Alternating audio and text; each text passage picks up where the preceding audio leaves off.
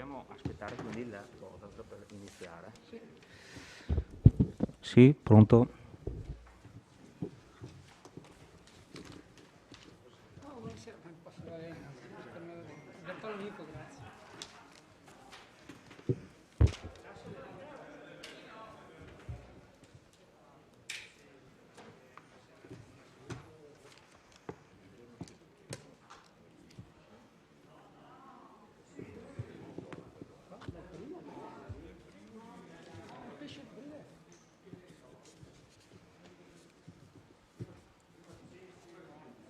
Allora la variazione dell'ordine del giorno lo portiamo a che numero? Al numero 5?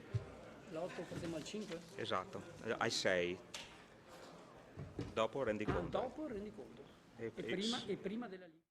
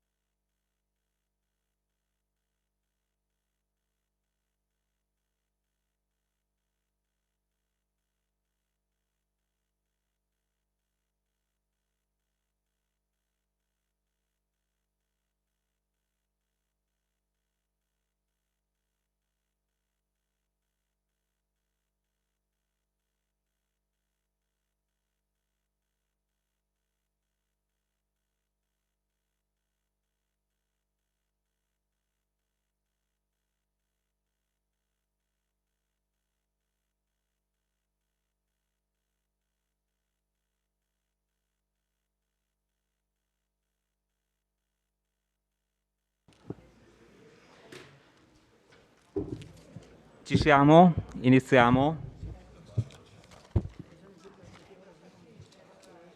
Prego, consiglieri.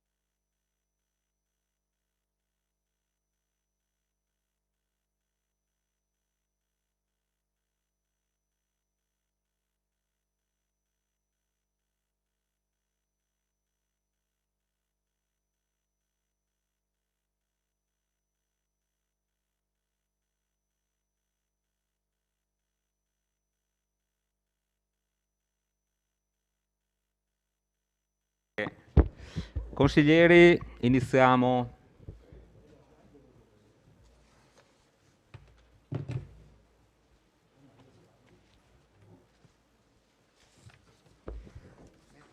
Potete chiamare i colleghi?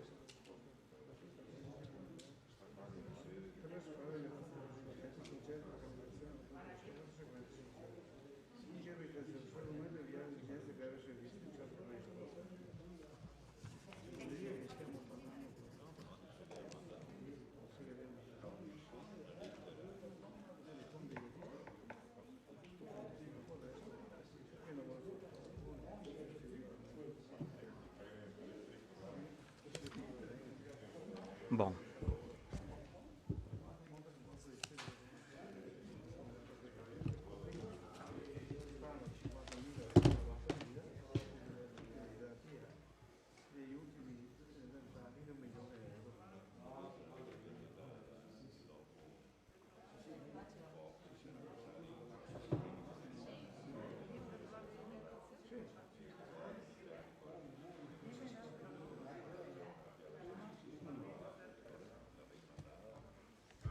Possiamo iniziare?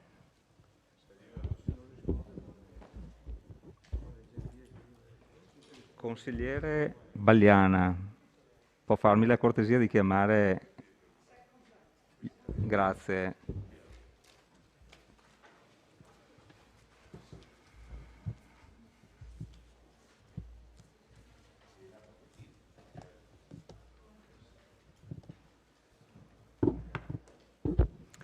Bene.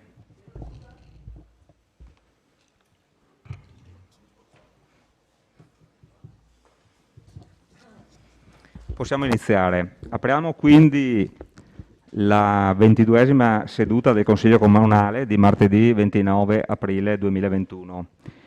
Anche questa volta abbiamo ritenuto di svolgere la seduta senza la presenza del pubblico. Speriamo di essere agli sgoccioli di questa pandemia e quindi nelle prossime volte far entrare anche il pubblico. È comunque garantito il rispetto al principio della pubblicità della seduta del Consiglio Comunale tramite la trasmissione video e in streaming internet della Tenda TV. Bene, allora, colleghi consiglieri, prima di procedere all'appello, come di consueto, permettetemi di rivolgere a nome di tutti un cordiale benvenuto al nuovo segretario, l'avvocato Mirko Bertolo, che ha assunto la guida della segreteria generale dal mese in corso e questa sera partecipa per la prima volta ai nostri lavori consigliari. Il dottor Bertolo ha retto diverse segreterie comunali nelle province di Treviso, Vicenza e Belluno, tra cui quella di Cortina d'Ampezzo e da ultimo la segreteria del comune di Paese nella nostra provincia. A nome dell'intero Consiglio Comunale, buon lavoro segretario tra noi e con noi. E grazie fin d'ora per il supporto che ci fornirà qui in aula in conformità all'articolo 63, comma 1 del regolamento, che recita: il segretario partecipa con funzioni consultive, referenti e di assistenza alle riunioni del Consiglio Comunale. Mi sia consentito, infine, un vivissimo ringraziamento al vice segretario generale, avvocato Paola Costalonga, non solo per aver retto anche in questa circostanza la segreteria generale durante la vacanza e assicurando quindi la necessaria continuità gestionale del Comune, ma anche per l'impegno, la competenza e la continuità e discreta disponibilità con cui svolge il suo incarico di dirigente di ruolo del nostro Comune, iniziato ben 25 anni fa, nel 1996, ormai un quarto di secolo. Allora, dopo gli anni trascorsi in Regione Veneto, come funzionario dell'allora Comitato regionale di controllo, il ben noto Coreco, sugli atti amministrativi degli enti locali. Bene, a questo punto passo la parola al nuovo segretario per l'appello.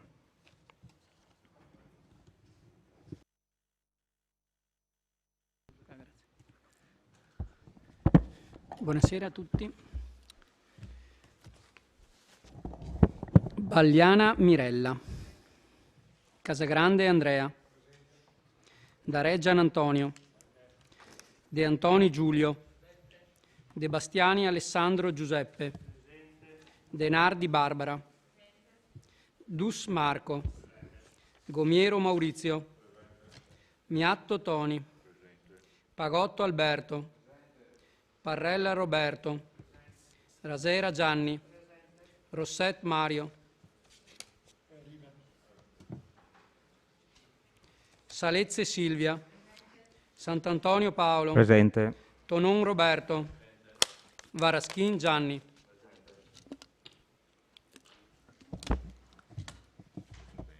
Nominiamo ora gli scrutatori, come al solito, Pagotto, Gomiero e Bagliana. Bene. Ora ci sono alcune comunicazioni, lascio la parola in primis al sindaco che dirà due parole di benvenuto, immagino, al nuovo segretario, e se ha qualche comunicazione poi ne farò alcune io.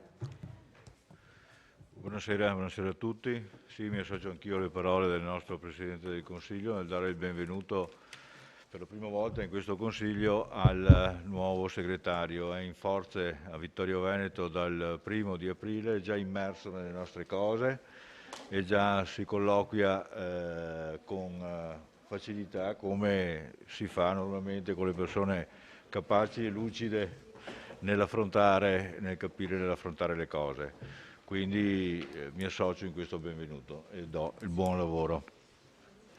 Aggiungo altre due piccole voci, la solita comunicazione relativa allo stato del Covid per il nostro Comune. Questa mattina i nostri concittadini positivi erano ridotti a 58, eravamo partiti da 11, valore più basso, raggiunto il 109, adesso c'è una curva pressoché continua in calo e oggi siamo scesi sotto i 60, ce ne sono 58 di positivi.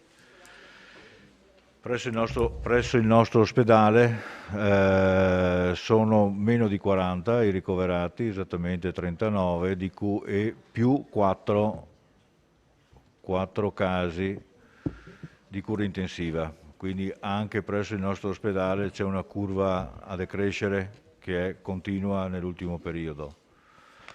Ultima cosa, avrete visto questa sera due novità, ci sono due strumenti, uno alle spalle della Giunta e uno più o meno nella una delle postazioni della tenda.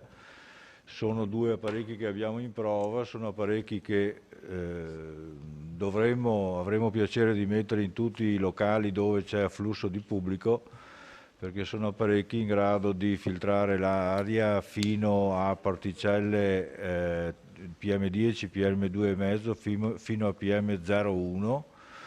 Sono in grado di filtrare pollini, virus, batteri, spore e disinfettare anche dei virus prima di rimettere l'aria nell'ambiente. Quindi dovrebbe essere un buon supporto sanitario dove c'è più movimento di gente, tipo anagrafe, polizia locale, asili, eccetera. Sono 2 macchine in prova. Grazie Sindaco. Allora, 2 comunicazioni. La prima relativa all'ordine del giorno.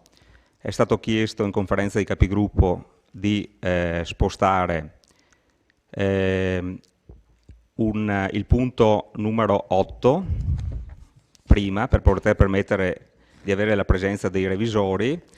Lo spostiamo al punto numero 7 e viceversa il 7 lo sposteremo al punto numero 8. Ecco, questa è l'ultima decisione che ci siamo presi.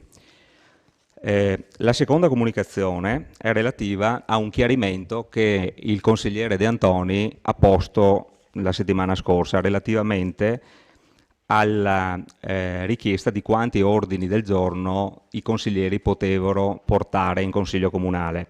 Siccome nell'articolo 25 non è specificato, ma si rimanda all'articolo delle mozioni, allora, le mozioni, l'articolo 22 è specificato che ogni consigliere può portare una mozione per ogni seduta, come pure le interrogazioni, articolo 21, 2 interrogazioni per ogni seduta, e non era specificato nell'articolo 25. Allora, avvalendomi dell'articolo 66, cioè interpretazione di particolari questioni, leggo il comma 1, cioè quando nel corso delle sedute si presentano situazioni, questioni o temi attinenti al funzionamento dell'Assemblea di dubbia interpretazione, non specificatamente disciplinate dalla legge, dallo statuto comunale o dal presente regolamento, come in questo caso, la decisione adottata dal Presidente, ecco sentite qua, sentito il parere del Segretario Generale e della Conferenza dei Capigruppo. Allora questa settimana ho fatto un passaggio col Segretario Generale per sentire qual era il suo parere e di fatto anche ci siamo trovati con il consigliere De Antoni, e poi questa sera ho fatto un passaggio in Conferenza dei Capigruppo per illustrare un po' la situazione che si è trovata. Le decisioni in merito vengono raccolte e conservate a cura del segretario generale e sono poste a disposizione dei consiglieri che ne facciano richiesta. Allora, la soluzione che ci siamo prospettati è quella di dire che per quanto riguarda gli ordini del giorno, ogni consigliere, come pure le mozioni, può portarne una per ogni consiglio comunale. Questo non preclude però che altri consiglieri possano apporre la propria forma e la propria firma al di sotto del firmatario che abbiamo chiamato principale. Così di fatto limitiamo ad 1 il numero degli ordini del giorno presentabili, e poi se un consigliere vuole dare un sostegno politico a ordini del giorno di altri consiglieri può porre la propria firma come secondo, terzo, quarto firmatario, ma non contano come presentazione. Ecco, questo rimane a verbale perché appunto l'ho portato questa sera in Consiglio Comunale e così in avanti procediamo. Bene, io ho finito con le comunicazioni, ora possiamo aprire i lavori e quindi iniziare con le 4 interrogazioni. Allora, la prima interrogazione è del consigliere Giulio De Antoni, ad oggetto istituzione sportello comunale superbonus 110%, misura di rilancio e sviluppo sostenibile, decreto legge 19 maggio 2020 numero 34. Prego il consigliere De Antoni di illustrare la propria interrogazione. Allora, qua vedo, scusate ma forse è il suo sì, questo, sì, è collegato con Casagrande ma non capisco, vabbè, Vuoi parlare tu? prego. Puoi fare tu. No, avevo intitolato il mio intervento Interrogazione super bonus, ma adesso ho pensato di cambiare il titolo e metterlo Meglio tardi che mai. Nel senso che ho scoperto stamattina che è stata fatta la determina per l'assunzione di una persona che vada a svolgere il servizio che io chiedevo di fare con questa interrogazione. Cioè, la mia interrogazione era rivolta al sindaco per sapere se alla luce della grossa mole di lavoro che c'era nell'ufficio tecnico in cui si dà il parere, si verifica la congruità del progetto fatto a suo tempo rispetto alla normativa urbanistica vigente, questo ufficio è sovraccarico di lavoro, tant'è che molte persone, ma anche personalmente tra l'altro, si sono anche rivolte anche a me dicendo che i tempi di attesa sono anche di 3 mesi per avere queste pratiche. E quindi richiamavo una delibera, una mozione che avevamo presentato ancora nell'ottobre del 2020 in cui chiedevamo al sindaco, all'amministrazione, di istituire uno sportello super bonus proprio per favorire i cittadini che sono interessati a questa pratica molto, come dire, che può sembrare molto agevolativa, comunque però molto complicata, insomma. Ecco. Noi chiedevamo che l'ufficio si occupasse degli aspetti legati alle competenze del comune, cioè non volevamo mettere in discussione le competenze di avvocati o di urbanisti, però sulle cose pratiche sarebbe stato importante già da allora, ma lo è ancora oggi, sarebbe stato importante avere 1 o 2 persone che potevano farsi carico di questo tipo di pratiche, insomma, che poi non sono così complicate, ma richiedono un grosso sforzo di lavoro, copie, fai lo scan, scannerizza, eccetera. Quindi ho visto che appunto che con la determina è la numero 377 del 27 aprile, quindi l'altro ieri, pubblicata ieri, è stata completata l'assunzione a tempo determinato di un geometra che deve proprio occuparsi di queste cose, quindi benissimo. Però, quindi per questo dico meglio tardi che mai, era una battuta che penso che me la facciate passare. Chiedevo però, ecco, ugualmente se è possibile, se il sindaco aveva potuto vedere, di capire quante sono attualmente le pratiche inevase, quelle appunto di accesso agli atti per la verifica della conformità urbanistica edilizia, quale sia ad oggi il tempo previsto per l'evasione di tali pratiche, mi risulta 3 mesi, quanto personale sia attualmente addetto a tali pratiche e quanto lo sarà dal 1° maggio, quando prenderà servizio il nuovo geometra.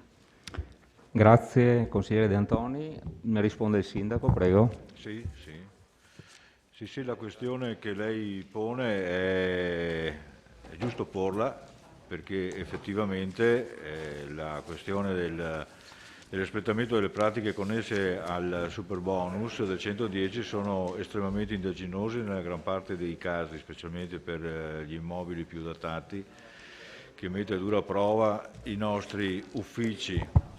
Sì, grazie.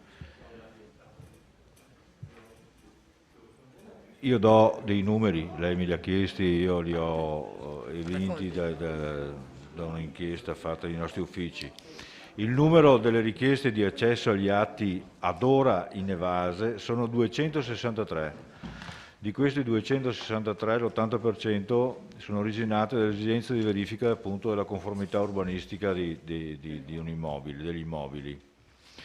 Col ritmo attuale i tempi previsti per l'evasione delle pratiche si aggirano tra i 90 e i 100 giorni e sono continuamente in aumento mano a mano che aumenta il flusso delle nuove richieste.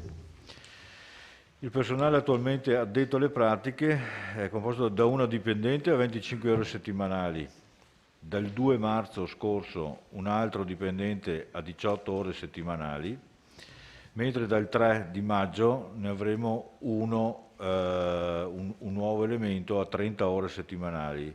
Questo sarà provvisto di una particolare preparazione di tipo tecnico, mentre i 2 attualmente al lavoro non è che abbiano una preparazione particolare. Dovremo fare i conti anche però con un pensionamento che prevediamo debba avvenire verso luglio. Quindi la situazione si sta evolvendo. Vorrei aggiungere che anche sul Sole 24 Ore di questa mattina si parlava di modifiche alla norma relativa al 110. Agevolative. Sono stati introdotti gli alberghi, si vuole introdurre il principio per cui in un condominio una non conformità urbanistica di un appartamento non infici l'intera pratica, ed è un continuo richiedere modifiche, non è che poi siano modifiche effettive, ma si ha la speranza che sotto la spinta di tutti i comuni italiani si cerchi di semplificare l'iter necessario prodromico a tutta la progettazione e l'esecuzione.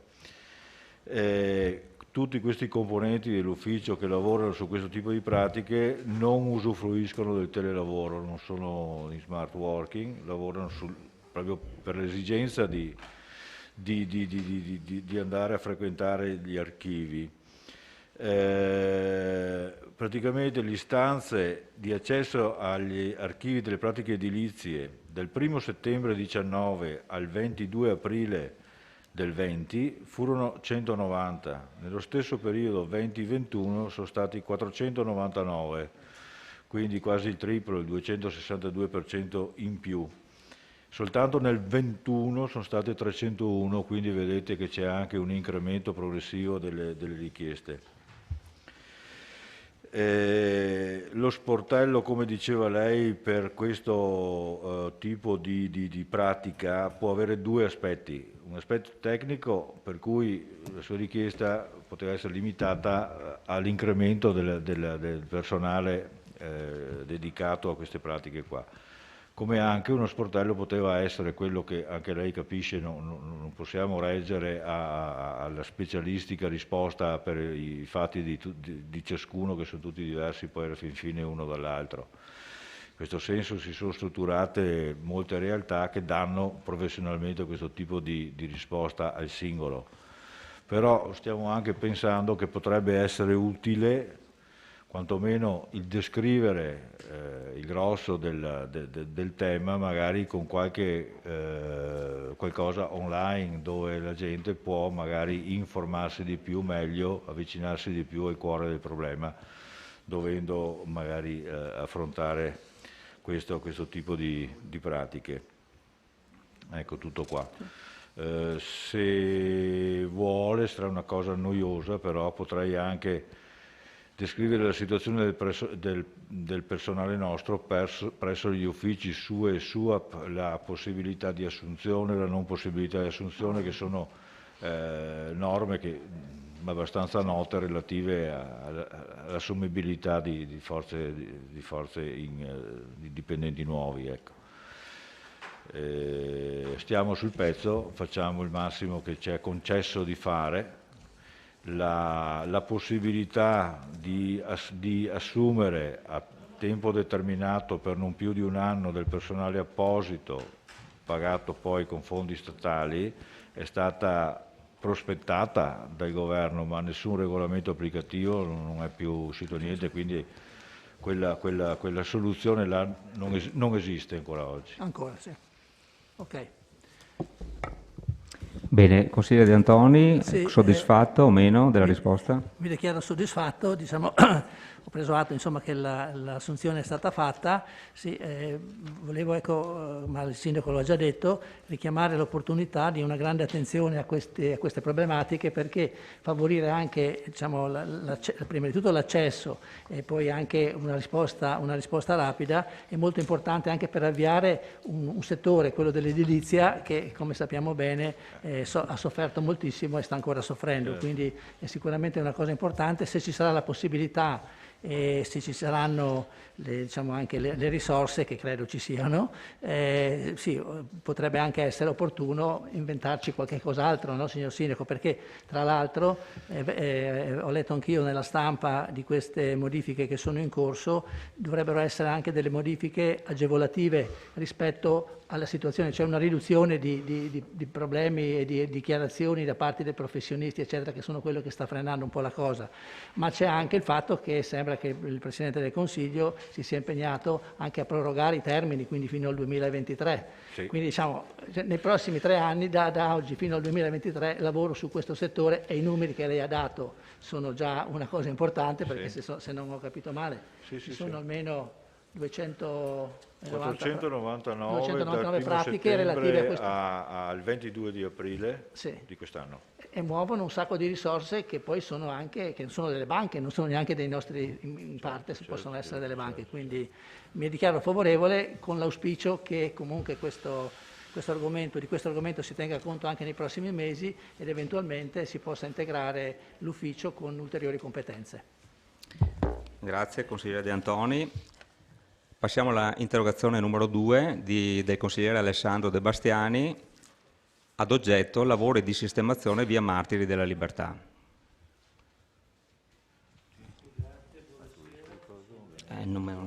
Sì.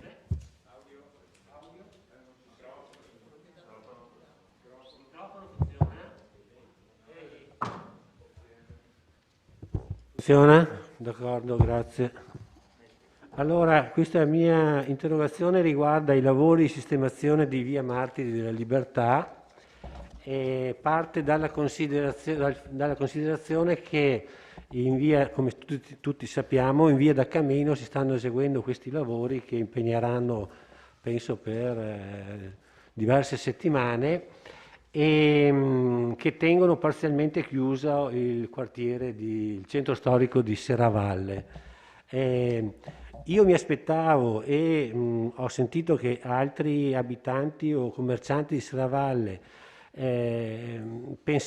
si pensava che fosse conseguenza logica approfittare di questo momento di chiusura per sistemare anche la via Martiri della Libertà che presto o tardi avrà bisogno di essere presa per mano e quindi di evitare in questo modo delle future ulteriori chiusure che, come sappiamo, vanno a danno soprattutto degli esercenti.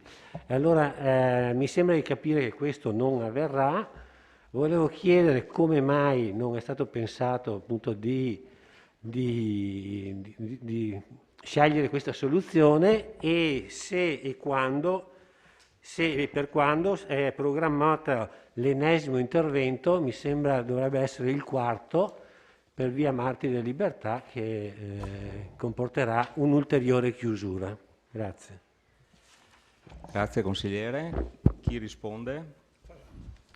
Assessore Fasan, prego.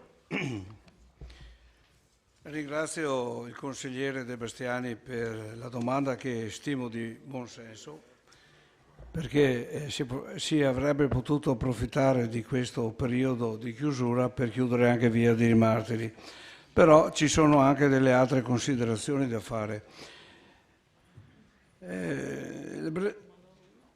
Lei dice per l'esecuzione di lavori di sistemazione sarà necessario richiudere il centro storico per un periodo più o meno lungo in base alla consistenza dei lavori. La chiusura di via di Martiri della Libertà procurerà, oltre ai soliti disagi, costi di perdita di esercizio per i commercianti di Serravalle. Anch'io ero del parere di chiudere sinceramente in questo periodo qua, però ho fatto anche delle riflessioni. C'era la settimana di Pasqua e la settimana seguente e si passava dalla zona rossa alla zona arancione. Dopo un bel periodo che erano tutti i negozi chiusi, si apriva. Non avrei mai voluto chiudere la strada proprio il giorno che chiudevano le attività commerciali. Ho pensato, la via dei Martiri è manovrata, ma visto i tempi peggiori, perché comunque al momento non c'è alcun pericolo per i pedoni, per le automobili, ci sono qualche buca che non inficia il passaggio delle macchine. Sicuramente si può fare di meglio, ma la mia convinzione è di fare i lavori di minima, ma non occorre fare tutta la strada, rifare tutta la strada ci vorranno un paio di centinaio di migliaia di euro. Allora, siccome l'emergenza sono delle buche, cercherò di sistemare le buche più che rifare tutta la strada. Poi vedremo se la cosa funziona. Lei mi domanda quando lo faremo più avanti in accordo con le attività commerciali che indicheranno il periodo dell'anno in cui i lavori recheranno meno danni, ma è indubbio che farò così, perché se lo chiediamo adesso o quest'estate ci saranno dei disagi, magari in autunno, in accordo con i commercianti, magari per una settimana si potrà chiudere e ci scusiamo fin d'ora per i danni provocati al commercio che ha già subito tantissimi danni. Pertanto chiudere la strada la settimana dopo Pasqua, dopo 20 giorni di zona rossa, mi sembrava quasi un atto di arroganza nei confronti delle attività commerciali. Io mi auguro che i cittadini hanno compreso la mia buona fede e vedremo di sistemare anche Via di Martiri più avanti.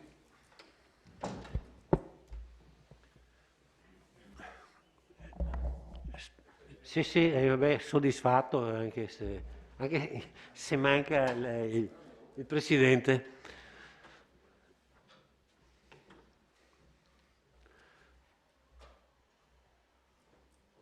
Già fatto, già espressa la soddisfazione. Perfetto. Passiamo. Bene, passiamo alla interrogazione numero 3.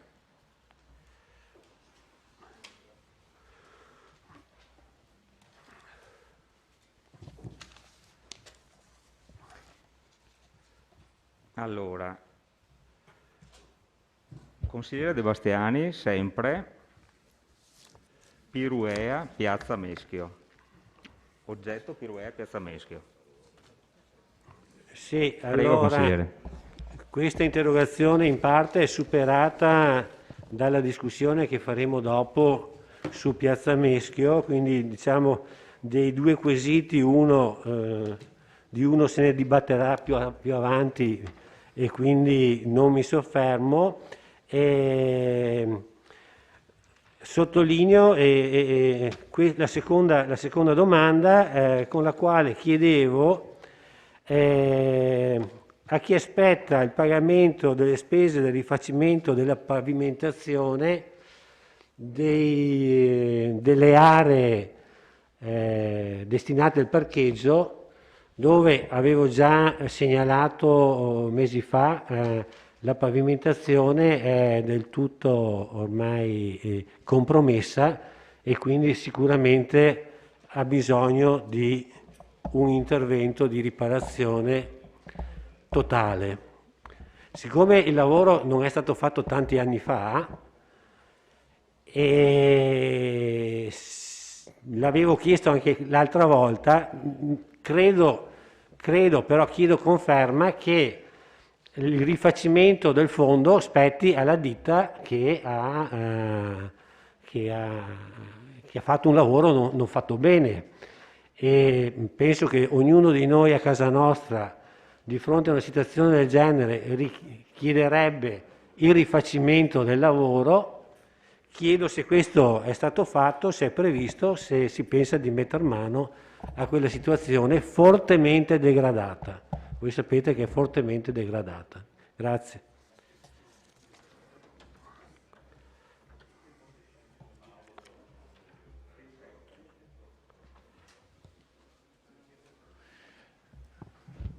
Allora, relativamente al punto sollevato dal consigliere De Bastiani, quella sua stessa domanda, giusta, perché nel caso che uno non faccia bene il lavoro normalmente lo si fa ripetere, sono andato sul posto ancora agli inizi del mio mandato con il sovrintendente, l'architetto Fiorino, e ho espressamente chiesto a lui a chi dovevo ascrivere l'eventuale costo di sostituzione, perché cominciavano già abbondantemente ad ammalorarsi allora e poi il fenomeno giustamente è anche continuato e ha peggiorato la situazione. Perché gli ho espressamente chiesto: è un difetto di materiale per cui dobbiamo farci risarcire dal fornitore o è un difetto di posa? E l'architetto Fiorino mi ha detto che la responsabilità era la sua, perché lui ha voluto usare quel materiale perché gli era stato assicurato, a lui piaceva come tipo di soluzione e gli era stato assicurato che era appositamente fatto per sopportare il peso delle auto. cosa che non si è rivelata vera né qua né in un altro comune dove avevano usato lo stesso materiale su volontà sua.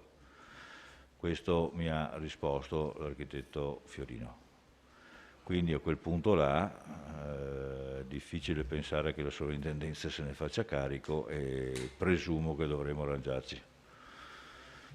Perché la responsabilità, con molta onestà, mi ha specificato essere della scelta di quel materiale là, non è che sia stato posato male o cosa, è proprio il materiale che non era vero che sopportava il peso delle auto.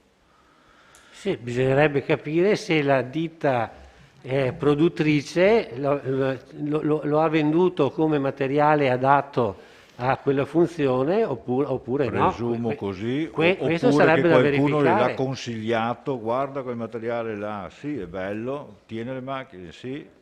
No, perché se Mettetemi fosse quello, così, intanto si informa l'azienda produttrice che il suo materiale non funziona, no?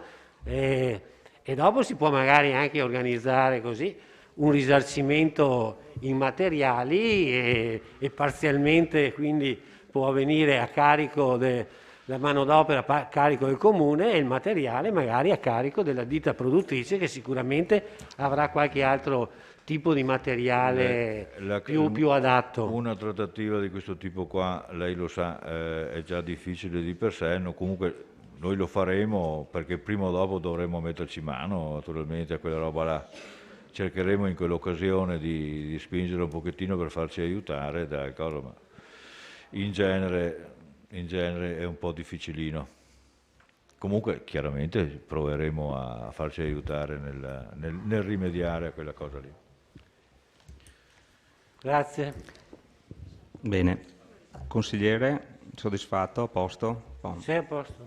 Passiamo all'interrogazione numero 4 della consigliera Bagliana, ad oggetto: quanto costa al Comune la salvaguardia delle fonti d'acqua ed è possibile ipotizzare delle misure compensative da parte di Piave Servizi. Allora, un secondo consigliere, in aula c'è la presenza del presidente di Piave Servizi, il dottor Bonet. Vedo che qua nel terzo punto si chiedeva, no, si ritenga proficuo invitare, no? Penso che durante questa interrogazione non avremo lo spazio, se non per il dottor Bonet, di qualche battuta, casomai lo inviteremo più avanti, no? Organizzando le cose un po' per tempo. Comunque daremo spazio all'assessore a rispondere e poi eventualmente un aiuto del dottor Bonet. Prego, consigliere.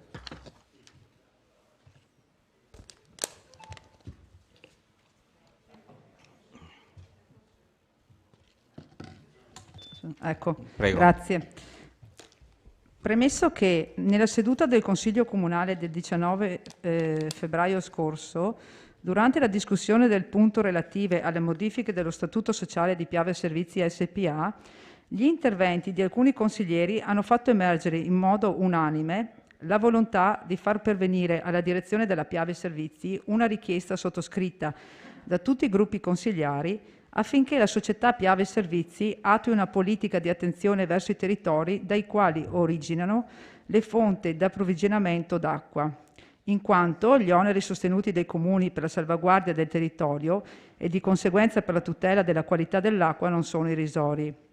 Premesso che da sempre, presumibilmente, in ragione di un regime di compensazione, la Piave Servizi applicava una riduzione delle tariffe relative al consumo dell'acqua pubblica da parte del Comune, premesso che nella seduta del Consiglio Comunale sopracitata è stato altresì reso noto che la riduzione della tariffa per la fornitura di acqua al Comune per uso pubblico è stata abrogata e che la tariffa applicata per le strutture pubbliche, quale ad esempio la piscina comunale, è più che raddoppiata.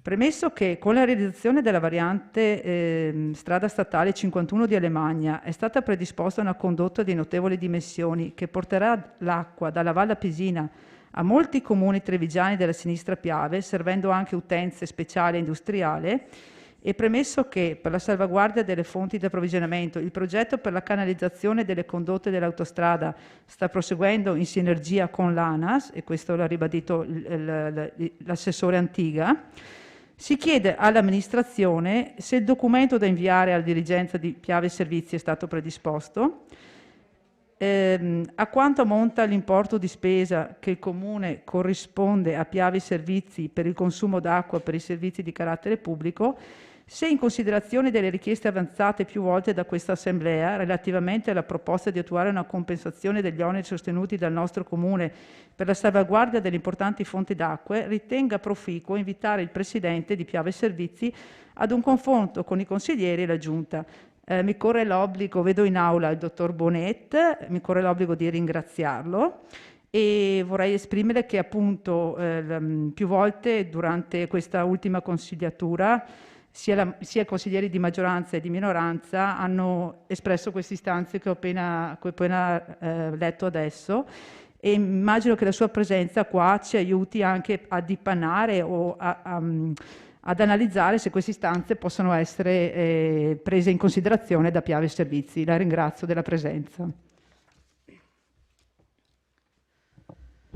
Bene. Assessore, prego. Buonasera a tutti, saluto anche il Presidente Bonet. Faccio una premessa, da 2 anni sono assessore e Bonet può confermarlo. Abbiamo dialogato spesso con Piave Servizi perché è un servizio fondamentale per Vittorio Veneto e non solo per Vittorio Veneto. Infatti da Vittorio Veneto parte tutta l'acqua per buona parte dei comuni del Trevigiano.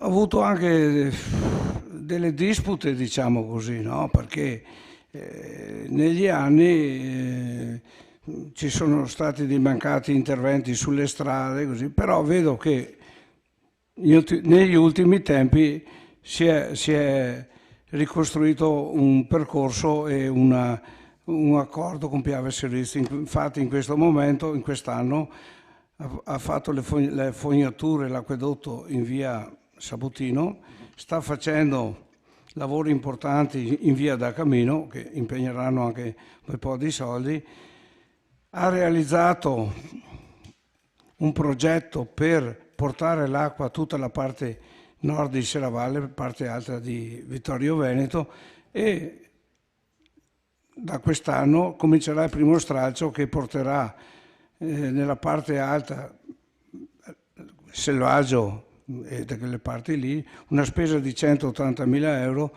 da Piave Servizi. Tutto questo rinfranca i rapporti che erano un po' così con Piave Servizi, perché ecco, io lascerò i commenti a Bonet, perché se dico tutto io, Bonet poi cosa fa? Io posso dire solamente quali sono le spese, come ha chiesto la Baliana. Sì, grazie.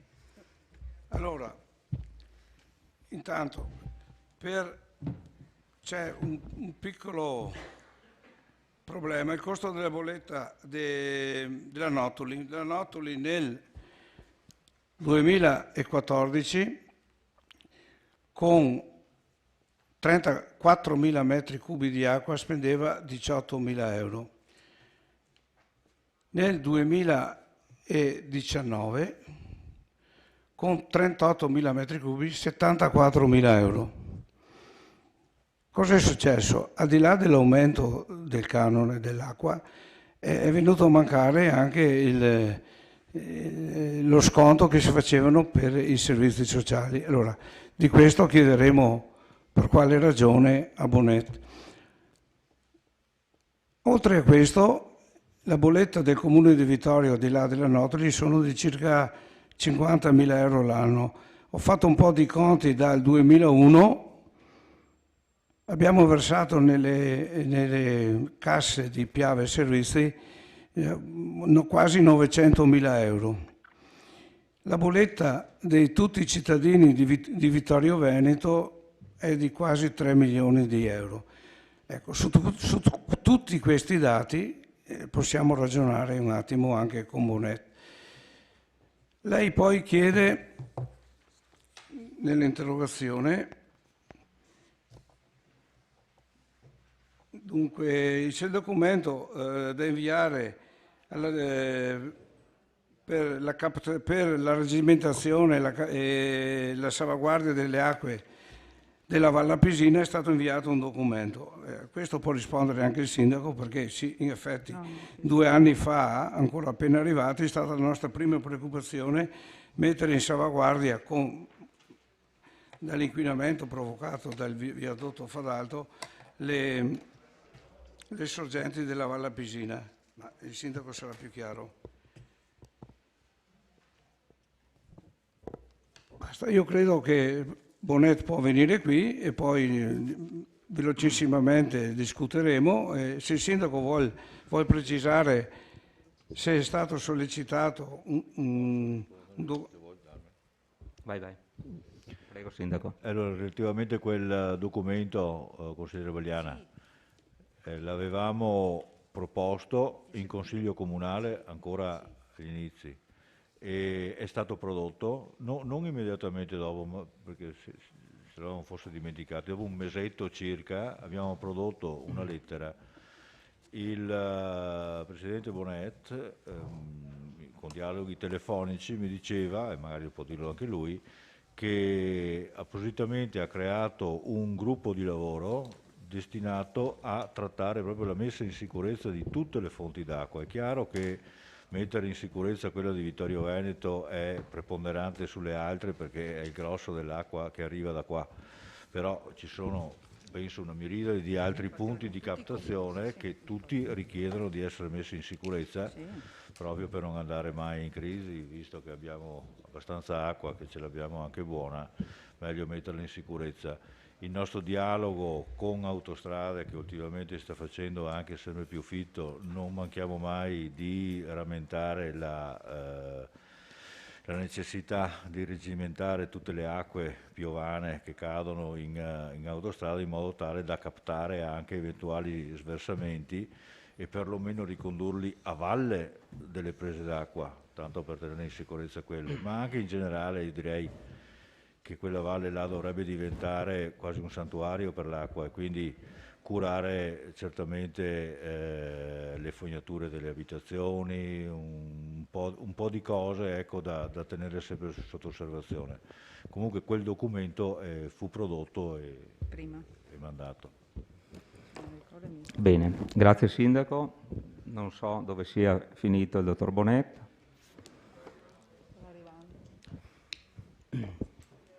Sì.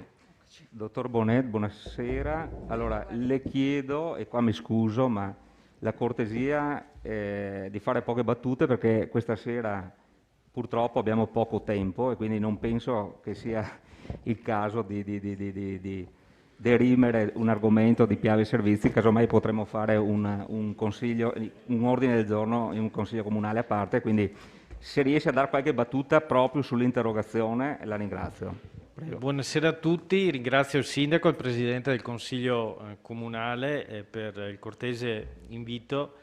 Io cercherò di essere il più sintetico possibile, comunque tenete conto che gli argomenti sono abbastanza complessi. Allora, per quanto riguarda l'ambito tariffario, fino al 2003 il servizio idrico integrato del Comune di Vittorio veniva gestito in-house dal Comune, quindi in economia. Dal 2004 fino al 2016 veniva applicata una tariffa all'ingrosso e quindi l'acqua veniva pagata a un prezzo simbolico. Dal 2016, con una prima delibera dell'AEGSI, è stato applicato un prezzo che era corrispondente alla tariffa a quella che era vigente uso piscina. Con l'entrata in vigore nel 2018 del TICSI, che è il testo, approvato dall'ARERA, ossia l'autorità che segue l'energia elettrica, il gas e il servizio idrico integrato, le tariffe sono state ricondotte per gli usi non domestici a 6 categorie e in maniera tassativa.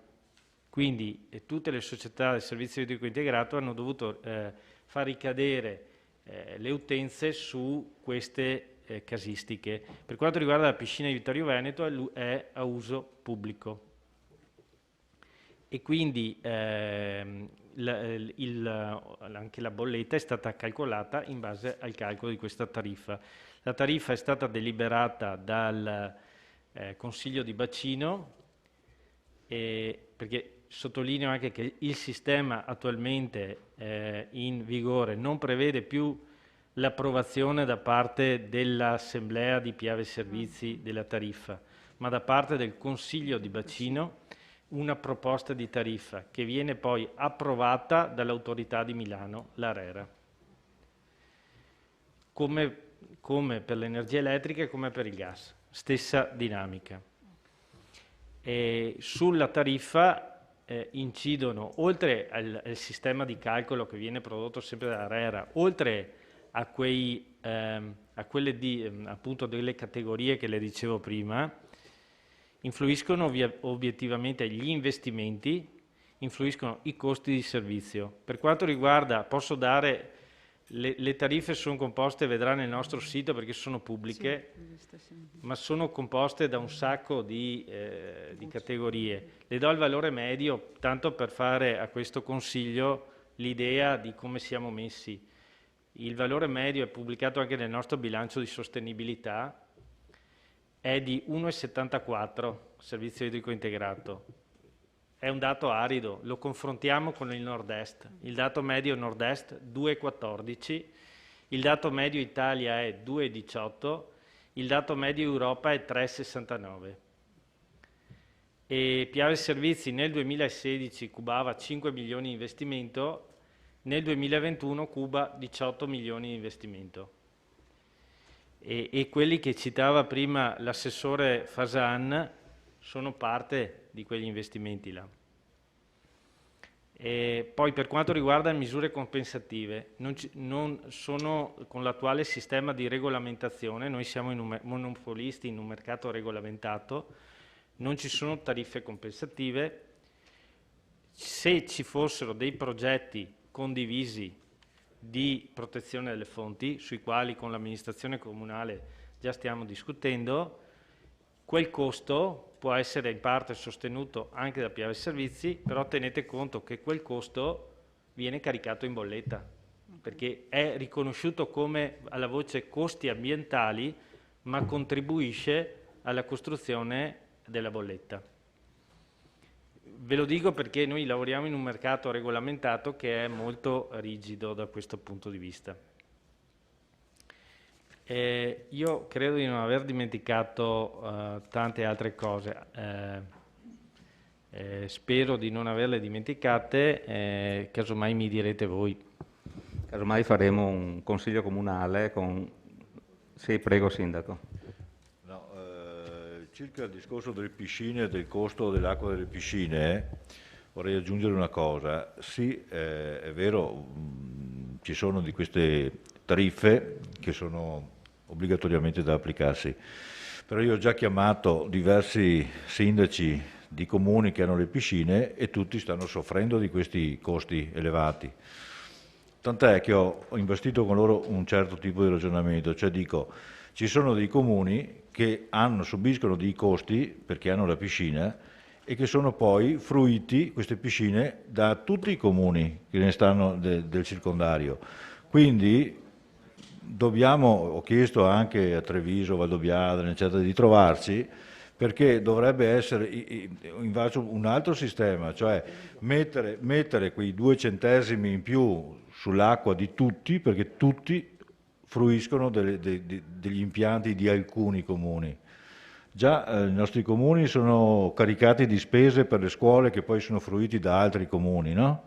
Anche la voce piscina è una cosa che facciamo per gli altri, quindi direi che quasi quasi varrebbe la pena di spalmarlo dappertutto con notevoli riduzioni, se non azzeramento del costo in bolletta per chi è sfortunato ad avere l'impianto a servizio di tutti.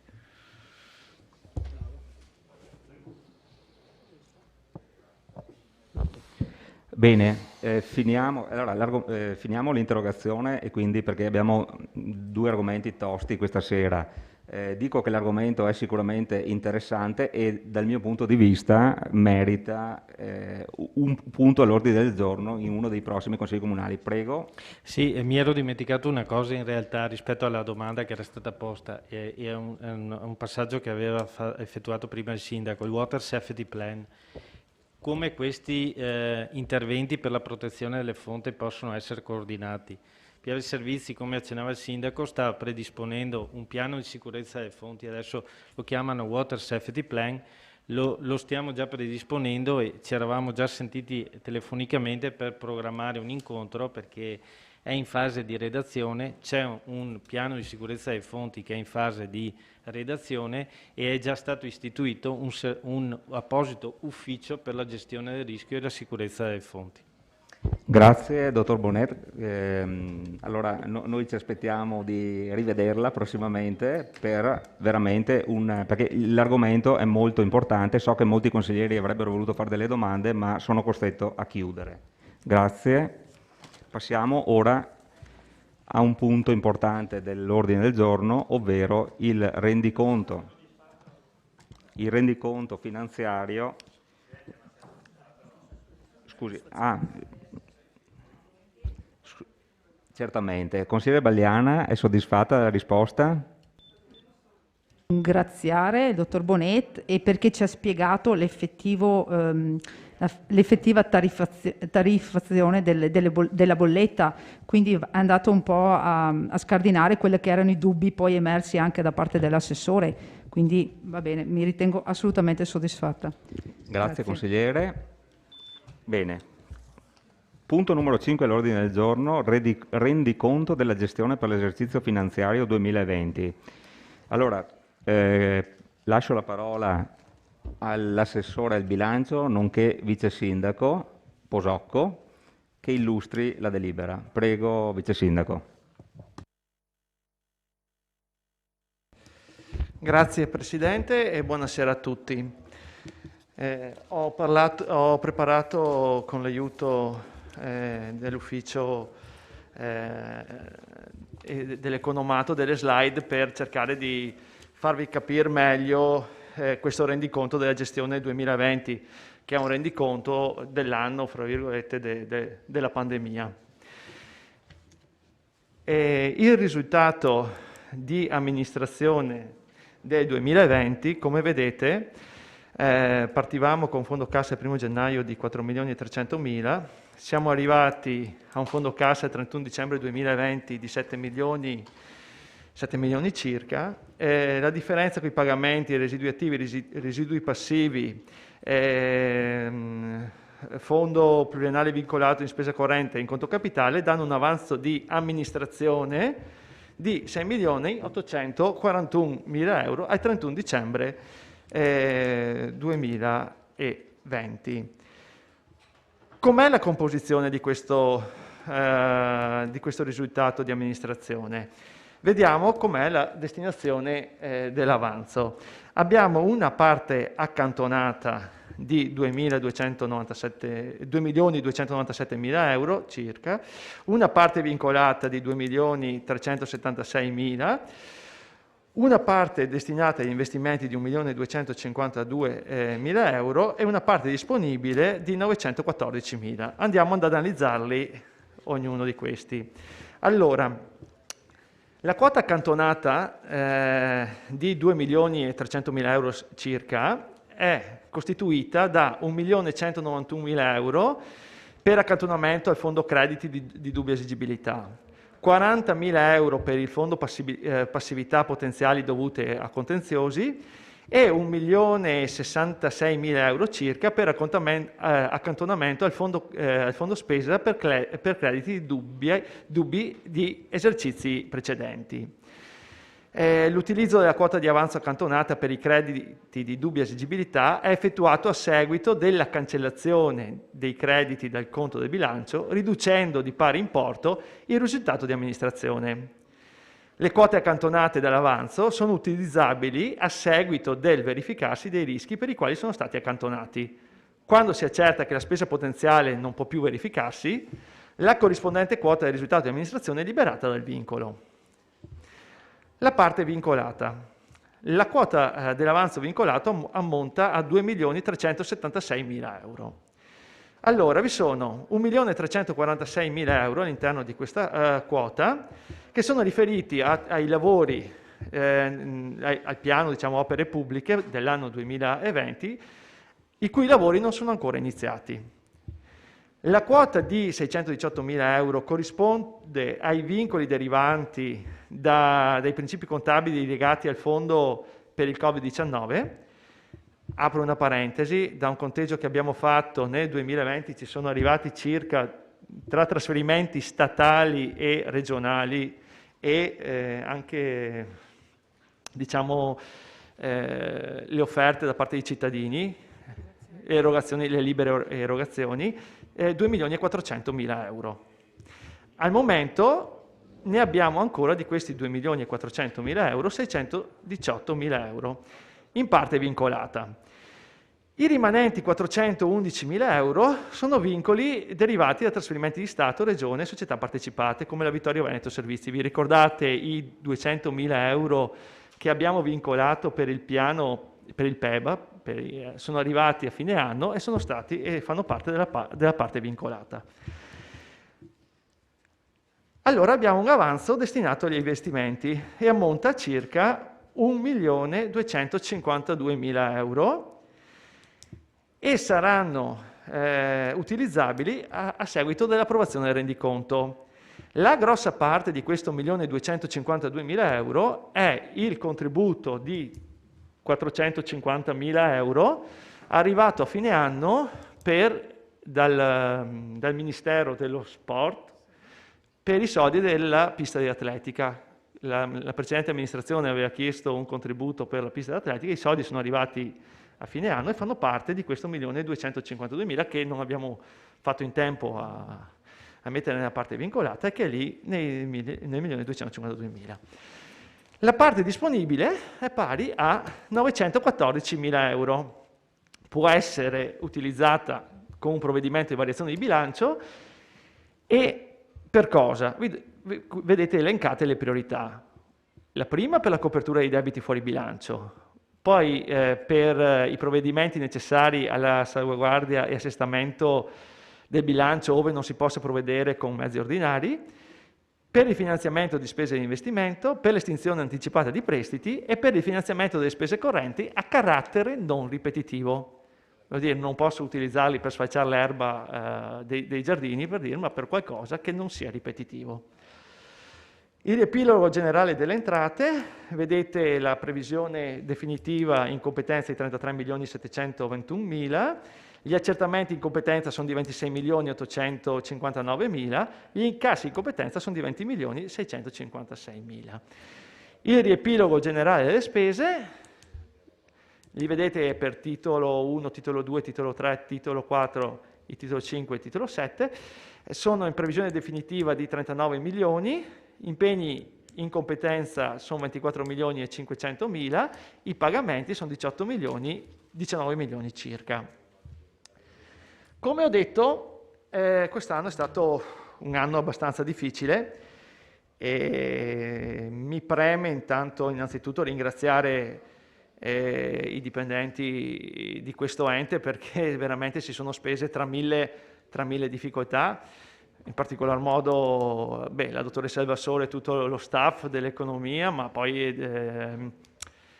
attività produttive, il sociale, il patrimonio, tutti si sono spesi per cercare di dare un supporto ai cittadini in quest'anno difficile, perché veramente è stato dura, siamo stati tutti, come dire, presi e non si sapeva ancora, logicamente, come fare per sostenere poi da un punto di vista sociale, da un punto di vista economico, magari le attività produttive, le persone. Così.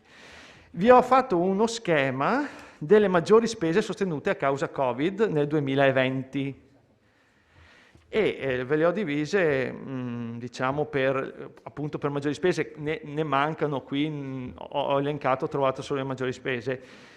e le vedete dall'acquisto dei pannelli in plexiglass, materiali di sanificazione, alla pulizia giornaliera nei parchi pubblici, all'acquisto delle mascherine, che sono state le prime spese vive che abbiamo ottenuto. Poi c'è stato l'acquisto di buoni spesa per la solidarietà alimentare, circa 180.000 euro, i contributi alle famiglie per i sussidi informatici, interventi sociali relativi a minori, adulti e famiglie per altri 70.000 euro, i rimborsi TOSAP, i contributi a associazioni per 90.000 euro, i contributi alla scuola dell'infanzia per 72.000 euro, i contributi a attività produttive per 149.000 euro, ai centri estivi 40.000, agevolazioni IMU per 300, la riduzione delle rette dell'asilo nido per 104.000 euro, la riduzione degli introiti degli impianti sportivi e dall'utilizzo delle sale comunali. Tutto questo per circa 1.165.000 euro dei 2.400.000 che erano arrivati. Dopodiché abbiamo coperto le minori entrate dell'IMU 2020, che erano circa, la dottoressa Vassore mi corregga, 580.000 euro, e in cassa abbiamo ancora la differenza di 618.000 che saranno oggetto della prossima variazione di bilancio del prossimo Consiglio comunale. Fatto una panoramica un po' del rendiconto, qui con me c'è la dottoressa Vassore per rispondere alle domande, c'è anche il Presidente dei Revisori dei Conti, che magari inviterei per la relazione. Grazie.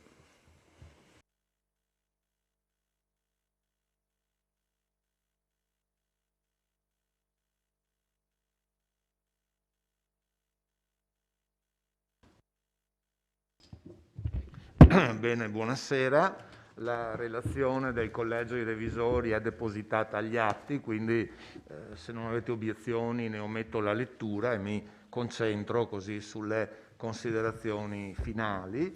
Allora, relativamente alla gestione 2020, i controlli effettuati permettono di attestare che sotto l'aspetto contabile non sono state riscontrate irregolarità. Il bilancio risulta in equilibrio, sono stati rispettati tutti gli equilibri di bilancio, sia la gestione di competenza con un avanzo di parte corrente di 2.655.000, un avanzo in conto capitale di 1.252.000, complessivamente un avanzo di amministrazione rilevante di oltre 6.500.000 euro, però la parte disponibile in realtà è di 914.000 euro, a cui si aggiungono l'avanzo che finanzia investimenti per 1.252.000, la restante parte sono fondi accantonati e vincolati. Ecco, la spesa corrente impegnata è stata di 17.964.000 euro in più, il 5,7% in più rispetto all'esercizio precedente. Ecco, la voce che ha avuto la maggior spesa sono stati i trasferimenti correnti, quindi i contributi a terzi, e questo è anche in particolare correlato all'emergenza Covid, che ha portato appunto a dover fare degli interventi anche straordinari per così sostenere le imprese e le associazioni del territorio. Ecco, risulta anche una riduzione dell'indebitamento dell'ente per 435.000 euro, quindi il debito è diminuito rispetto a inizio anno, 5.822.000 è ora il residuo del debito netto al 31/12/2020. Sono stati impegnati spese di investimento per infrastrutture e opere pubbliche per 3.771.000. Sono stati pienamente rispettati i vincoli e gli obiettivi di finanza pubblica. L'amministrazione ha continuato anche nell'attività di lotta all'evasione e di recupero delle imposte non pagate, con un accertamento di IMU per 413.000 euro e per 203.000 euro sulla Tasi, appunto, per i quali sono stati emessi avvisi di accertamento. Ecco, si invita a continuare il costante monitoraggio della gestione dei servizi pubblici, sia gestiti internamente sia gestiti in forma associata o attraverso gli organismi partecipati. Ecco, sugli organismi partecipati si rinnova la raccomandazione di procedere alla misura di razionalizzazione suo tempo deliberata per la intermodale vittoriese SRL. Finora sono state esperite delle aste pubbliche senza buon esito. Ecco, la norma dice che comunque occorre attivare anche altre misure come la ricerca o di una fusione oppure anche di arrivare allo scioglimento della società.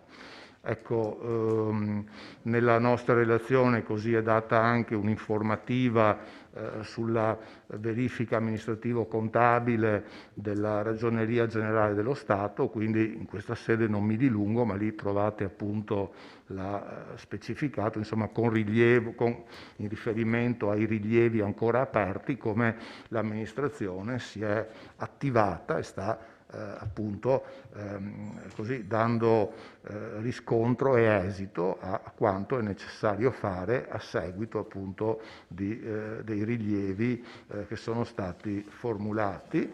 Ecco, ricordiamo anche che nel 2020 c'è stato un riconoscimento di 2 debiti fuori bilancio da sentenze esecutive per un totale di 2.557 euro. Ecco, tutto ciò premesso, quindi dai controlli effettuati il rendiconto corrisponde alle risultanze contabili, per cui il Collegio dei Revisori formula parere favorevole all'approvazione.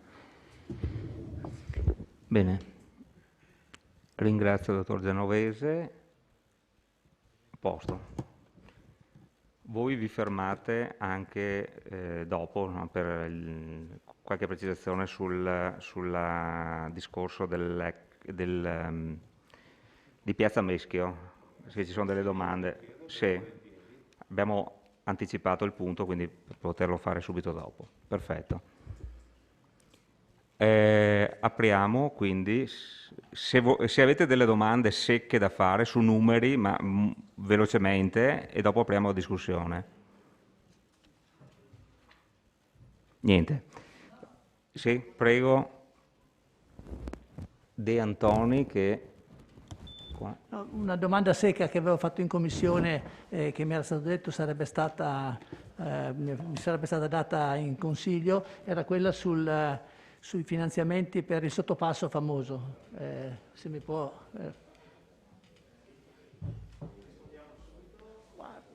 Lo stesso? No, basta, mi ha detto se c'erano delle domande, allora le ho fatte per quello.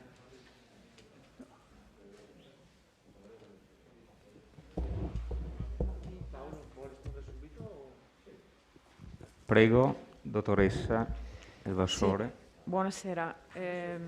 L'opera a cui fa riferimento il consigliere De Antoni, che riguarda il sottopasso di via Callarga, è iscritta a bilancio per 2 milioni di euro, finanziata per 1.340.000 con il contributo di RFI, di cui incassato il 29 gennaio 2021 665.000 euro, e quindi rimane la differenza, 675.000 ancora da incassare, pertanto come residuo attivo. La parte di 660.000 è cofinanziata con fondi propri del bilancio comunale, già iscritti nel 2020 e reimputati poi nell'anno 2021. Ok, grazie. Ha detto 675 o 670? No, hanno versato 665. 5 in meno? Sì, 5 in meno, e che verranno poi recuperati, ritengo, nella rata successiva. Va bene. Bene, grazie dottoressa. Partiamo con la discussione. Apriamo la discussione. Prego. E si era prenotato, consigliere? Prego. Sì. Dunque, l'approvazione del rendiconto annuale, secondo me, dovrebbe essere un momento importante, un'occasione per fare il punto sulla situazione, per capire quanto è stato fatto, in particolare se le priorità fissate nel programma di mandato sono state rispettate e se l'ente è stato capace di incidere positivamente sulla vita dei cittadini. Al rendiconto infatti è allegata una relazione della Giunta sulla gestione che, secondo la normativa, dovrebbe esprimere le valutazioni di efficacia dell'azione condotta sulla base dei risultati conseguiti. Quindi diciamo sì le cifre, sì il rispetto di tutti gli indicatori, ma anche una valutazione complessiva da parte dell'amministrazione. Il documento, questa relazione diciamo, allegata al rendiconto, così come è stato predisposto, è un documento essenzialmente tecnico, non sempre di facile lettura. È un susseguirsi di tabelle dove vengono anche evidenziati i collegamenti tra gli indirizzi strategici, gli obiettivi strategici ed operativi, le azioni e il loro stato di attuazione al 31 dicembre 2020. Una serie di tabelle predisposte meticolosamente dagli uffici, ma nessuna valutazione di tipo politico, che metta in evidenza i risultati conseguiti, che riporti le valutazioni della Giunta sui programmi, sulle difficoltà incontrate, sui risultati conseguiti, sull'apprezzamento dei cittadini rispetto a una struttura che bene o male nel 2020 ha incassato 25.313.841,44 euro e ha speso 22 milioni e rotti di euro. Ci sono solo 3 righe, adesso potrei dire anche qual è la pagina, in cui si dice che, ripeto, leggo tra virgolette, entrando nel merito si evince come l'azione amministrativa, caratterizzata dallo stato di emergenza epidemiologico da Covid-19, può ritenersi in linea con gli obiettivi prefissati dall'amministrazione comunale. C'è solo questa indicazione di tipo politico fatto dalla Giunta. Mi chiedo se rispetto a un tale impegno economico siano sufficienti queste 2 righe. Mi sono letto, come forse hanno fatto molti di voi, le 167 pagine del documento, ma davvero sono rimasto allibito per la carenza di valutazioni di merito. Ma dico io, la Giunta non ha niente da dire su cosa è successo, cioè ha solo demandato agli uffici l'indicazione, obiettivo per obiettivo, progetto per progetto, azione per progetto, dite che cosa avete fatto e che cosa alla fine diciamo, non si è potuto fare, principalmente a causa del Covid. Ecco, la mia domanda, ma che cosa è stato fatto? E qui leggo quello che è riportato nel documento di programma della Giunta, no? Che cosa è stato fatto per trasformare il lavoro amministrativo comunale in una garanzia di accompagnamento e facilitazione per i nostri cittadini e non essere percepito come una palla al piede che spesso appare insensato, finalizzato, eccetera, eccetera? Che cosa è stato fatto per analizzare a fondo la situazione in essere in ogni singola problematica riscontrata, in modo da determinare esattamente, in modo circostanziato, le azioni di miglioramento da perseguire con la dovuta decisione per raggiungere gli obiettivi finali? E che cosa è stato fatto per cercare di trovare ogni forma di finanziamento possibile dall'esterno, essendo chiaro che fin da subito che nulla di importante potrà mai essere fatto con le sole forze del nostro comune. Occorre addirittura strutturarsi in questo senso, perché questa attività sarà la base per ripartire e senza limitarsi al solo manutentare l'esistente. Ma ancora, che cosa è stato fatto per ricordarsi di tutte le componenti della città, ovvero di considerare che ci sono certamente da amministrare alcuni centri maggiori come Ceneda, Serravalle, San Giacomo, con i più grandi e pressanti fabbisogni, ma che ci sono anche altri punti importanti come Costa, Meschio, Longhere, Forcal, che meritano le stesse attenzioni, come pure le molte decine di borghi disseminati e che oggi stanno spopolando e crollando verso le guerre. Tutto questo, cito sempre il documento della Giunta, tutto questo, continua la Giunta, senza dimenticare l'enormità degli altri capitoli che completano l'azione amministrativa, quali l'accudimento della zona industriale, gli istituti scolastici, i trasporti, la sicurezza, la salute e il benessere di tutti noi. Sarebbe bello e utile dare ai vittoriesi la sensazione di far parte tutti della medesima entità, anche se la lontananza fisica e storica tra le diverse zone rende difficile raggiungere questo risultato, ma il percorso per riuscirci sarà utile di per sé stesso.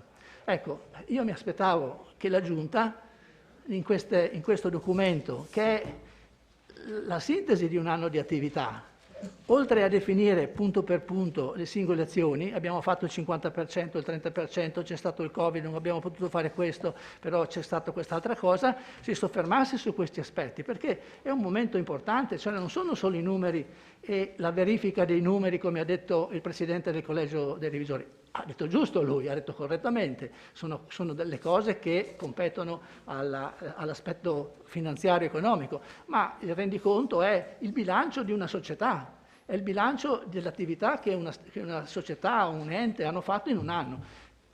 Di questo non c'è una riga, anzi ce ne sono 3, in cui si dice che sostanzialmente la cosa è quella, è andata abbastanza bene e non ci si può aspettare di più perché c'è stato il Covid.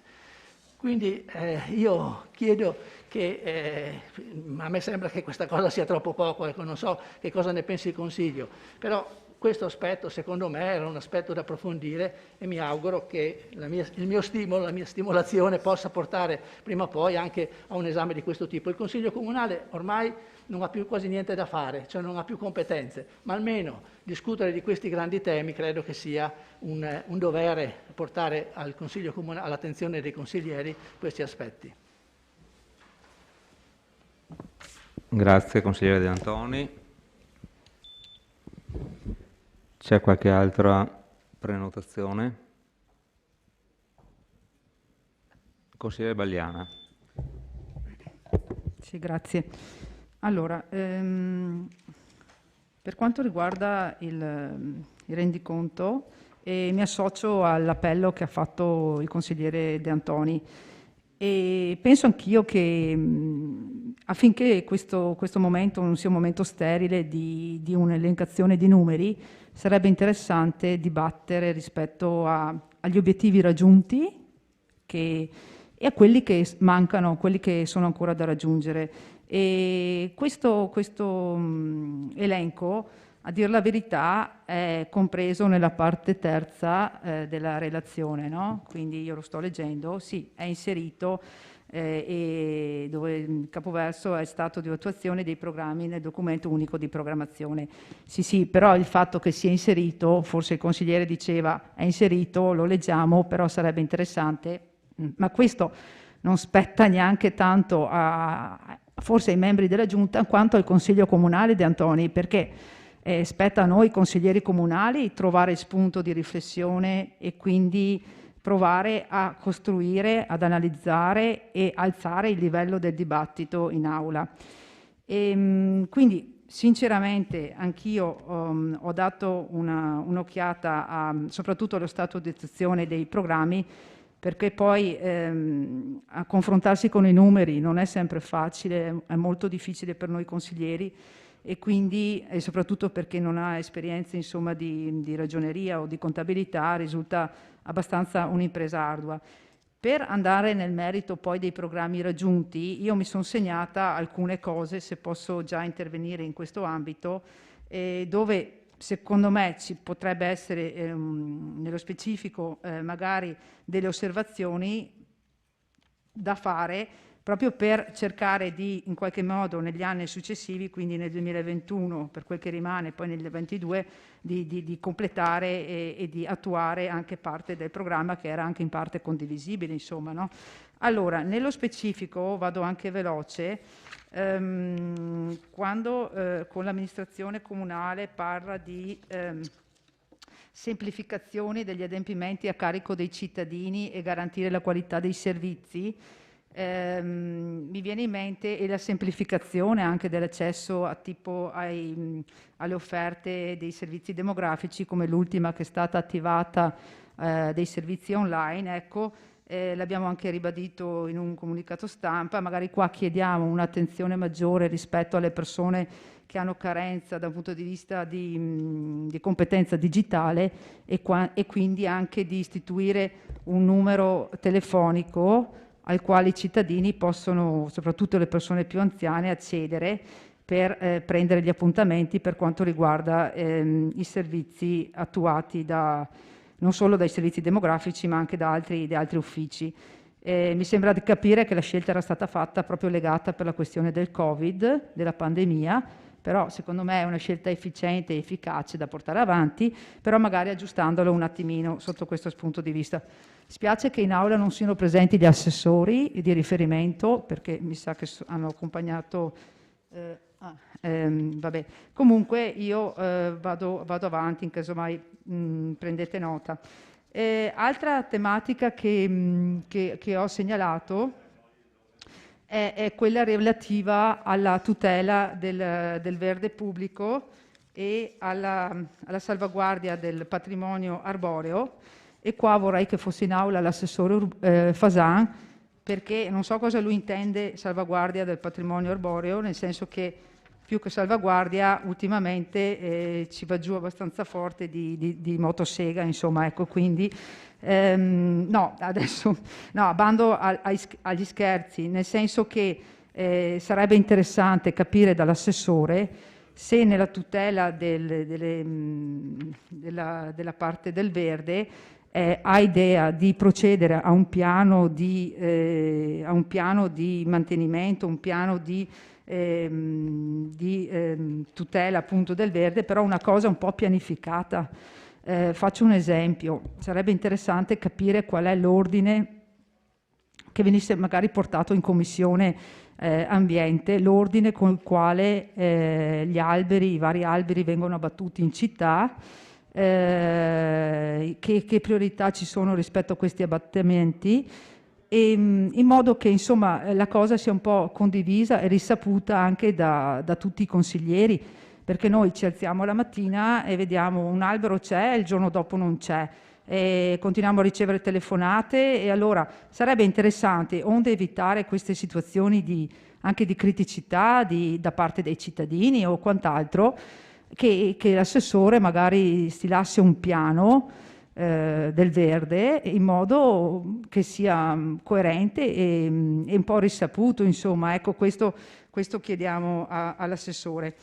E altra cosa, che è notizia che è emersa anche oggi sui giornali, ma che la vedo qua segnalata a una voce del patrimonio, è stata avviata la procedura espropriativa relativa alla costruzione di un impianto idroelettrico lungo il fiume Meschio.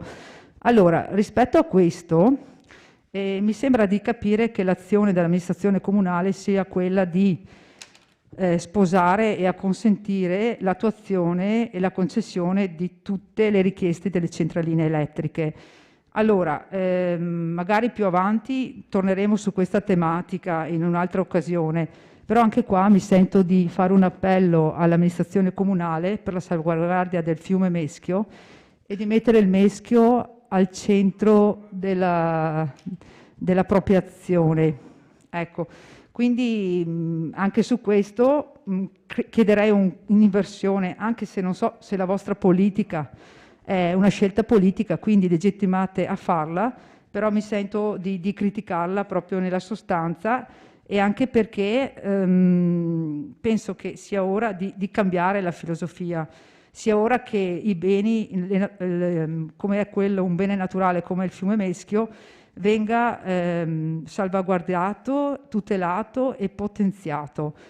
Quindi inutile poi partecipare ai progetti Enjoy the River, voi lo conoscete perché il Comune aderisce al progetto Enjoy the River, dove il Comune di Vittorio Veneto, con tutti i comuni affacciati sul fiume Meschio, Cordignano e altri comuni, aderiscono a questo progetto di valorizzazione del Meschio e di sviluppo del turismo fluviale, in collaborazione con gli operatori turistici e quindi con le buone pratiche, qual è la fruizione ciclopedonabile lungo le rive del fiume, la canoa, o usufruire anche, fare cioè in quei fiumi dove si può fare queste cose qua. Adesso io mi immagino come si può sposare questo tipo di adesione, questo tipo di progetto con le centraline del fiume Meschio.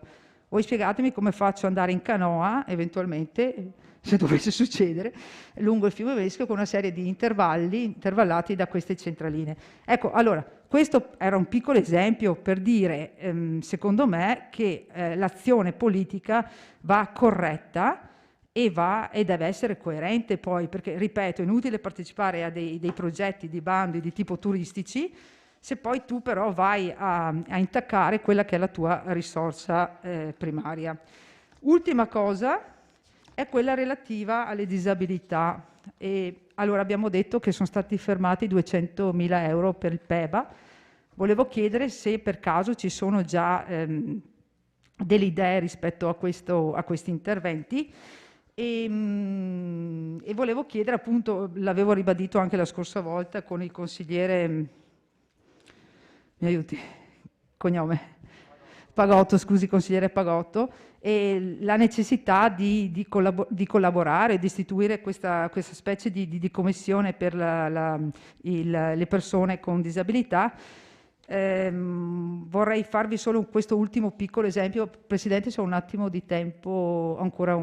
Ecco, sì, grazie. L'ultimo esempio che vi faccio in termini di persone con difficoltà è quella che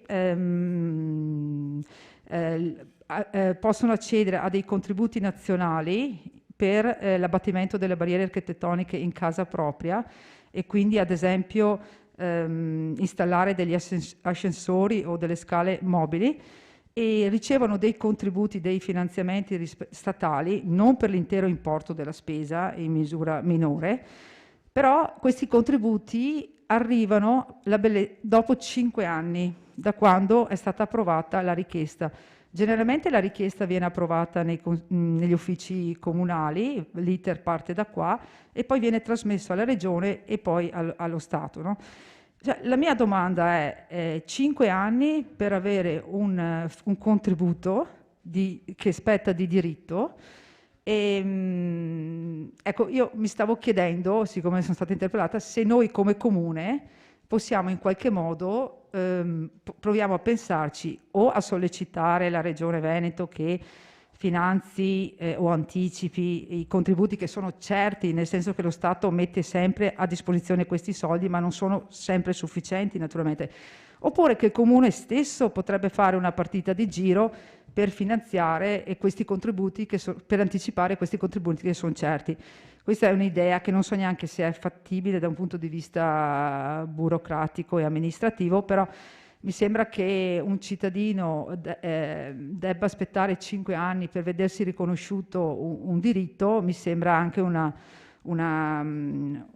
un'assurdità. Io avevo anche una domanda ai revisori, ma non lo so se la faccio adesso o...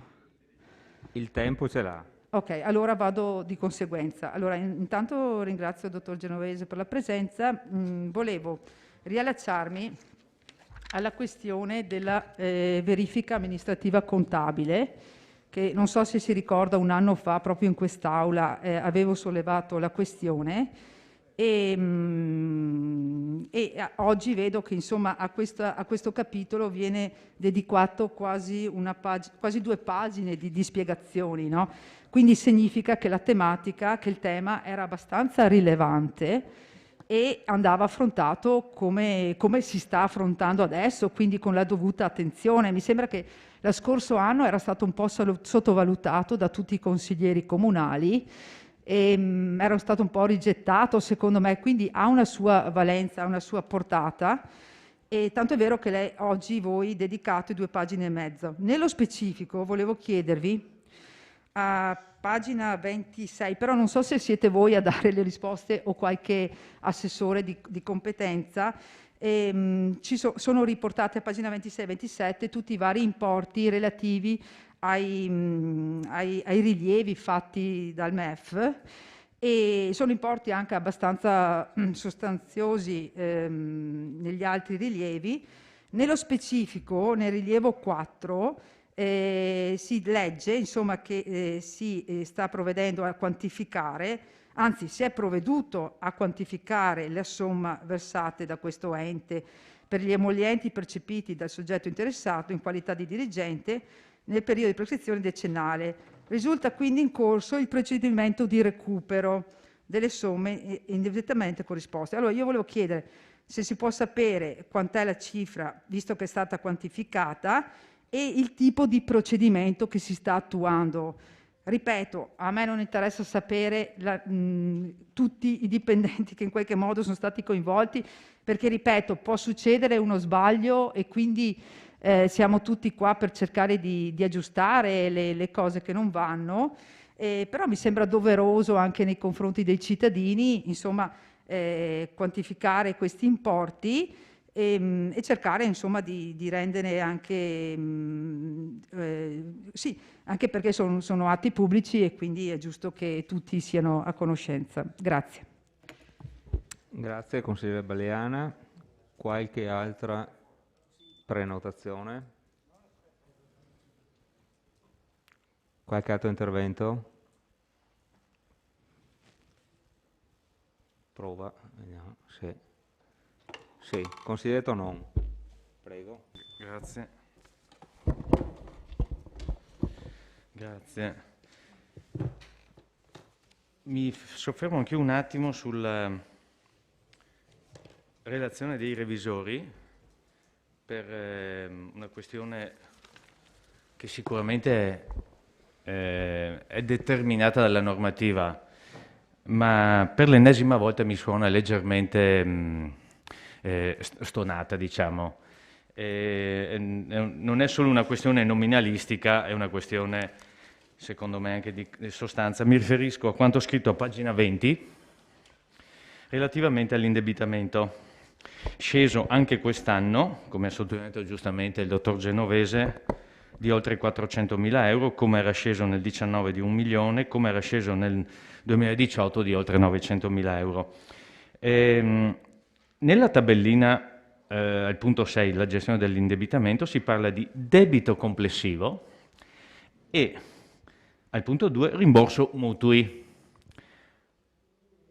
Allora, la questione ovviamente è sempre la solita, perché poi basta girare 2 pagine e troviamo i derivati.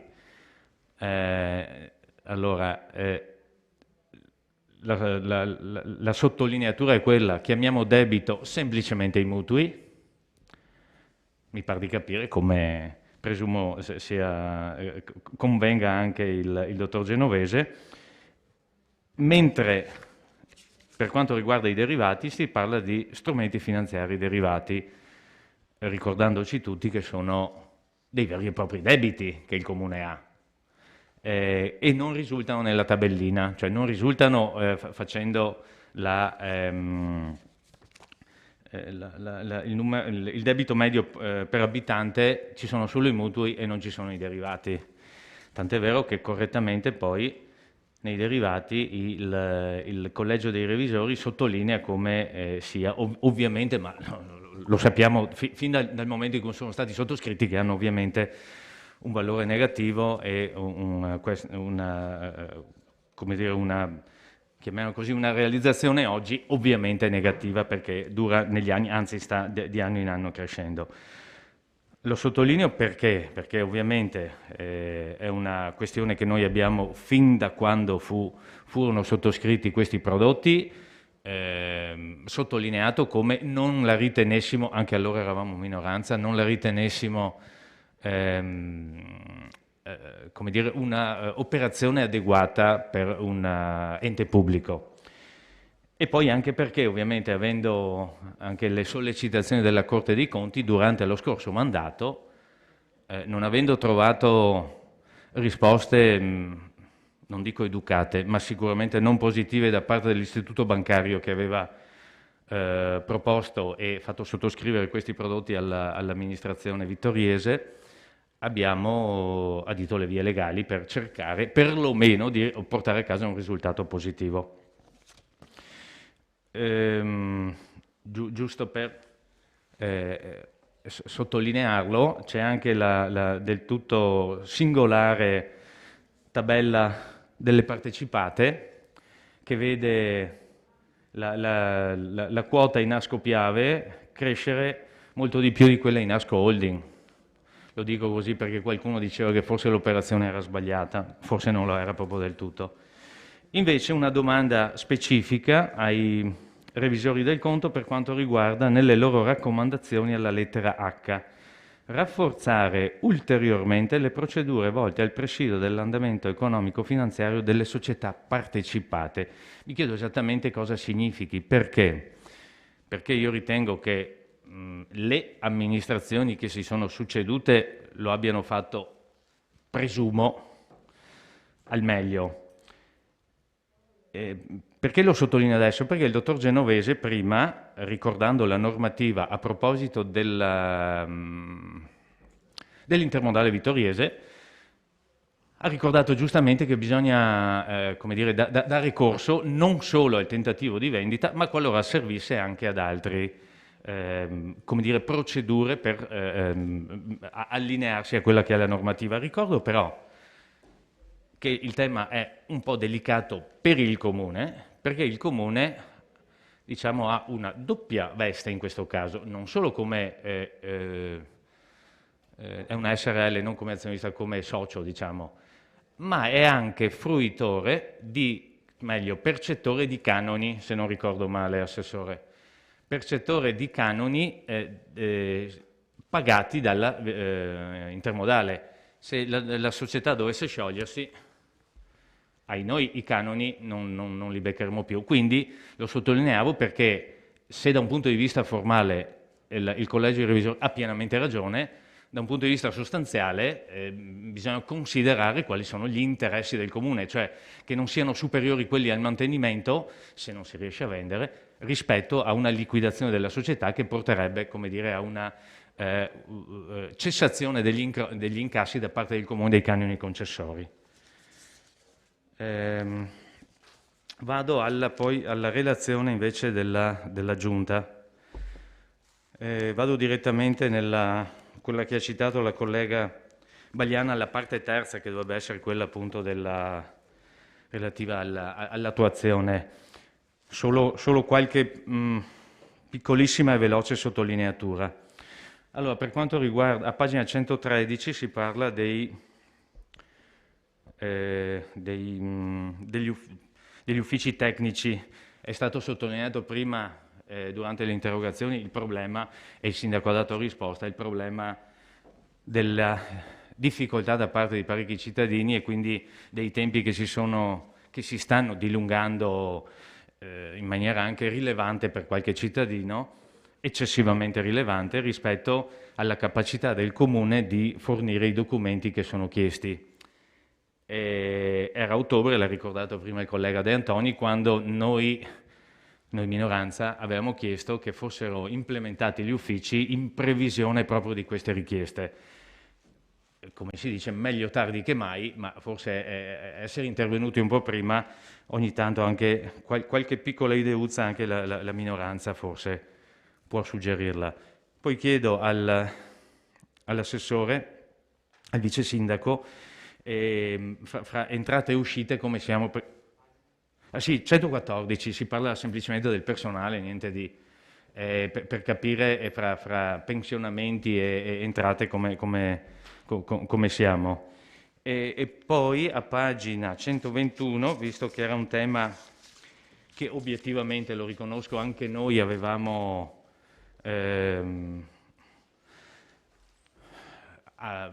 sollecitato, diciamo, ma non avevamo portato a termine, era quello del baratto amministrativo. Ricordo che lei, qui c'è scritto che non ci sono state presentate domande al 34-2020. 2020 c'è scritto appunto, chiedevo se al 29-4-2021, visto che insomma sono passati 364 giorni, insomma, era grazie, un anno intero, se abbiamo qualche risultato. Sottolineo che un'altra operazione è andata a buon fine, è quello dell'alienazione del lotto in zona industriale, che era cominciata prima e ha portato a un buon risultato, perché se non ricordo male sono 73.000 euro in più arrivati all'amministrazione comunale nell'operazione di, lo dico in termini buoni, fra virgolette, sottrazione, diciamo, a chi non lo utilizzava e attribuzione tramite asta a chi speriamo ne faccia un miglior uso. A pagina 136 poi si parla di servizi associati, che però si sono parzialmente conclusi. Ricordo che invece proprio i revisori del conto, e a parer mio giustamente, sottolineavano nella precedente relazione relativa al bilancio preventivo triennale, il consiglio da parte loro di incrementare quelle che erano le, chiamiamole così, collaborazioni rispetto ai comuni contermini, rispetto ai servizi associati. Stiamo andando in direzione opposta e contraria, come parafrasando un libro. Pagina 138 è la terminologia che non mi convince. Azione 3.8, 3.8.1. Nel 2020 l'azione, quella di attivare progetti per legalità, sicurezza, senso civico e lavoro, non ha potuto avere esecuzione poiché non sono stati intercettati progetti sui temi della legalità. Sì, però c'era sicurezza, senso civico e lavoro, che non mi pare nel 2020 fossero proprio dei temi sconosciuti o per i quali non andasse sensibilizzato soprattutto un certo mondo. Forse bisognerebbe tentare di intercettare anche altro, oltre ai finanziamenti di cui parlava prima il collega De Antoni.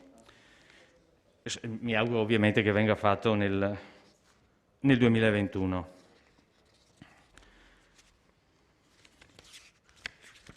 Vado verso la conclusione. Ah sì, questioni nominalistiche.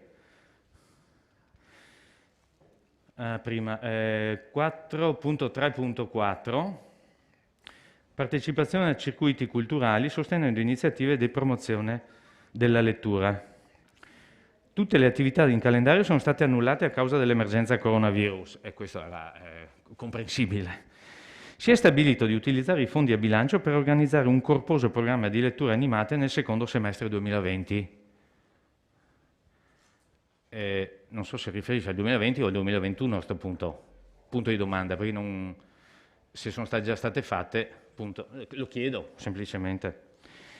Al 4.3 poi si parla di monumento al Fante, siccome so che è molto caro al collega Darè, ricordo che la chiamano installazione, non monumento,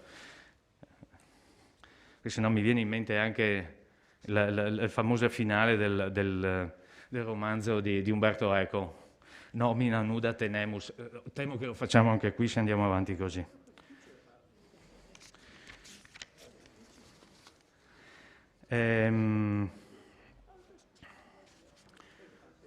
Ah sì, poi l'altra, visto che si è sentito che in qualche amministrazione gli uffici non ricevono causa Covid, o meglio, si interfacciano con professionisti, pubblico, eccetera, solo tramite diciamo, voce o video.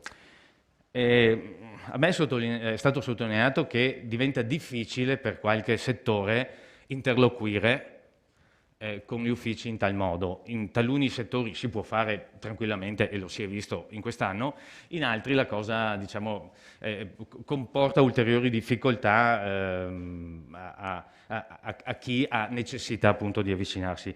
Lo rilevo perché anche qui c'è scritto che per l'azione relativa all'incentivare i rapporti con il genio civile per programmare interventi di pulizia e manutenzione degli alberi, fiumi e torrenti, l'azione è stata sospesa a causa dell'emergenza sanitaria.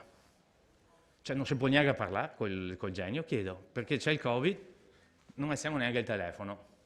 Non so, mi pare una giustificazione così poco ortodossa o poco seria, mettiamola come volete. Da ultimo, 6.1.3, c'è scritto che in via sperimentale, dal 1 giugno, sono stati invertiti i sensi unici su via da Ponte e su via Lioni per l'accesso e l'uscita verso e da Ceneda.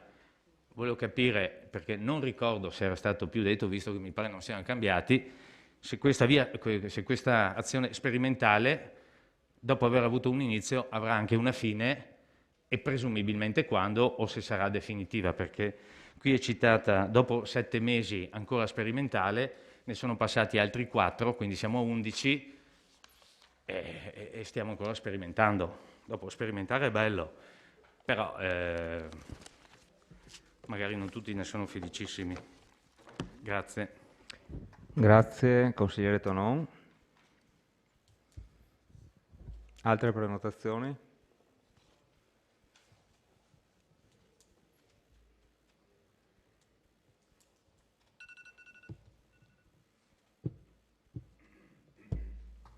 Ci sono altri? Basta?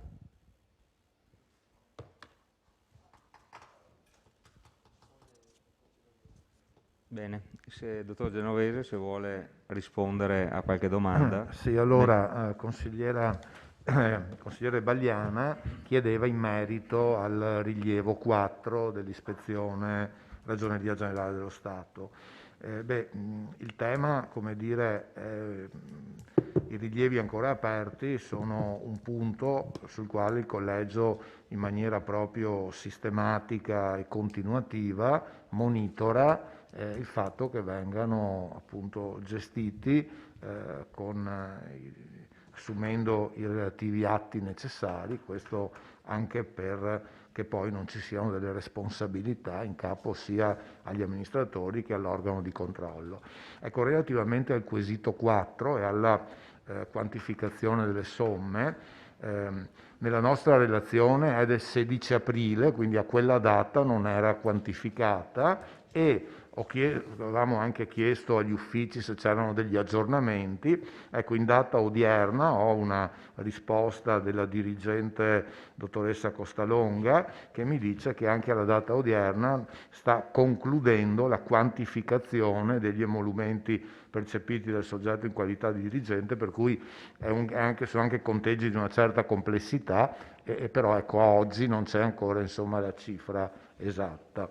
Ecco, passando all'intervento del consigliere Tonon, allora nella nostra relazione il capitolo paragrafo 6 è dedicato all'indebitamento e questo argomento è rappresentato secondo quella che è la rappresentazione classica in bilancio dei vari strumenti finanziari. Quindi c'è prima l'indebitamento da mutui e quindi nella prima tabella del paragrafo 6 sono riportati i debiti da mutui che l'amministrazione ha.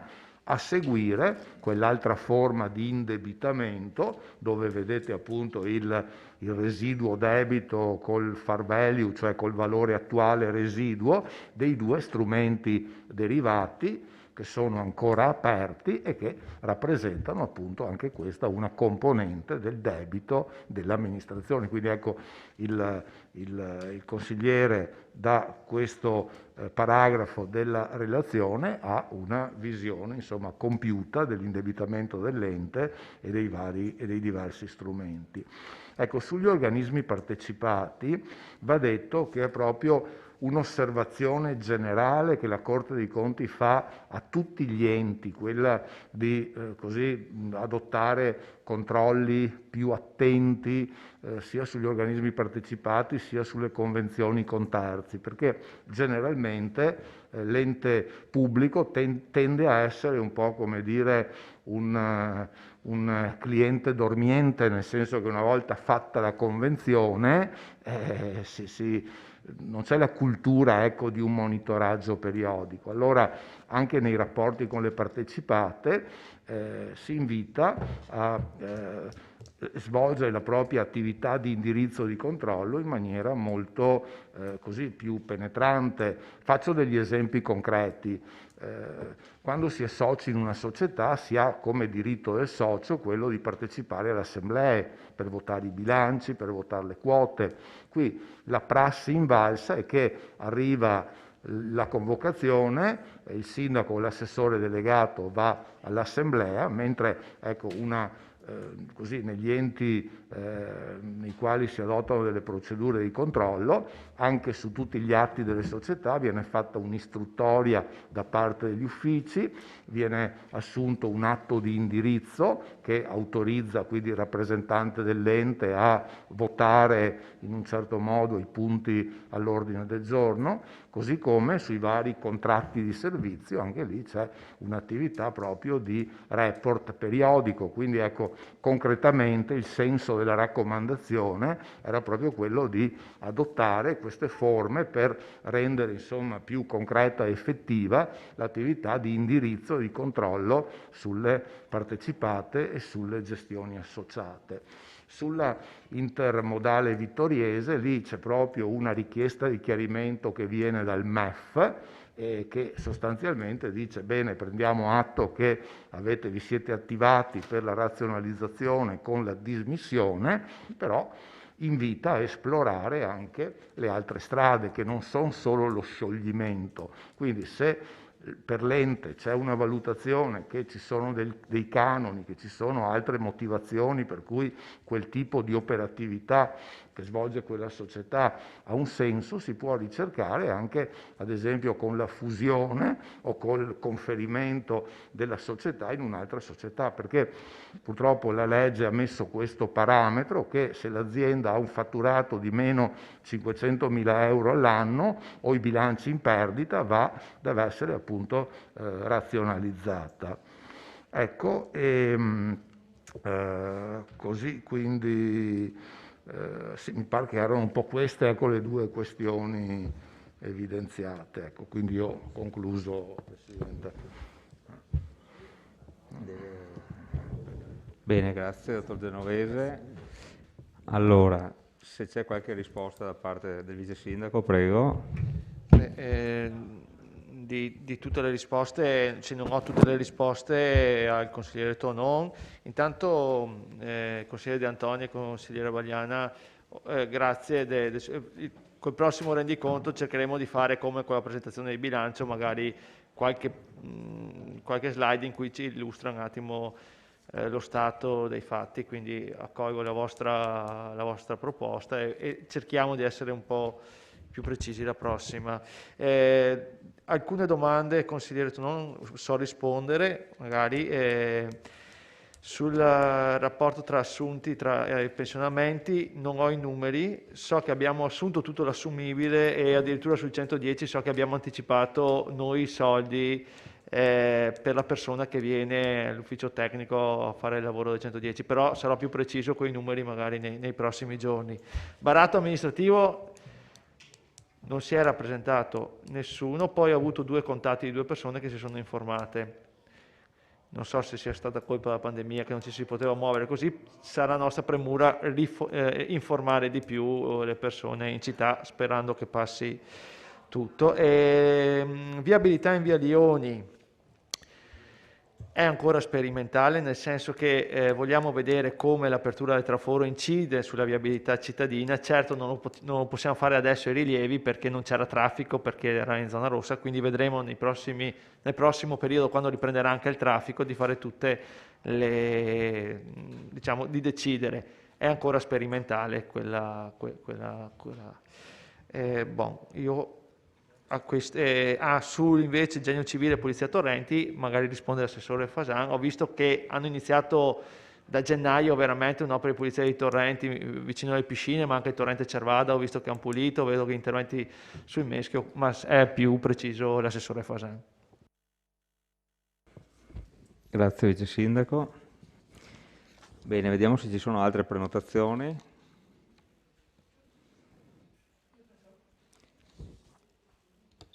Consigliere De Antoni, prego. Cioè, come secondo giro, insomma. Sì, ecco, sì, perché facciamo il secondo giro. Sì. Diciamo, io mi sono appunto letta con calma la relazione dei revisori e riconosco che contiene numerose tabelle, osservazioni e anche stimoli. In particolare condivido le raccomandazioni del collegio per quanto riguarda la necessità di insistere sulla pulizia dei residui, nel senso che qualcosa è stato fatto durante l'anno, comunque ci sono tanti residui del 2016 e antecedenti che, diciamo, su cui prima o poi bisognerà anche ancora porre mano. Ecco, quindi è riportata nella relazione, anch'io suggerisco questa cosa come una cosa opportuna e anche da fare abbastanza rapidamente, compatibilmente con le carte, insomma, che non sempre ci sono tutte. Io volevo chiedere sempre ai revisori una conferma di una mia impressione rispetto a questi numeri. Il fondo cassa è aumentato da 4.359.000 alla fine del 2019, è aumentato di circa il 61% e ci arriva a circa 7 milioni di euro. Quindi un forte aumento del fondo della cassa del Comune. Bene, no? Perché ci sono i soldi per pagare, tant'è che risulta sempre nella relazione che è stata predisposta dagli uffici, risulta che riusciamo a pagare tutte le fatture, diciamo, entro 20 giorni. Numeri eccezionali, diciamo, se confrontati con quelli di altri enti. Diciamo, c'è questa forte quindi aumento della cassa che in qualche modo, secondo la mia interpretazione, e volevo la conferma vostra, è anche, rappresenta anche una difficoltà da parte dell'amministrazione a utilizzare rapidamente tutte le risorse che arrivano. Questa sensazione è avvalorata anche da quando vado a leggere a pagina 11, adesso arrivo, a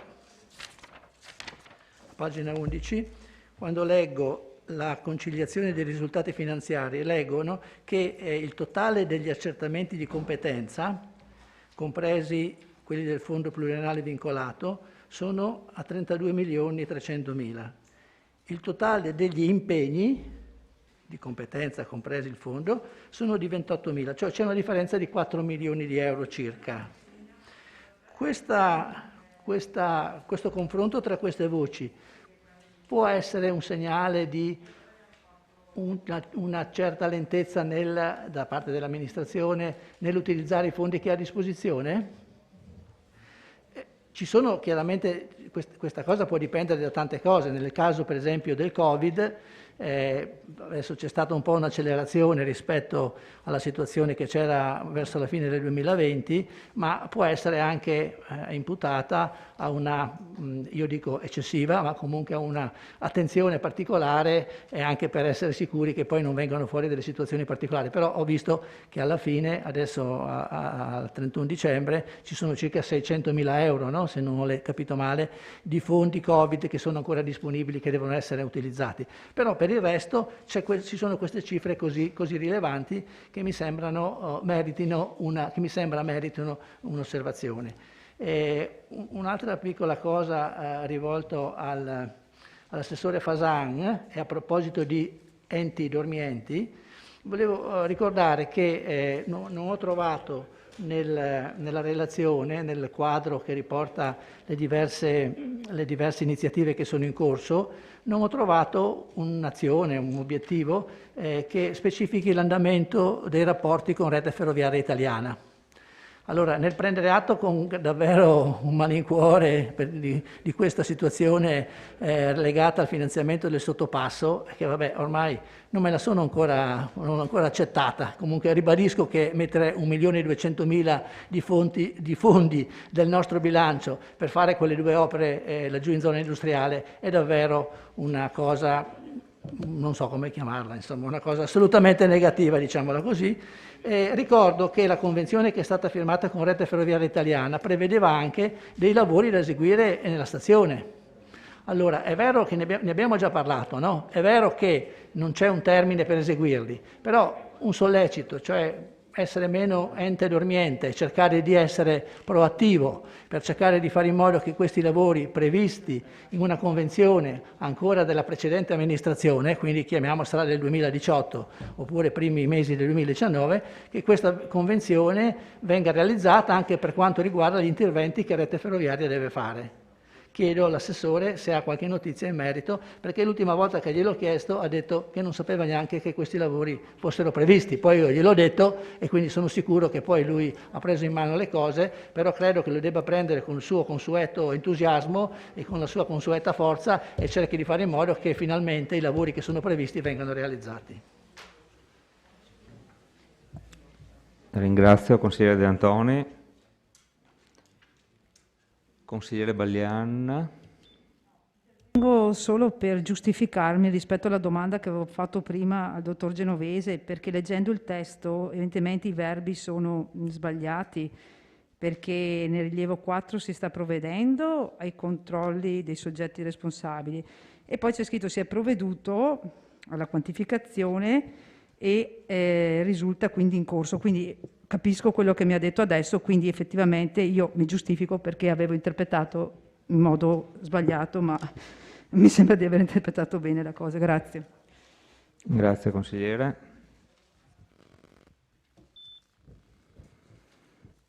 Bene. Consigliere Dus, vado a caso perché qua proviamo. Beccato. Buonasera. Dunque, ritorno anch'io sulla questione che sta a cavallo tra la tematica del personale e quella affrontata nell'interrogazione di prima del 110, che è una questione a me cara. Come vi ricorderete avevamo proposto quella mozione ancora nel settembre dell'anno scorso e sono andato a rivedermi un po' il verbale di quella seduta e le risposte che mi furono date. Si disse che era una questione rilevante e importante, un argomento seguito, attenzionato dall'amministrazione, però si diceva anche che è una normativa ancora in corso di maturazione e assolutamente è fuori misura per un'amministrazione comunale dotarsi delle professionalità sufficienti a dare indirizzi di questo tipo qua. Invece nelle settimane successive, stante appunto la mole di lavoro che è scaturita da questo tipo di iniziativa, come ha ricordato anche prima, con i numeri che ha ricordato anche prima il sindaco, siamo in una situazione di completo caos. Vale per Vittoria, ma non solo per Vittorio, anche recentemente avevo letto sul Gazzettino che anche Treviso soffriva delle stesse problematiche e credo un po' tutti i comuni a seconda della loro capacità fondamentalmente organizzativa interna. Ora, dato che è un problema sentito, un problema comune, si stanno trovando anche delle soluzioni. Leggo su QDP News di 3 mesi fa di questa notizia, sì, che il comune di Colle Umberto qua vicino è riuscito ad assumere del personale e dice il sindaco: abbiamo fatto una domanda di accedere al fondo governativo che dovrebbe consentire l'assunzione per un anno di personale in grado di seguire le pratiche per le richieste che si stanno accumulando di accesso agli atti e per completare le domande del bonus. Dato che questa amministrazione si è sempre posto un accento differente rispetto a quella precedente dell'ex sindaco Tonon, soprattutto anche per quanto riguarda i rapporti con il personale interno, e dato anche che stanno aumentando a dismisura e aumenteranno anche in futuro le questioni relative a questo tipo di opportunità, credo che l'appello che facemmo nel settembre dell'anno scorso e che facciamo anche qui questa sera non debba cadere nel vuoto un'altra volta, e un passo è stato mosso ed è quello appunto dell'assunzione di questa persona a tempo parziale. Credo non sarà assolutamente sufficiente e quindi il mio è un invito a veramente metterci mani, piedi e testa su questa vicenda, perché non vorrei che fra un po' iniziassero ad arrivare anche ricorsi da parte di cittadini che, siccome non hanno ottenuto le carte nei tempi previsti dalla norma, si trovano quindi nel poter non svolgere i lavori o invece non poter vendere i propri immobili, come mi è stato sottoposto da un cittadino di Vittorio Veneto. Grazie. Grazie consigliere.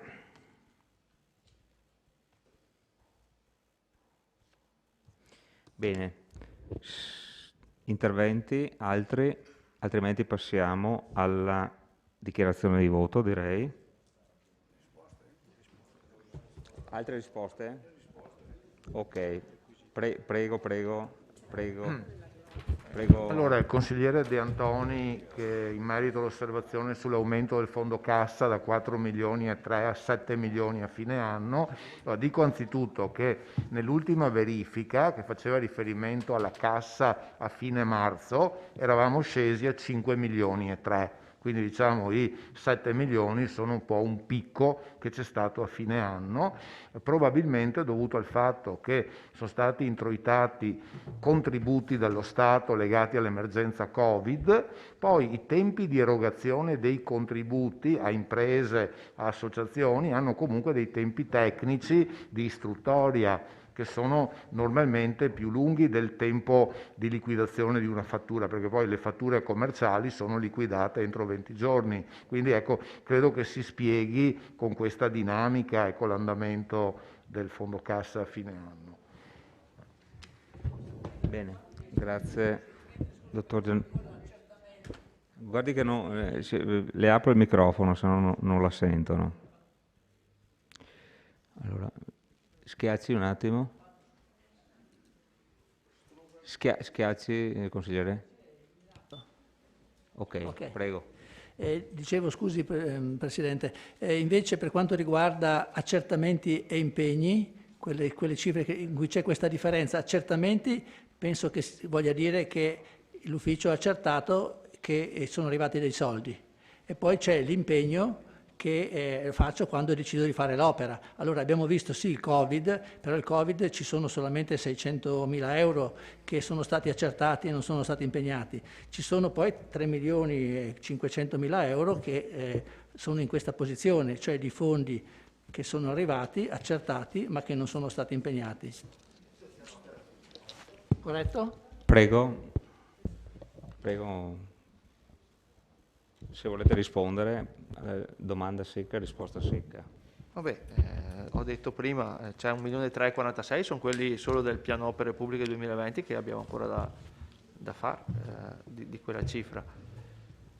Sì, 411 sono vincoli dovuti derivanti a trasferimenti Stato-Regione, quindi sono tutti soldi che sono impegnati ma che dobbiamo spendere, giusto? Bene, grazie Vice Sindaco. Adesso c'è una risposta del Sindaco al consigliere Dus. Ecco, sì, relativamente all'argomento ancora 110 che il consigliere Dus ha richiamato, in parte ho già risposto prima, ma specificamente, visto che ha fatto l'esempio di Colle Umberto, di quella persona che è stata assunta,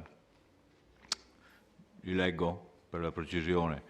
È la legge di bilancio del 2021, la legge 178 del 2020, che prevede all'articolo 1, comma 69 e 70, la possibilità di procedere alle assunzioni con oneri finanziati dallo Stato a tempo determinato e parziale di tecnici da parte dei comuni per il solo 2021, con la durata massima di 1 anno e a condizione che non si dia corso al rinnovo del rapporto, per consentire ai comuni di far fronte tempestivamente ai maggiori oneri di gestione in ordine ai procedimenti legati al superbonus e che gli oneri connessi vadano in deroga al tetto di spesa del personale ai fini del confronto della spesa media nel triennio 2011-2013, quei meccanismi che ti limitano. A tal fine la legge stessa prevedeva la presentazione da parte degli enti interessati di una richiesta di personale del Ministero dello Sviluppo Economico entro il 30 gennaio scorso. Ad oggi non è ancora stata emanata, come vi dicevo prima, nessuna circolare ministeriale con la quale si doveva essere date specifiche indicazioni ai comuni sulle modalità di questa domanda. Comunque il nostro ufficio ha presentato comunque una richiesta via PEC con un certo numero di protocollo nel 2021. E vista la necessità del notevole eccezionale carico di lavoro, si è provveduto anche a trovare una persona, chissà che poi ex post non ce la ristorino. Quindi il passaggio l'abbiamo fatto anche noi, certamente richiamando i principi di quel dispositivo che però non è attivo, e quindi lei capisce che abbiamo dovuto arrangiarci un pochettino, un po' di artigianato. Bene, grazie Sindaco. A questo punto potrei considerare la discussione conclusa. Passiamo alle dichiarazioni di voto. Presidente, ho tre risposte. Prego, Assessore. Beh, ho 2 domande della Mirella, e una di Tonon e una di De Antoni. Cominciamo da consigliere Tonon, che chiede lumi sull'intervento sul Meschio. È un progetto da Vittorio Cordignano. No, mi rifaccia la domanda. No, io non ho chiesto nulla sul Meschio né su Asservada. Io ho chiesto come mai a pagina, se vuole glielo dico anche dov'era, a pagina 159 per l'esattezza, c'era scritto che causa Covid non era stato possibile interloquire col Genio Civile, punto. Questo ho chiesto, ho detto, ma come mai? Perché col Genio Civile o si va a Treviso e non ricevevano, punto. Ho colloqui quotidiani col Genio Civile sul Meschio. Allora non scriva quelle robe lì sulla relazione. No, io non ho scritto niente. Ok, guardi. continui pure, Mi sarà che è sfuggito questa Assessore, cosa, ma... continui pure, perché sennò andiamo avanti col botta e risposta. Prego. Allora, De Antoni, lavori in stazione da parte di Ferrovie dello Stato. Non è previsto in convenzione alcun sottopasso dalla stazione ferroviaria La Fender, ma solo, quello a mia conoscenza, e l'ho già detto in Consiglio Comunale, ma solo informativa giunta un anno fa che Ferrovie dello Stato stavano realizzando il progetto di un sottopasso fra il primo e il secondo binario. Questo è quello che so. Se lei, De Antoni, ha copia di convenzione firmata che io non ho, no, se ce l'ha, la prego gentilmente di fornirmela, fornirmi copia, altrimenti questa storia deve finire che tutti parlano di questo sottopasso ma non esiste alcuna convenzione. Allora, può darsi che mi sia sfuggita, ma non credo, ma può confermare anche il sindaco che non esiste. Allora, no, non esiste nella quota parte che abbiamo prodotto noi, mentre in origine la quota parte che è rimasta fissa della pattuizione famosa di via Martel, sottoscritta dalla precedente amministrazione, noi siamo riusciti a salvare via Martel, modificandone una parte, mentre nella parte che rimaneva si parlava di questo sottopasso nella zona stazione, del quale io ho chiesto lumi perché non ho visto l'origine di quell'argomento, e mi è stato detto che fa parte del progetto di Ferrovie, il quale prima o dopo lo realizzerà, ma che non rientra in nessun obbligo, è una cosa che RFI realizzerà. Come che sta lavorando in altre stazioni, lo faranno anche Vittorio Veneto, ma non fa parte di una convenzione da rispettare. Lasciamo finire un attimo l'assessore. Allora avrò capito male io quello che ha detto. Allora, poi passiamo alla Mirella Bagliana che mi domanda se esiste, io ero fuori ma mi hanno riferito che ha chiesto se esiste un piano di taglio delle piante. No, non esiste alcun piano per il taglio delle piante, esiste solo dal 1985 un piano di piantumazione, coltivazione, taglio e sostituzione delle piante. Le piante che vanno tagliate perché malorate o pericolose o che creano danni alla viabilità vanno tagliate e sostituite. Faccio un numero, un dato, ma mi sembra che questo qui me l'aveva già domandato Alessandro De Bastiani in un consiglio non tanto tempo fa. Abbiamo tagliato 15 piante l'anno scorso, ne abbiamo piantate 250, pertanto non c'è battaglia fra quello che... Poi mi chiede del PEBA. Proprio oggi, allora, il PEBA non è mai entrato alcun progetto PEBA nel piano opere pubbliche. Alla fine dello scorso anno sono arrivati i soldi di farmacie e li ho messi in delle schede di cui 150.000 euro vanno per sistemare. È un piano da 750.000 euro da realizzarsi in 5 anni.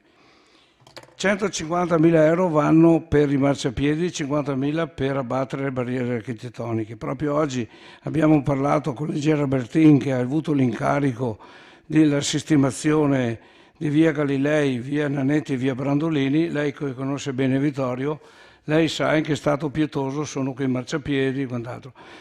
Entro il 15 di settembre dovremo cominciare i lavori.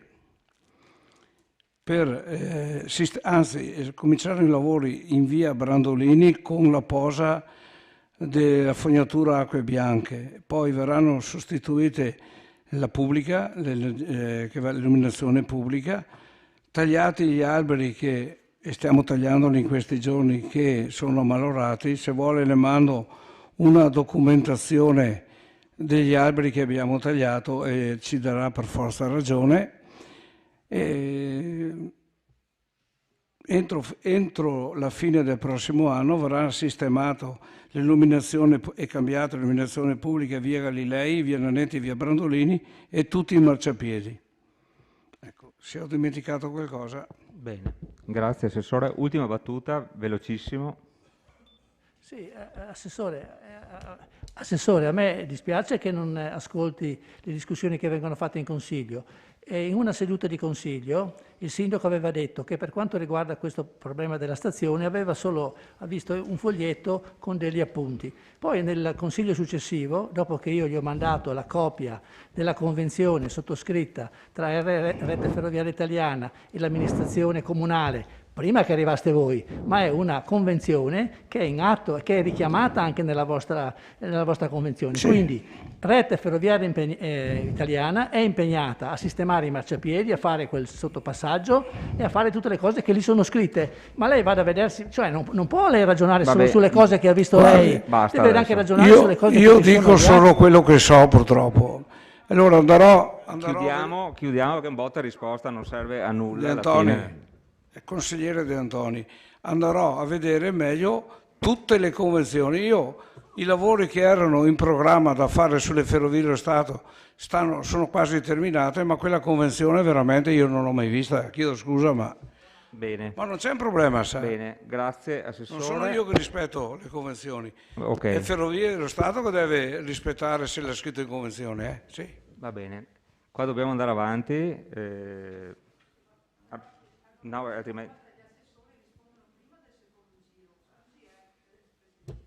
non ho capito. La prossima volta gli assessori rispondono tutti prima del secondo giro. No, qua non esistono giri. Non so se, allora, ognuno ha 2 interventi da fare. Sì, ma non ci Quindi sono... se un assessore li fa prima, dopo... non c'è a replica. Ne ha 2, punto, basta. Funziona così il regolamento. Adesso direi che la discussione è proprio finita, andiamo in dichiarazione di voto, prego.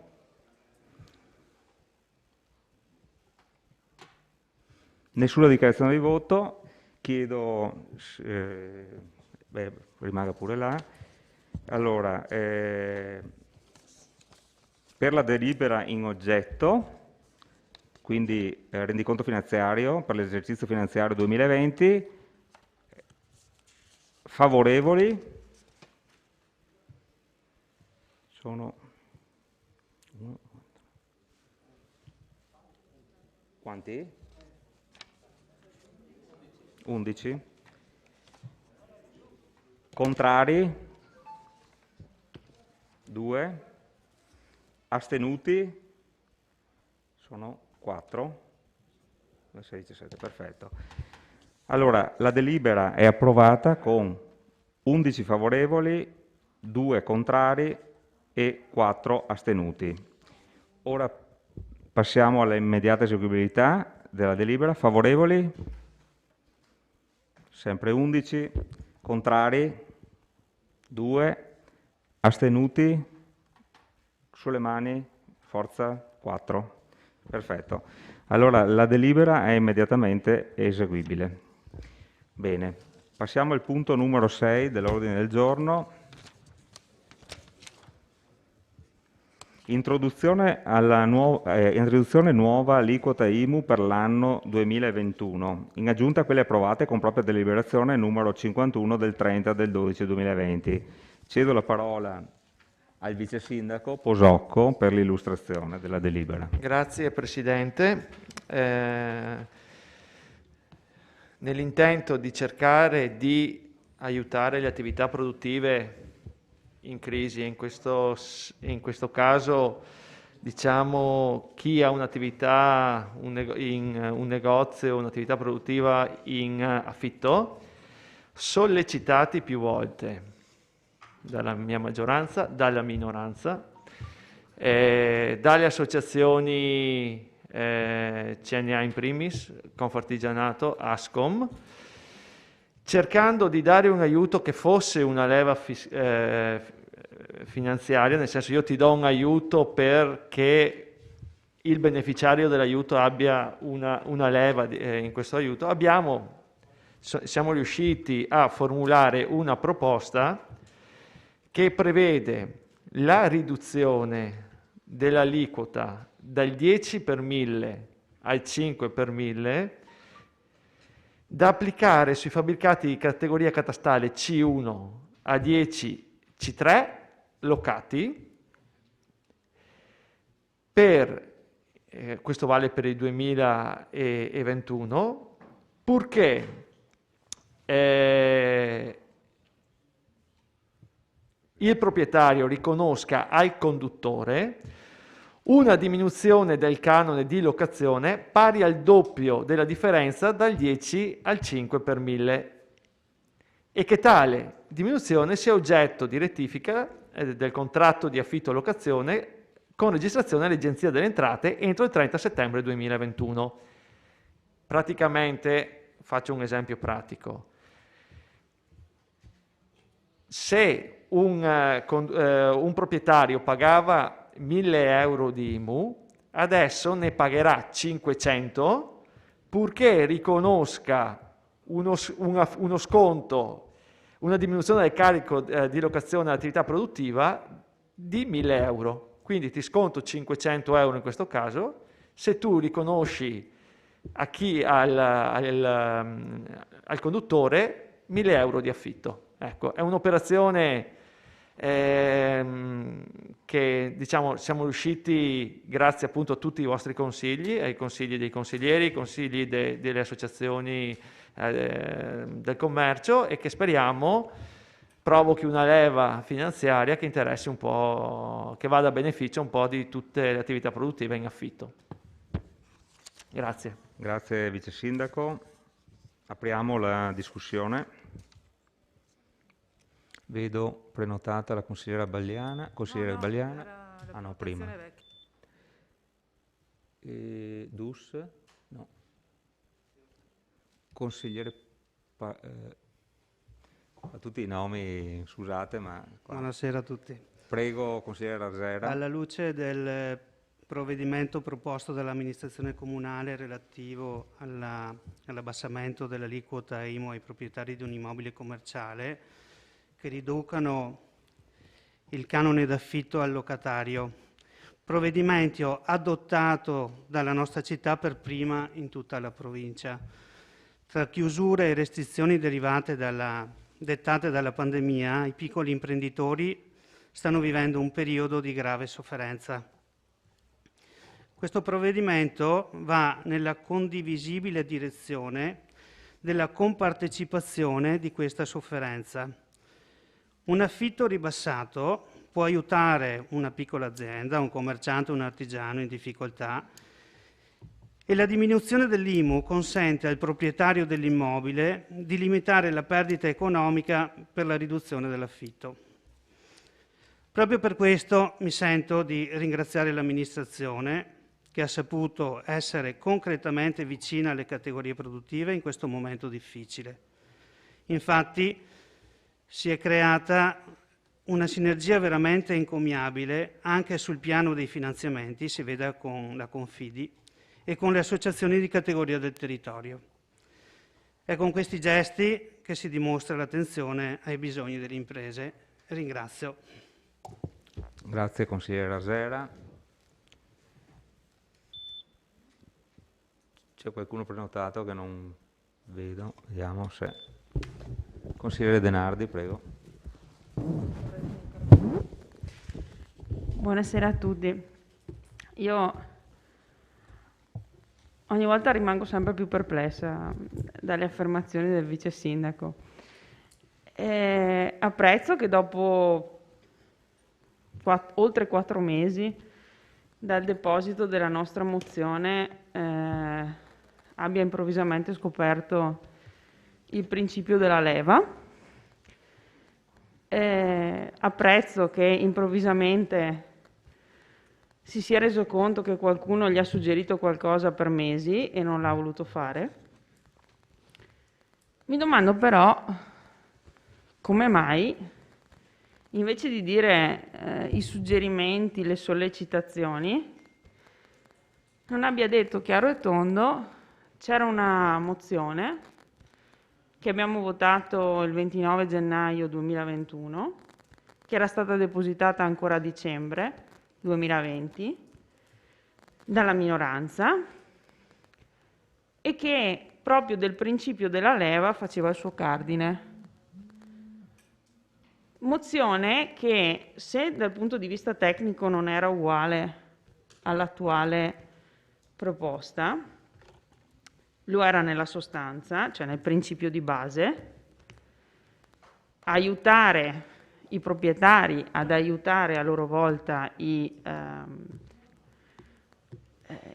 coloro che i contratti di locazione li stavano vivendo in un modo sicuramente estremamente drammatico, aiutare quindi i conduttori di quegli immobili a proseguire nei contratti invece che ritrovarsi a dover interrompere magari la propria attività commerciale perché incapaci di sostenere il peso degli affitti. Tecnicamente era diversa, tecnicamente però durante la discussione avevamo detto: se dal punto di vista dell'applicazione del principio questo Consiglio Comunale ritiene che ci possano essere strade migliori, siamo disponibili a cambiarle, sostituendo oppure prevedendo la doppia possibilità, invece del solo contributo, di prevedere anche uno scomputo sull'importo dell'IMU. Ci avete detto di no. In particolare io, vice sindaco, le ho detto: se lei ha una proposta tecnicamente migliore, la formuli. Siamo disponibili qui in questo momento a cambiare la mozione. Gliel'ha detto anche il consigliere Dus e lei ha fatto scena muta. Anzi, qualcuno in sede di dichiarazione di voto, riprendendo il concetto per il quale voi avevate deciso di procedere con i confidi, anche qui dopo mesi e mesi e mesi che inutilmente vi sollecitavamo in questo senso, qualcuno ha detto: allora abbiamo chiesto agli artigiani, ai commercianti e alle associazioni che volevano essere aiutati, abbiamo deciso di tenere questa linea, quella dei confidi, di aiutarli in questa maniera e allora respingiamo la mozione e votiamo contro. Il mio gruppo voterà contrario.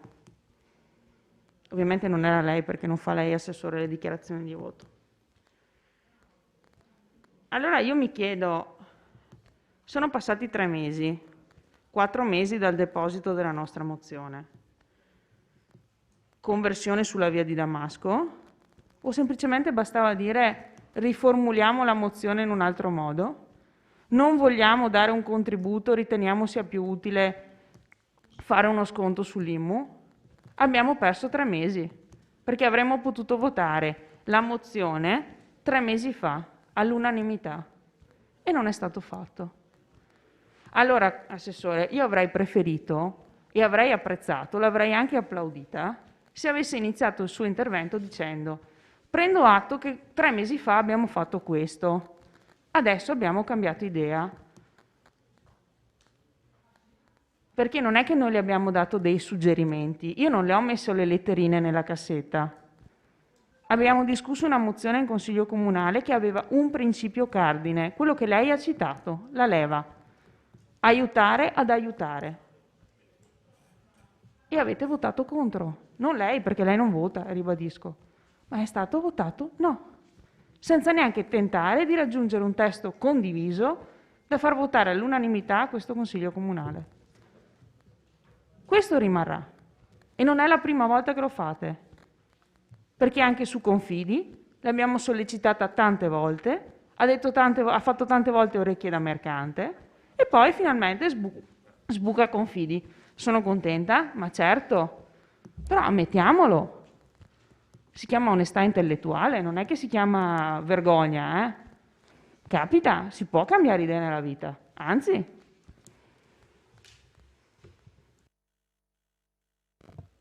Grazie consigliere Denardi.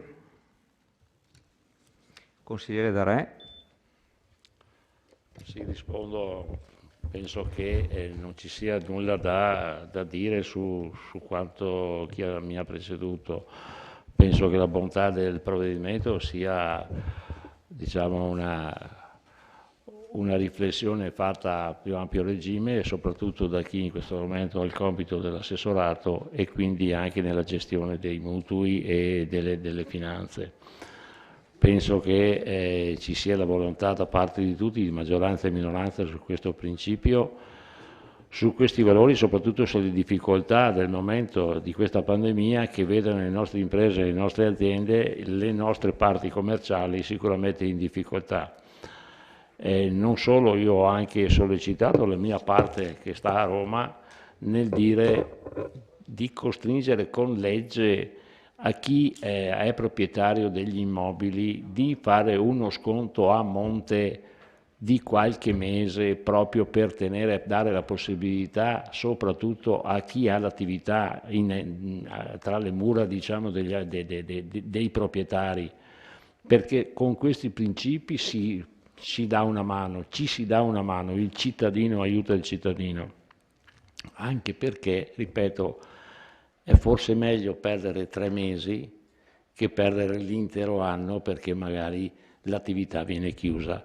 Questo è un principio che sta portando avanti la Giunta, ma questo Consiglio Comunale, ma quello che noi stiamo portando avanti e quello che voi state dicendo è la stessa cosa, viene portata a termine in questo momento, condivisibile la vostra proposta, condivisibile il tutto, ha fatto sintesi l'assessore per un voto finale e soprattutto spero che questo passaggio sia recepito da chi ha gli immobili. Questo è il vero tema, questo è quello che io mi auguro, che il cittadino sia corresponsabile delle difficoltà di chi in questo momento è nel mondo del commercio e non solo. Grazie consigliere Darè. Consigliere Balliana. Sì, solo per dire che le riflessioni fatte dalla consigliera Denardi sono corrette e trovano attuazione proprio nel discorso che ha fatto lei, consigliere Darè. Cioè adesso lei fa questo discorso, secondo me questa tipologia di discorso andava fatta anche quando la consigliera Denardi ha presentato la sua mozione, quindi 3 mesi fa. Questo per dire che noi alle volte in Consiglio Comunale ragioniamo per compartimenti stagni. Cioè, se è della maggioranza la voto la mozione, se è della minoranza non la voto e questo succede sempre. Ok, quindi questo sta a vedere perché molto probabilmente adesso noi andremo al voto e voteremo favorevolmente alla proposta. Cioè, noi siamo d'accordo, non vedo perché all'epoca della proposta della Denardi, 3 mesi fa, il buon senso avrebbe voluto che ci fosse stato un voto unanime con magari degli accorgimenti, delle modifiche rispetto alla mozione, ma insomma la strada, l'idea era giusta, perché adesso infatti viene applicata.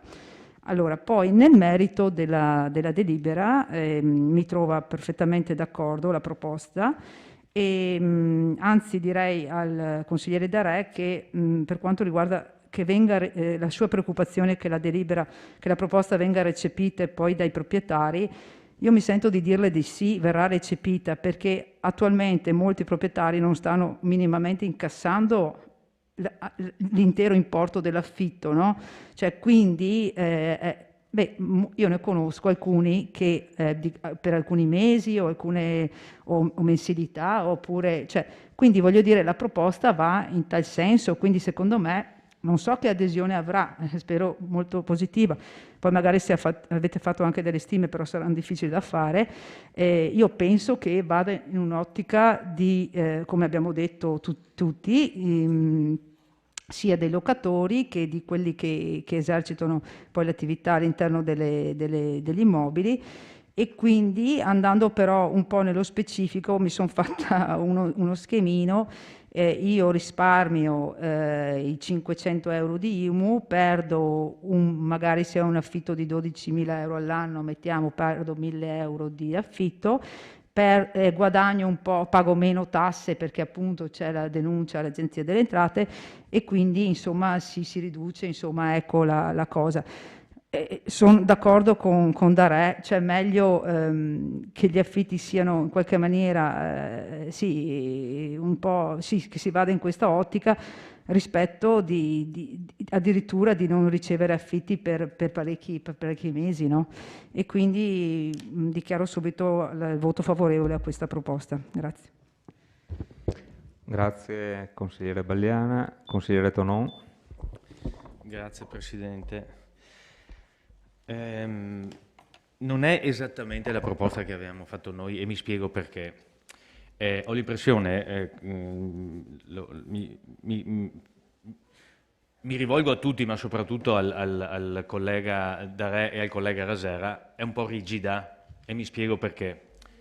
Allora, mentre la proposta che avevamo fatto noi era, come dire, aveva un inizio e una fine, cioè fino a quella cifra si aiuta, fra virgolette, il proprietario se sconta fino a una certa cifra il canone di locazione. Qua invece si dice vai dal 10 al 5, punto. In sostanza, se uno deve pagare, che so, 1.000 euro di IMU, citando l'esempio che ha fatto il vice sindaco, vai a 500 se sconti di almeno 1.000 euro l'affitto. Questo è un semplice esempio. Ma se uno non fosse in grado di scontare di 1.000 euro, ma perché fa i suoi calcoli, riesce ad arrivare a 700? Nulla, perché non può. Perché non va dal 10 all'8, al 7, al 6,5. No, o 10 o 5, punto. Mi pare francamente un po' rigido e spiego perché. Lei, vice sindaco, e sicuramente se lo ricorda, aveva già fatto l'appello, lo stesso che ha fatto stasera il consigliere Darè, sollecitando i proprietari, giustamente, eravamo nel 2020, a calmierare i canoni di locazione. Per quel poco che conosco il mercato, la stragrande maggioranza lo ha già fatto. Con tutto rispetto, ne conosco tanti. Tanto è vero che più di qualcuno mi ha telefonato e mi ha detto: ma scusa, c'ha Pesapoc? Puntini. No, nel senso che la domanda è: se uno ha già scontato nel 2020?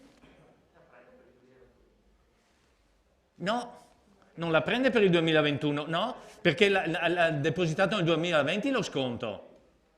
No, se lei qui garantisce che se uno ha scontato anche nel 2020 lo prende nel 2021, io la prendo come un'affermazione fatta dall'assessore, quindi, segretario, sbaglio?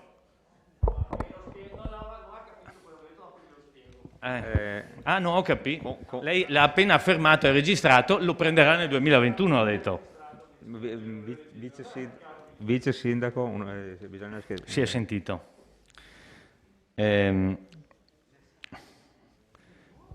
È troppo rigido, ripeto, è troppo rigido il meccanismo, è prendere o lasciare. Secondo me, se invece ci fosse dal 10 scende fino a un massimo del 5, proporzionalmente allo sconto, che, guarda, pienamente d'accordo, perché ripeto, mi metto cerco di mettermi nei panni di entrambi, sia del proprietario che del conduttore. Qui prendere o lasciare mi pare francamente troppo rigida. Poi, io l'avevo già detto la volta scorsa, collega Rasera, fatta così forse è la prima in provincia, ma nella determinazione delle aliquote IMU per l'anno 2020, il comune di Castelfranco Veneto, retta dal presidente della provincia Marcon, dice 0,81%, quindi 8,1 per 1000, aliquota fabbricati di categoria D, escluso D10, categoria C1 e categoria A10. L'aliquota sulle predette categorie, limitatamente al corrente anno d'imposta, viene ridotta allo 0,76%, quindi in misura molto inferiore rispetto alla vostra, però per i soggetti che presenteranno un accordo di riduzione di almeno il 10% del canone. Vado avanti, 6,5 per 1000, quindi 0,65%, per i negozi sfitti da almeno 6 mesi e rilocati nel corso dell'anno. Io ricordo che questo l'avevo citato quando l'abbiamo proposto noi, come dire, guardate che si fa già, non è che siamo i primi della classe, qualcuno l'aveva già statuito nella determinazione delle imposte dell'IMU. Quindi diciamo che la nostra proposta non era balzana e ripeto, ho l'impressione che in questo caso ci castriamo un po', nel senso che o tutto o niente. Se ci fosse una gradualità, credo sarebbe una gradualità di buon senso da questo punto di vista. Mi aspetto che si possa modificare. Grazie. Grazie consigliere Tonon. Sì, prego Vice Sindaco. Allora, rapidamente delle osservazioni. Grazie consigliere De Nardi. Poi io penso che cambiare idea è anche simbolo di intelligenza, quindi alle volte ci sta. Rispetto alla vostra proposta, perché vorrei precisare una cosa. Quella sera io ho detto che volevo fare la riduzione sugli immobili a 10, C1 e C3. Che la vostra proposta era una buona proposta, ma ritenevo migliorativa dopo aver parlato con, scusate, gli esperti, quelli che sono più esperti di me, quindi CNA, Confartigianato, Ascom, che ne sanno di più, penso, non sapendo in quel periodo se i fondi Covid si potessero utilizzare per ridurre l'IMU, e l'ho detto, abbiamo aspettato, abbiamo la capacità di ascoltare quello che ci dice la gente e soprattutto di fare, perché le cose, il consigliere De Antoni dice in ritardo, ma poi le facciamo. Ok? Quindi in quel momento non sapevamo l'entità del fondo a disposizione, non si sapeva se il fondo poteva essere utilizzato per la riduzione dell'IMU. Tutte le proposte sono ben accette, ho apprezzato la vostra come ho apprezzato quella di decine di cittadini. Ci siamo seduti al tavolo con le associazioni, CNA, Confartigianato e Ascom, e questa, secondo noi, è la proposta la meno peggiore, perché poi tutto è opinabile. Ha ragione il consigliere Tonon a scalare così, ma questa, sapendo, avendo fatto un'indagine in mercato, cioè un'indagine prima dei tributi che arrivano, quanti pagavano la Tasi, quanti sono in affitto, le risorse che abbiamo, la semplificazione poi nella domanda per la riduzione dell'IMU, abbiamo deciso di fare questa prova. E io concordo, e questo dovete darmi una mano anche voi tutti, col consigliere Darè, informiamo tutti di questa opportunità. Se c'è qualcuno che l'aveva ridotta nel 2020, e ci sono stati, poi ripresenta una riduzione, la metterà in equilibrio per il 2021, ecco, per sfruttare la riduzione, questa riduzione dell'IMU. Quindi ringrazio delle vostre proposte, è una cosa sperimentale, la potremmo mettere a punto. Ancora meglio, mi aspetto il voto all'unanimità dalle vostre dichiarazioni e andiamo avanti. Grazie. Grazie Vice Sindaco. Consigliere De Antoni. Sì, la proposta fatta dalla Giunta, dall'assessore è sicuramente condivisibile e non mi dilungo sul fatto che l'avessimo già presentata, però mi sembra che la considerazione che ha fatto il consigliere Tonon sulla gradualità possa essere tenuta conto, perché effettivamente a volte per un inghippo sciocco si rischia di perdere il contributo. È possibile che la rivediamo questa cosa oggi stesso? Teniamo conto che, come mi avete detto, se non ho capito male, c'è stata oggi la determinazione del Consiglio dei Ministri, non so chi, che rimanda di un mese la presentazione dell'approvazione del conto consuntivo e anche la determinazione dell'IMU. Ci troviamo il 4 maggio di nuovo qua, se questa considerazione, è già cioè ecco, se mi dici che diciamo è stata approfondita e avete deciso che non vale la pena di considerarla, ne parlo io adesso. Se l'avete approfondita e avete deciso con gli esperti che che è meglio quella che proponete voi, va bene. Insomma, a me sembrava che avesse molto senso quello che ha detto il consigliere Tonon, però anch'io non sono esperto e non ho approfondito la materia, quindi non mi sento di intervenire. Grazie consigliere De Antoni.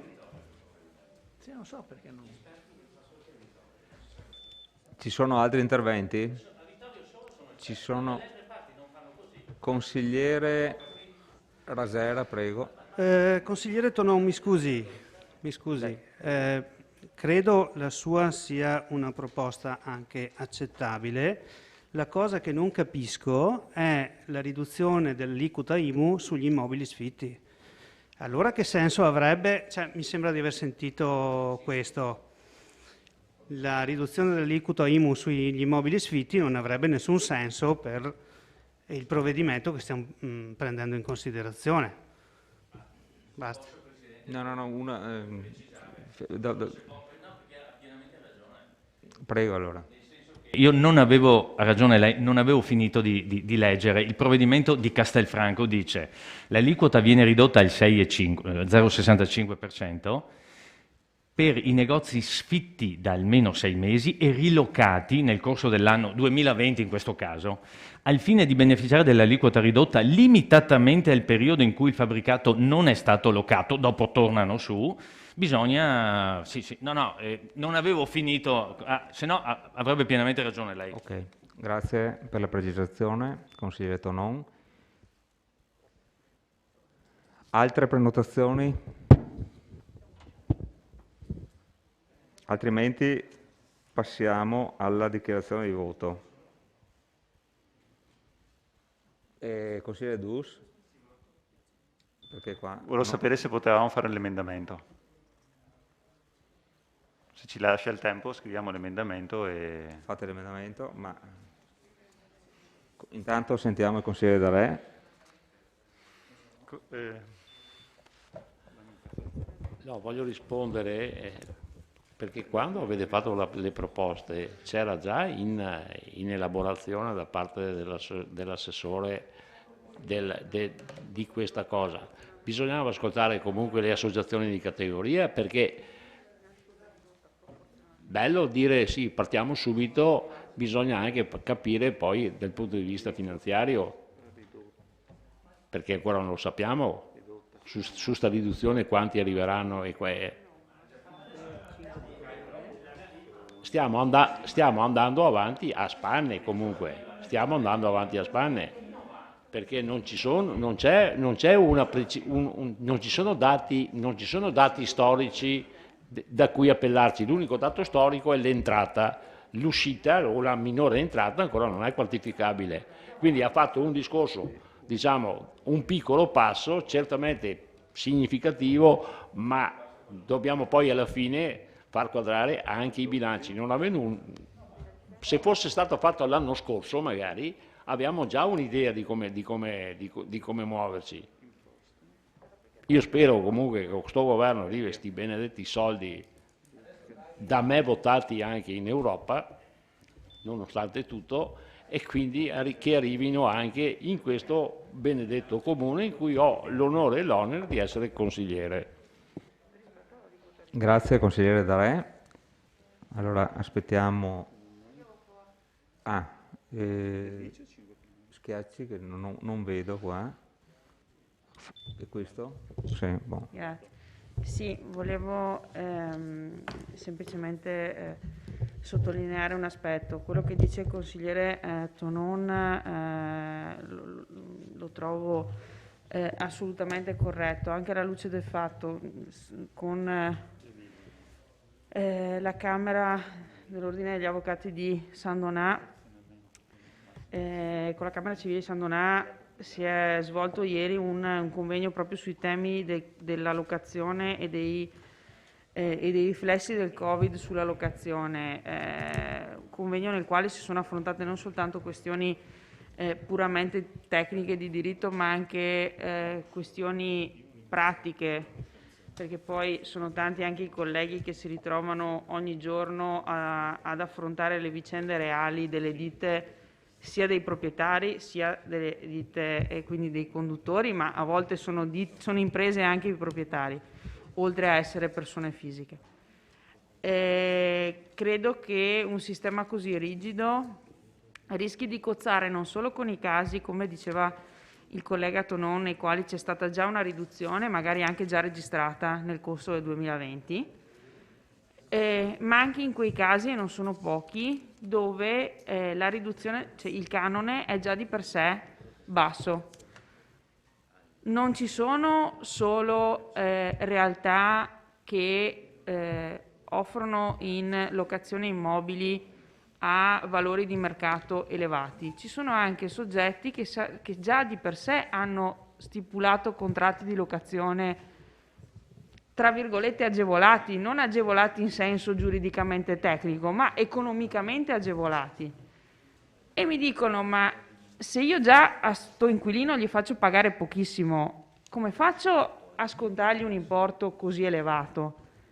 Magari è in grado di scontare 100 euro, facciamo conto, 50 euro rispetto a un differenziale di imposta di 500 euro. Allora di fatto gli togliamo anche la possibilità di fare uno sconto più limitato, o meglio, in teoria lo può fare, ma non lo agevoliamo neanche nel poco.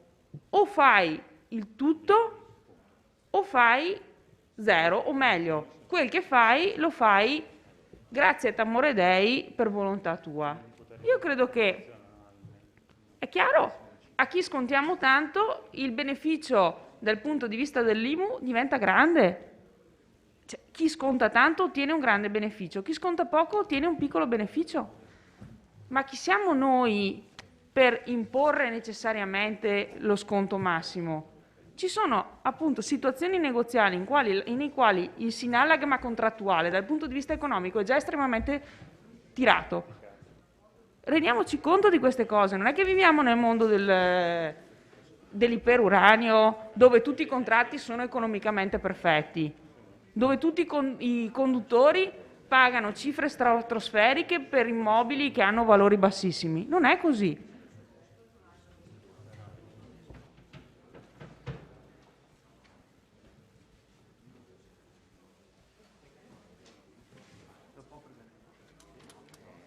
Vediamo il contenuto. Ecco, grazie. Sì. Bisogna vedere il contenuto.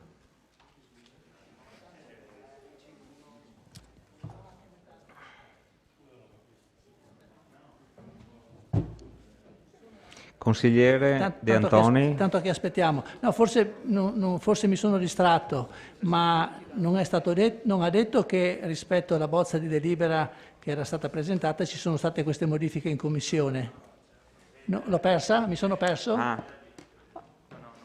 Non l'aveva detto, no? Cioè il testo che andiamo ad approvare di questa delibera è leggermente corretto, è stato leggermente modificato rispetto al testo che... Ha fatto bene a ricordarlo, perché prima in conferenza dei capigruppo è stato riportato una versione della delibera leggermente modificata relativamente a qualche termine. È stata presentata e depositata sulle singole postazioni, quindi avete la possibilità di vederla, e si era detto, adesso la leggiamo dopo, prima di votarla ovviamente, e vediamo le variazioni che sono state fatte.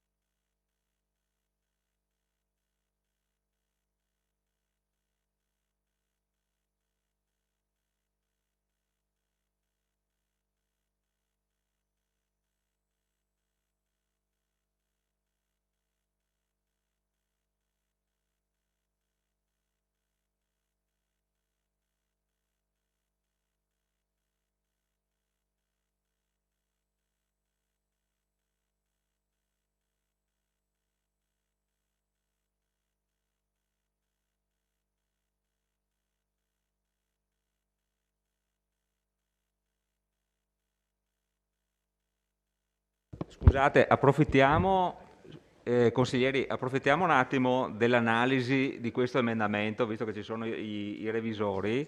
Apriamo le finestre, 5 minuti di aerazione, così noi lavoriamo e quando rientriamo...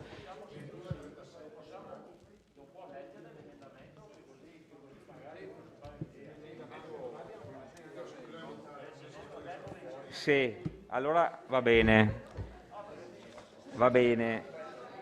Va bene, allora, prima di uscire leggo l'emendamento proposto.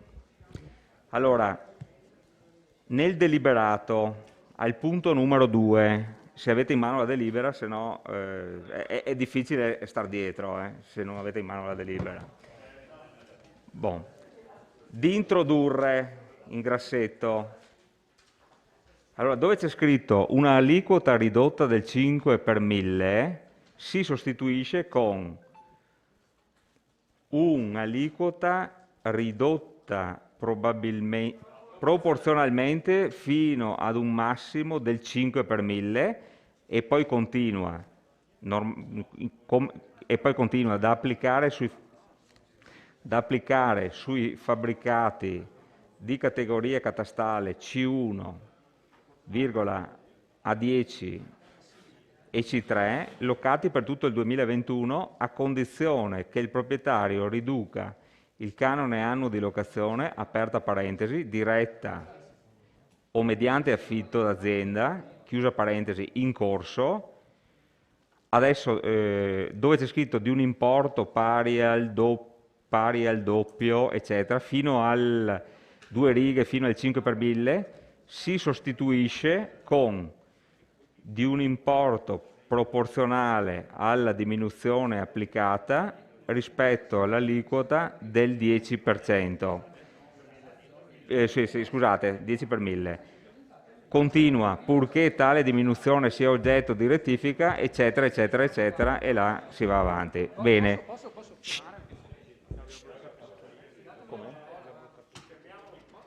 Sì, allora... Signori, allora, prima di sospendere un attimo la seduta, passo la parola al segretario che ha analizzato la cosa.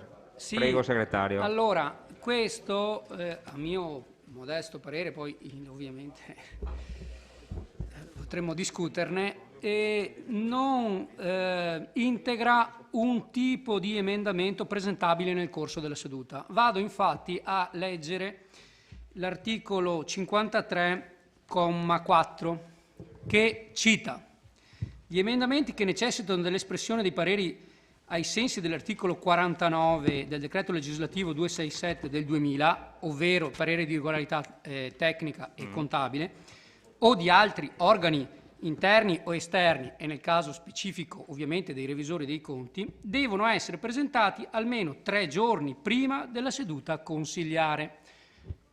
Quindi a rigor di logica sarebbe un emendamento irricevibile. A mio parere. Sì. No, ma mi scusi.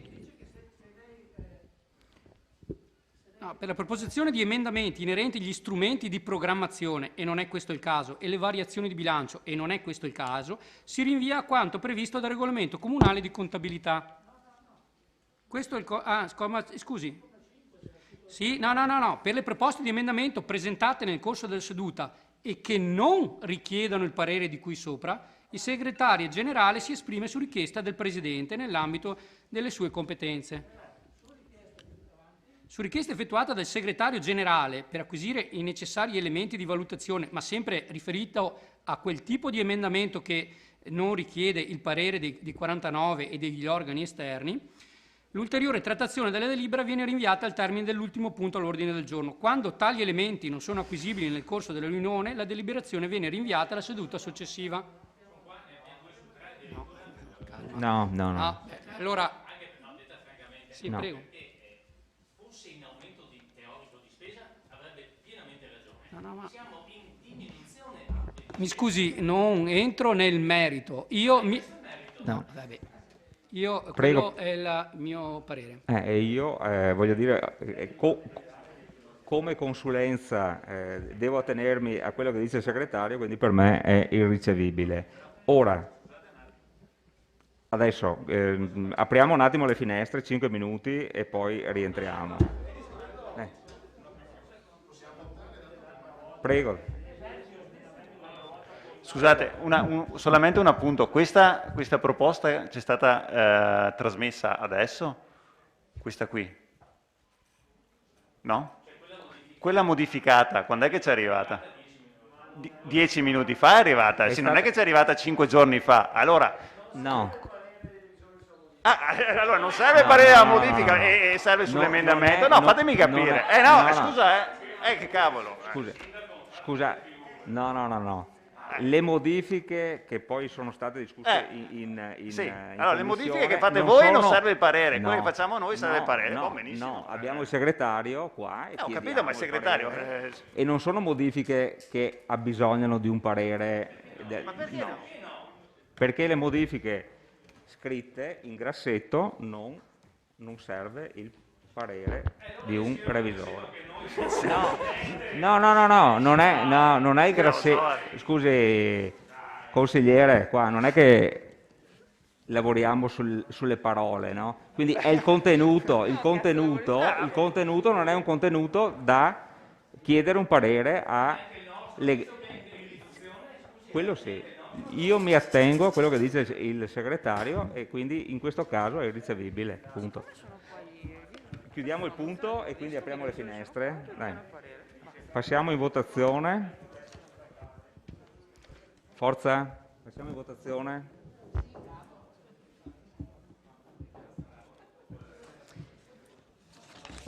Allora, dichiarazione di voto. Dichiarazione di voto? Non ci sono dichiarazioni di voto. Consigliere Bagliana? Sì, no, allora noi, cioè almeno io voto favorevole con la precisazione che non eravamo favorevoli la scorsa volta all'aumento dell'IMU in generale, votiamo proprio la proposta di questa sera di abbassare 5 in casi specifici, ecco, volevo precisare solo questa cosa qua. Grazie. Grazie consigliere. Altro, consigliere Dus, dichiarazione di voto? Sì, francamente ci dispiace della cecità che si è messa in campo nel non volere modificare un provvedimento che, secondo dal nostro punto di vista, andava a chiarire e a migliorare la situazione che qui viene questa sera votata. Ci sembrava l'occasione, non si sarebbe voluta prendere questa occasione, peccato, cioè vuol dire non è che bisogna fare un muro, costruire un muro ogni volta perché una proposta viene dalla minoranza. Questo stiamo dicendo. Detto questo, ci dispiace anche non votare una mozione che partiva dai nostri desiderata, però francamente in queste condizioni, anche tenuto in considerazione il fatto che qui in questa mozione, in questa delibera c'è la questione dell'aumento dell'IMU, ci asterremo da questa votazione. Bene, grazie consigliere. Passiamo ora in votazione. Per la delibera in oggetto, favorevoli?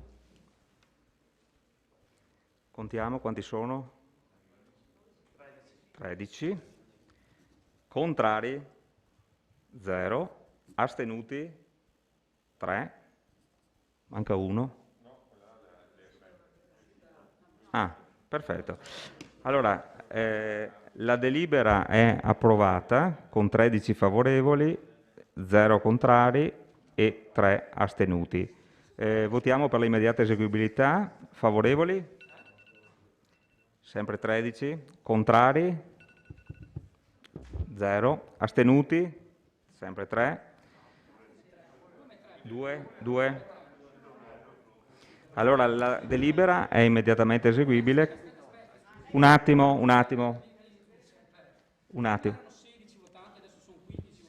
Sì, perché uno è uscito, però signori, non è allora, cortesemente, in fase di votazione non si va dentro e fuori dall'aula, per favore, perché qua dobbiamo fare i conti, quindi voglio dire un minimo di cortesia, ecco, e la prossima volta, prima di uscire, dovete avvisare, almeno in fase di votazione.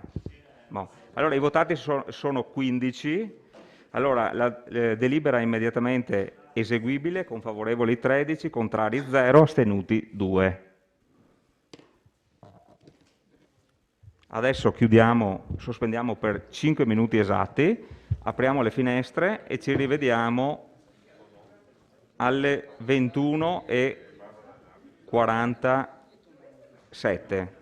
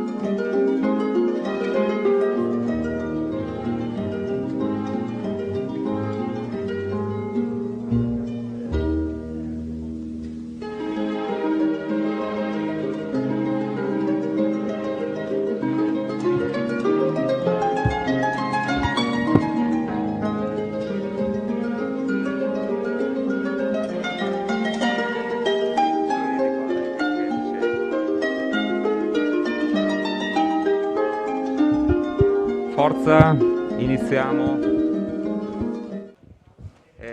Mi date i nomi cortesemente delle persone che si siedono, al mago che si saluta. Bravi, buon.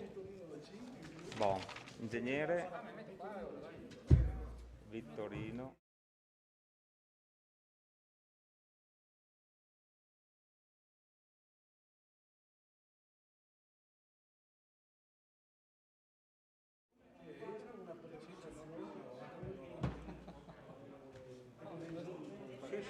Sì, senza accordo.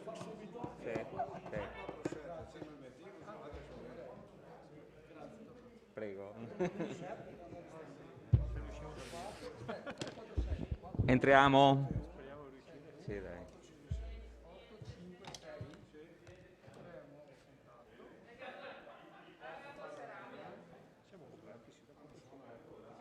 Penso di sì.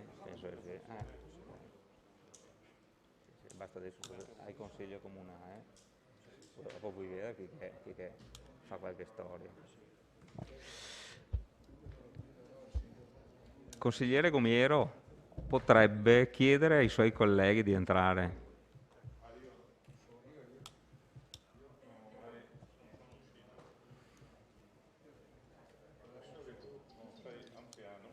Io intanto che aspettavo ho cercato di prenotarmi, ma è tutto pieno. Addirittura? Ma ascolta,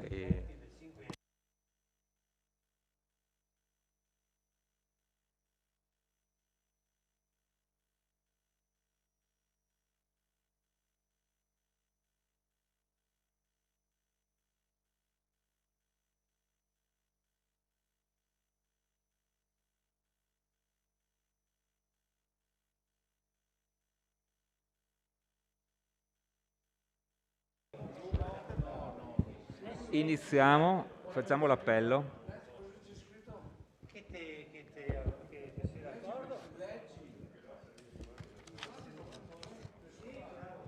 Prego,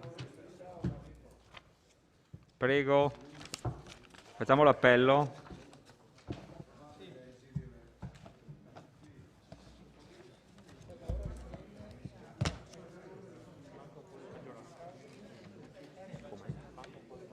Sì. Yeah.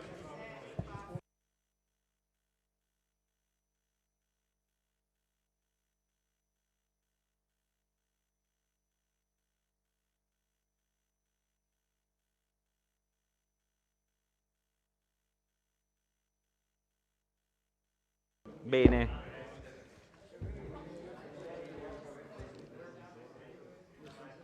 Facciamo l'appello. Sì.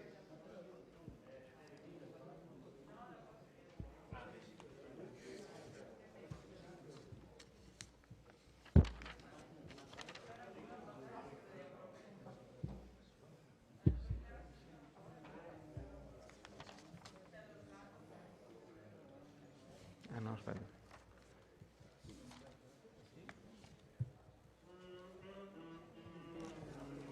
E il cognome? Bertolo. Bagliana Mirella. Casagrande Andrea.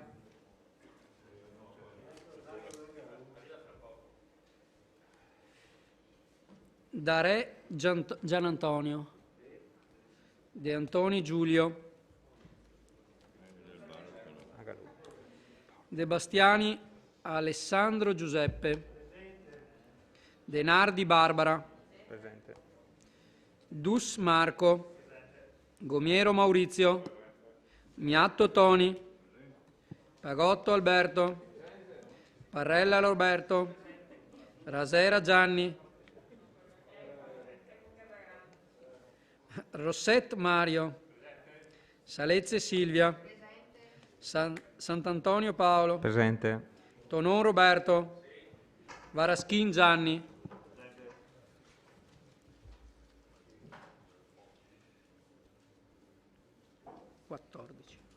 Bene. Allora, iniziamo.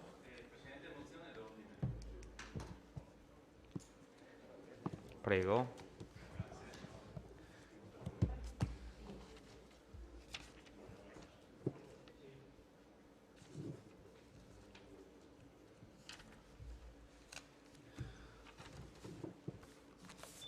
Grazie. Volevo sapere quando è stata presentata rispetto al provvedimento appena assunto la modifica proposta e la data in cui è stato rilasciato il parere dei revisori sulla modifica. Grazie.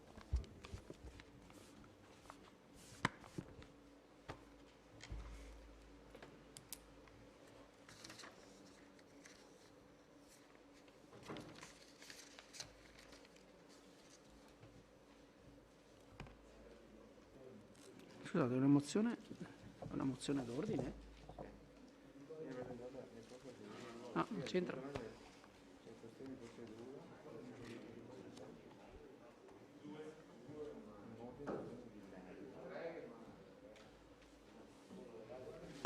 Non è una mozione d'ordine questa.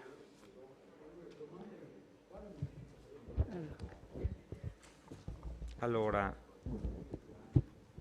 io lascerei un attimo la parola al segretario, ma non sembra tanto una mozione d'ordine questa. Gli aspetti procedurali sono stabiliti dall'articolo 23. No, la mozione d'ordine allora.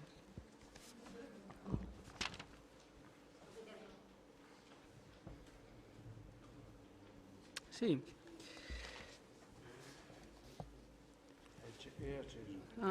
Allora, in verità è un combinato disposto, l'articolo 23 con l'articolo 50. La mozione d'ordine, che viene presentata nel corso della seduta, riguarda sia il funzionamento interno dell'organo collegiale, cioè questioni di procedura o di organizzazione dei lavori, sia la competenza dell'organo stesso in ordine a questioni di merito sottoposti alla sua trattazione, con le modalità di cui l'articolo 50,3. L'articolo 50,3 prevede che le mozioni d'ordine riguardanti l'osservanza del regolamento e dell'ordine del giorno, anche relativamente alla priorità di una discussione o di una votazione, sono trattate con precedenza. Il Consiglio Comunale decide sentito il proponente e un relatore per gruppo. Qui la domanda riguarda invece una questione già trattata e riguarda specificatamente una proposta deliberativa e l'acquisizione dei relativi pareri. Non so se... Riguarda la procedura che si è adottata, nel senso si è approvata una delibera con quali pareri, punto di domanda, quando sono stati acquisiti questi pareri, è una questione procedurale, quando è stata modificata la proposta di delibera, se non è una questione procedurale questa, nel senso che è sufficiente che mi venga detta che è stato fatto tutto regolarmente, appunto, la procedura è stata rispettata, appunto. No. Mi auguro che così sia, cioè, sono certo che è così, però vorrei capirlo. Allora, se è stata presentata, per quanto mi riguarda, la procedura è stata rispettata, se è stata presentata. Sì, no, ma io ho chiesto quando è stata, non ho chiesto se è stata, quando è stata presentata la proposta modificata e quando su questa proposta è stato dato il parere dei revisori. Vabbè, vediamo un attimo quando...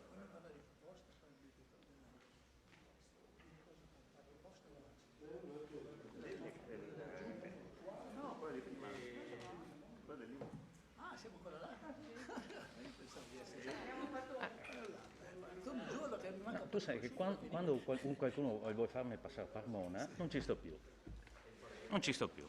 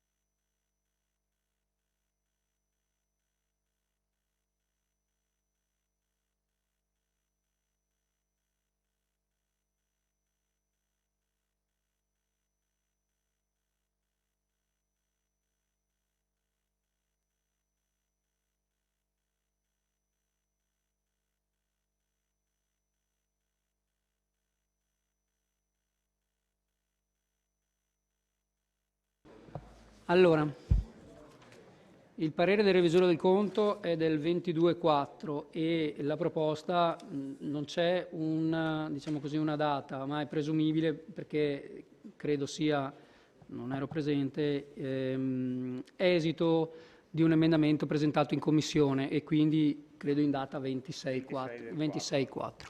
La commissione. 26 del 4.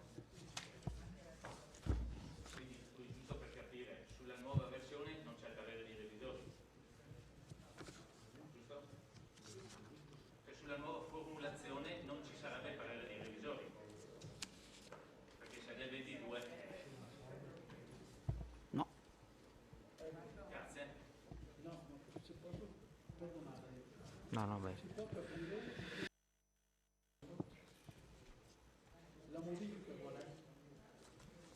Le modifiche sono quelle in grassetto.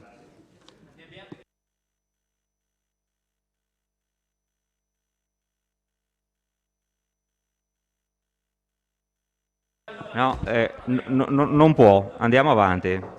Non può. Bene. Passiamo al punto numero 8. Allora, al punto 8 che è stato anticipato,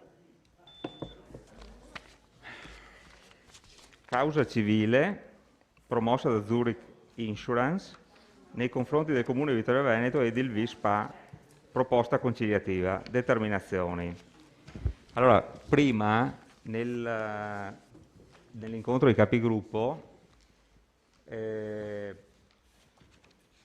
stato richiesto da qualche capogruppo il parere dei revisori in merito a una precisazione ed è stato consegnato un foglietto con la precisazione fatta. È stato chiesto insomma, di spiegare il merito di questa precisazione. Allora, per evitare di tenere qua i revisori fino alla fine della discussione, se vogliamo subito chiedere che ci diano spiegazioni relativamente a questa precisazione fatta di cui avete il foglietto in mano. Prego.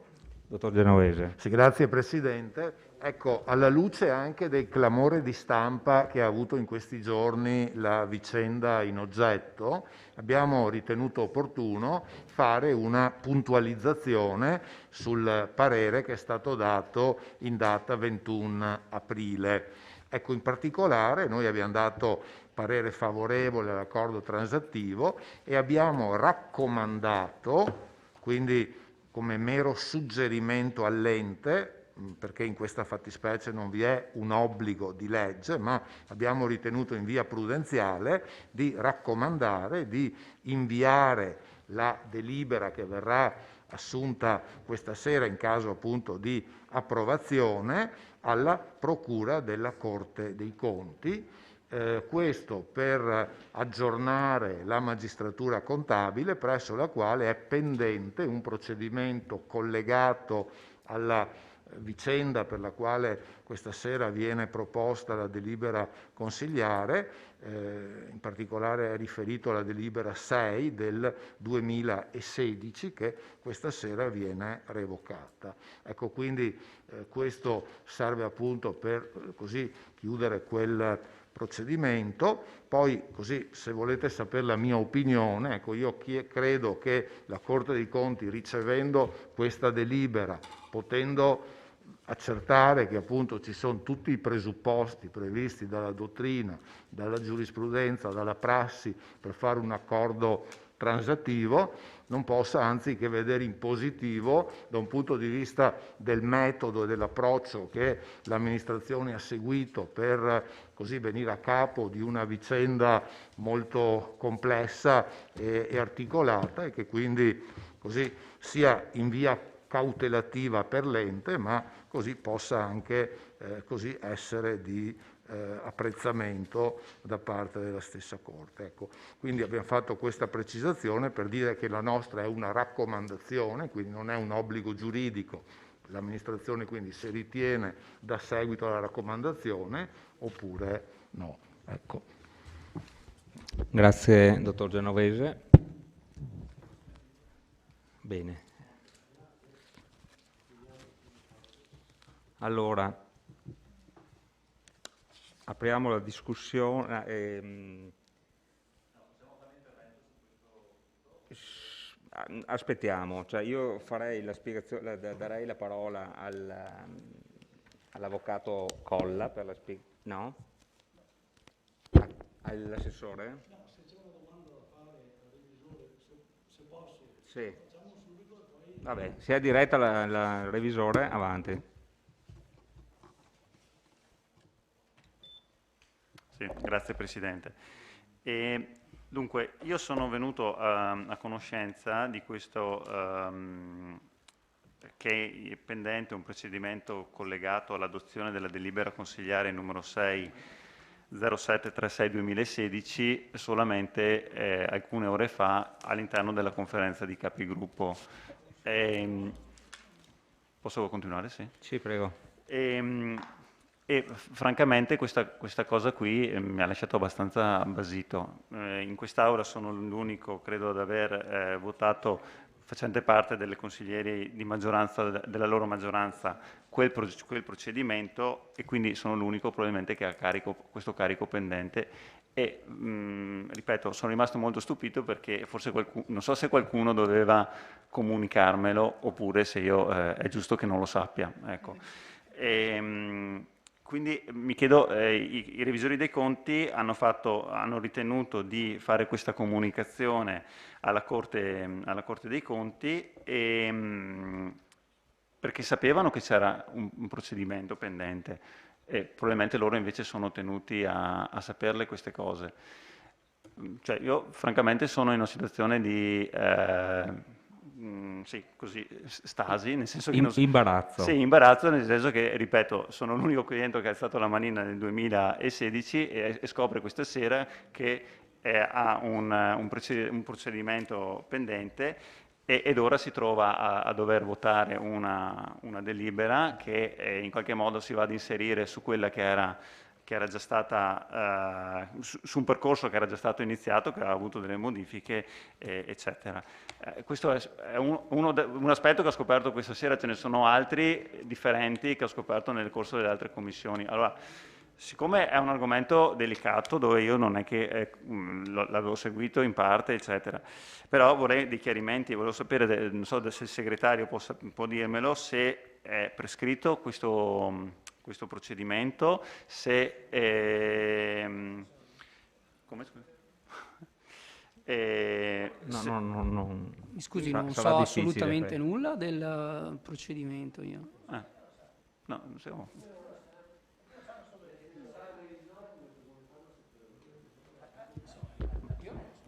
Beh, adesso... No, ho capito, sì, ho capito che però qualcuno lo sa. No, appunto.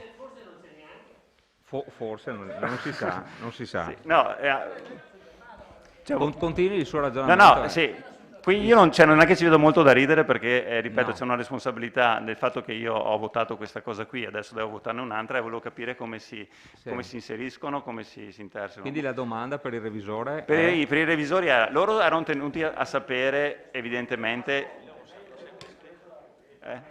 Come, scusate Roberto? Sì, se i revisori lo sanno se è prescritta, se loro mi dicono che è prescritta, va bene, è finita. Prego, dottor Genovese. Cioè, con la delibera che è questa sera all'esame e all'approvazione, prevede la revoca della delibera precedente del 2016. D'altronde la logica dell'accordo transattivo è proprio quella di chiudere una lite dove le diverse parti, ognuno rinuncia a qualcosa, quindi si addiviene a questo accordo transattivo e va proprio sostanzialmente a chiudere, a estinguere procedimenti precedenti ed è espressamente prevista proprio la revoca di quella delibera del 2016. Quindi, via dal punto di vista lineare, dovrebbe questo portare anche a chiudere quel procedimento.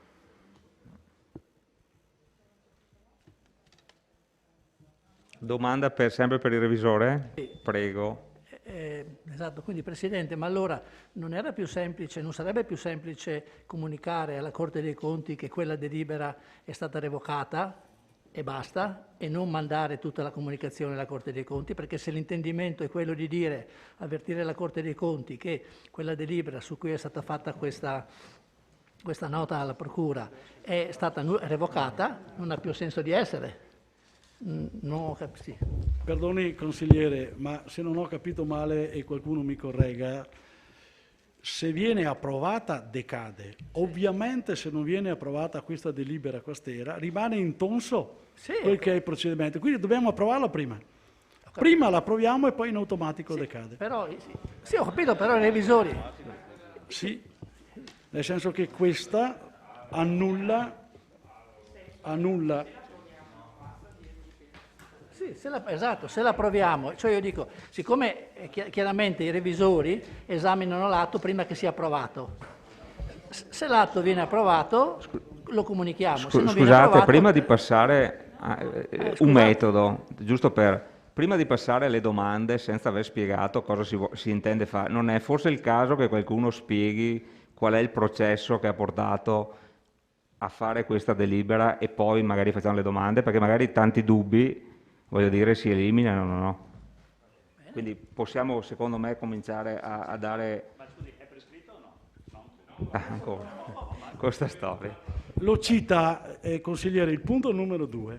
Se viene approvato il testo di delibera, il punto numero 2 recita di revocare le motivazioni di cui in narrativa. Quindi prima bisogna approvarla, poi decade.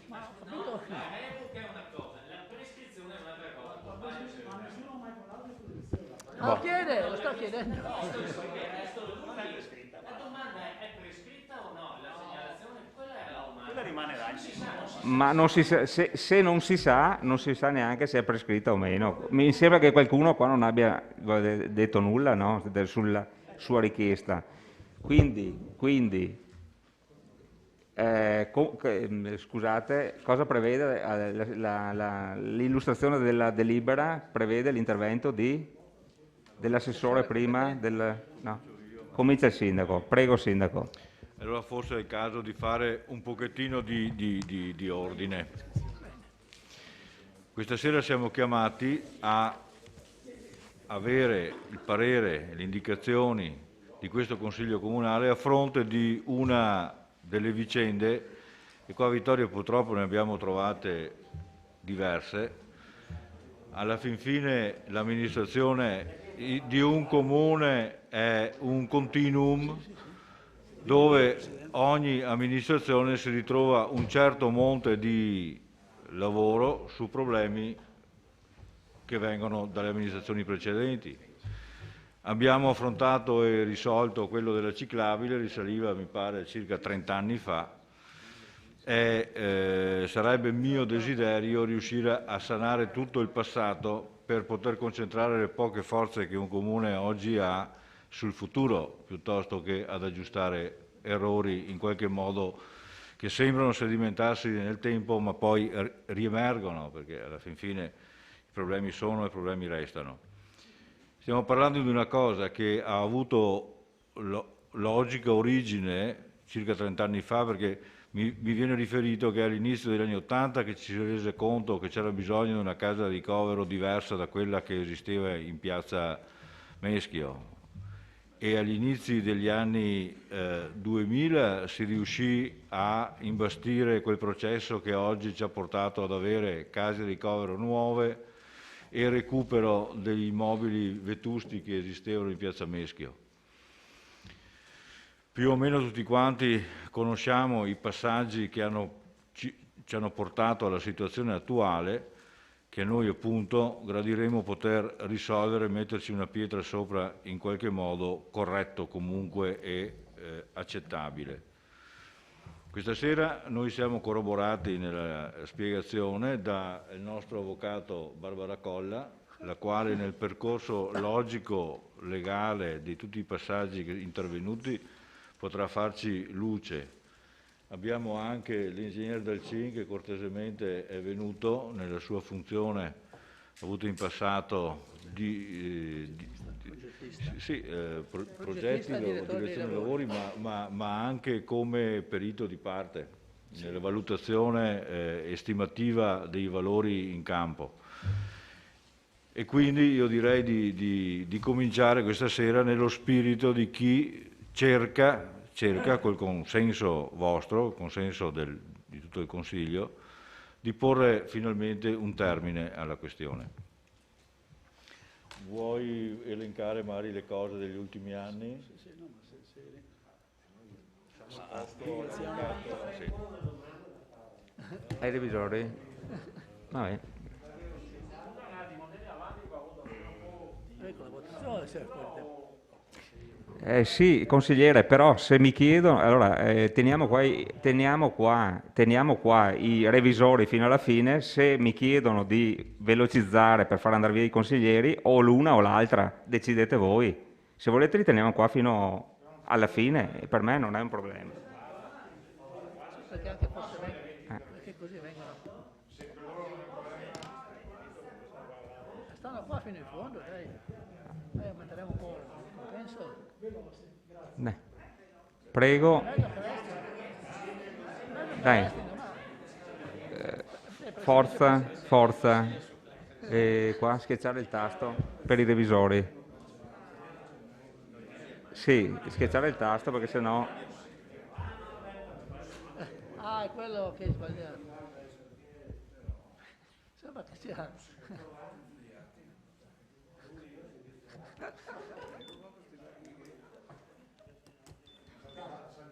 Ecco qua, De Bastiani.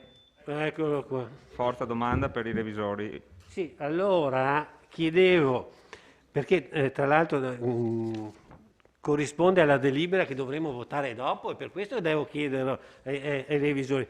Quando dicono raccomanda di trasmettere la delibera in oggetto alla competente procura regionale della Corte dei Conti, ai sensi dell'articolo 23,5 della legge 289/2002, è giusto? Cioè, No, quello come è scritto nella precisazione, proprio nell'ultima riga, quel riferimento è un refuso. E allora ecco, noi dovremo toglierlo anche dalla delibera del Consiglio Comunale, ricordiamoci dopo, perché questo refuso nel parere dei revisori è anche riportato nella delibera dopo, quindi dobbiamo ricordarci di questo. E dopo velocemente volevo chiedere, e dopo noi andremo avanti nella nostra discussione, che però mi fa specie, cioè mi ha colpito il fatto che nel considerato i revisori considerano che il Comune ha pagato l'importo di euro 469.228 più IVA all'azienda costruttrice, e non considerano che ha speso 659.541. A mio avviso è incompleta questa come si chiama? Questo parere difetta di alcune indicazioni importanti per chi dovrà votare dopo.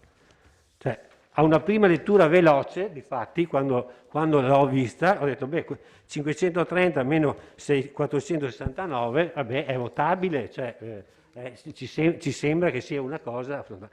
Dopo sono andato a vedere, ad approfondire, ma il dato emergente è 659.000 euro.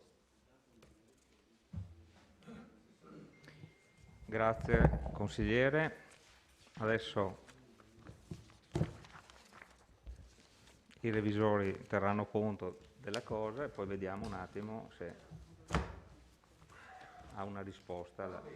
Così il nostro parere appunto è un parere anche molto articolato, no? Di 7 pagine. Ecco, chiaramente vengono richiamati la vicenda nella sua complessità, i passaggi fondamentali. Ecco, per noi è così fondamentale anche il fatto che c'è un parere dell'avvocato professor Piva, che ritiene nel merito vantaggiosa e che ristora integralmente l'amministrazione del danno patito nell'ambito del giudizio, di questo giudizio di estrema complessità e difficoltà. Poi è nella logica della transazione quella che le parti si fanno le reciproche concessioni, e qui poi c'è stata poi in pratica proprio l'essersi rivolto al giudice per chiedere che sia il giudice a definire i parametri dell'accordo che possano rappresentare così un equo punto di equilibrio tra le richieste delle diverse parti. Quindi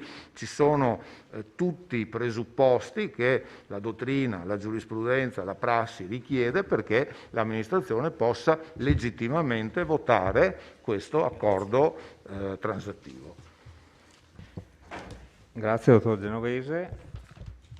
Possiamo proseguire con la spiegazione. Grazie della vostra presenza, dottor Fianchetto. Arrivederci.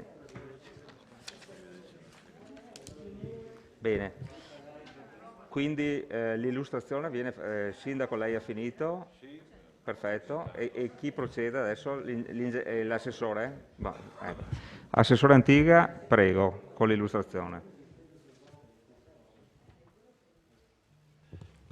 Buonasera a tutti, ci ha raggiunti al tavolo per delucidare, se serve, anche l'ingegner Vittorio Del Cin, che come vi ricordo è stato il progettista esecutore della piazza, nonché direzione lavori, e poi ha fatto anche il collaudo delle opere che per importi sotto il €1.000.000 viene dato dal certificato di regolare esecuzione, che penso abbia tutto con sé, e se ci sono poi cose da chiarire è qua presente. Volevo fare solo una precisazione, nel senso che al punto 6 avevo già barrato il refuso del comma e mi ero anche permesso, lo faccio ora per allora, in questa delibera credo meriti un titolo diverso, nel senso che una cosa di poco conto, ma magari oggetto, virgolette, Piazza Meschio, causa civile, perché penso che Piazza Meschio la meriti appena là sopra, e se poi si può fare, ed è un grazie. Veniamo in merito al punto. Siamo questa sera convocati in quest'Aula per un obbligo giuridico che ci compete a questo Consiglio Comunale nell'esprimersi in merito ad una proposta di conciliazione fatta in data 8 aprile 2021 dal giudice dottor Carlo Baggio, che dopo una approfondita disamina e discussione, sentiti i procuratori presenti, propone alle parti una conciliazione dello stesso puntualmente definita, equilibrata soluzione di una complessa controversia, in 14 punti fedelmente riportati all'impianto di delibera. Tutto parte dall'accordo conciliativo raggiunto tra le parti nel gennaio 2016, approvato con deliberazione del Consiglio Comunale 6 del 2007, che di fatto ha novato la convenzione legata al Piroea del 2008 e ha fatto venire meno tutti gli impegni già assunti dai DLV con l'approvazione di tale accordo. Come si può meglio evincere nella predetta comparazione tra la conciliazione del 2016 e quella che abbiamo agli atti questa sera, ed è quella che avete proiettata dietro di voi, si evince che nulla è stato perso, ma solo migliorato, soprattutto nel punto irrinunciabile per questa amministrazione, che era e rimane l'uso pubblico di 45 parcheggi nel meno uno della piazza Meschio, che nel 2016 in breve venivano ceduti alla Zurich Insurance, che con il ricavato delle vendite avrebbe dovuto ultimare la piazza. Stasera credo si debba dar merito in primis al ricorso ancora pendente al TAR Veneto contro l'accordo conciliativo del 2016 fatto dal signor Piaia, che avendo appena concluso l'acquisto di un'unità immobiliare commerciale faccia alla piazza, si vedeva di fatto cancellato quel valore aggiunto che avevano i parcheggi pubblici rispetto alla propria attività commerciale, e dopo ai nostri avvocati, che con nostro preciso mandato sono riusciti a far condividere al giudice e alle controparti un accordo per noi non soddisfacente di quello del 1100, ma che quello per noi era risultato un procedimento che non poteva stare in piedi, visto la rinuncia al parcheggio d'uso pubblico. Di altro avviso invece era l'amministrazione precedente, che nel testo di delibera del Consiglio Comunale 2016, tra le motivazioni scrive: la rinuncia alla servitù di uso pubblico del parcheggio in questione non rappresenta un sacrificio pregiudizievole per l'interesse pubblico, atteso che comunque alla piazza saranno realizzati dei parcheggi sufficienti a rispondere alle esigenze delle attività commerciali e sociali limitrofe e comunque viene meno la necessità di parcheggi nell'area, visto che la nuova dotazione è di 130 parcheggi. A precisare, di 130 parcheggi, 130 sarebbero stati interrati ad uso privato e 23 solo alla piazza, quindi di 23 parcheggi si dotava poi la piazza. Il Comune evita entrare continua poi dicendo: il Comune evita di entrare in condominio con più soggetti privati con aggravio di costi sul bilancio comunale non adeguatamente compensati dagli eventuali introiti. Tale rinuncia rappresenta un vantaggio dal punto di vista del risparmio economico, senza rappresentare un rilevante pregiudizio per interesse pubblico, comunque compensato dalla immediata realizzazione della piazza. Quindi sono sostanzialmente due punti di vista diversi. L'altro aspetto, per dare un contributo alla discussione, è ricordare che nell'ATP, l'accertamento tecnico preventivo, promosso dalla Zurich Insurance, a seguito della richiesta del Comune di escussione della polizza, il giudice, tra i quesiti posti al consulente tecnico, chiedeva che venisse quantificato l'importo delle opere mancanti per completare quanto richiesto nel permesso a costruire rilasciato nel 2014 per il completamento della piazza, e l'ingegnere Dal Cin, che è qui presente, quantificava in euro 530.000, e poi vi spiegherà anche i 530.000, cifra che lui ha stimato per ultimare quella piazza secondo il permesso a costruire del 2014, com'è composto. Terzo, e non da meno importante punto, va considerato che nel momento in cui l'amministrazione decide di sistemare direttamente la piazza, assumendosi in danno gli oneri relativi alla gara d'appalto per la realizzazione dei lavori, si riporta in capo al Comune stesso la manutenzione ordinaria e straordinaria dell'opera che lo stesso Comune andava a realizzare. Nei documenti degli atti voi trovate il parere di regolarità amministrativa dei nostri uffici, il parere legale dell'avvocato Piva, già incaricato dall'amministrazione Tonon, e che con assoluta professionalità ha seguito fino in fondo la controversia, attestando il valore assolutamente migliorativo di questa ultima proposta rispetto a quella approvata nel Consiglio 2016, che ristora integralmente l'amministrazione del danno patito. Poi ci sono anche il parere dei revisori dei conti, che in un'attenta relazione esprime parere favorevole per la raccomandazione di trasmettere la delibera alla competente Procura regionale e Corte, presso la quale è pendente una pratica collegata alla delibera consigliare 6/2016, da cui viene revocata con l'approvazione di questa delibera. Io ho finito, grazie Presidente. Grazie Assessore.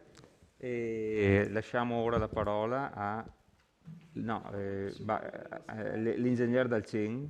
Come è conformato il 530 che ho scritto nella... Perfetto. O i consiglieri chiedono che ci sia un excursus legale da parte del nostro avvocato, forse è meglio per avere una continuità.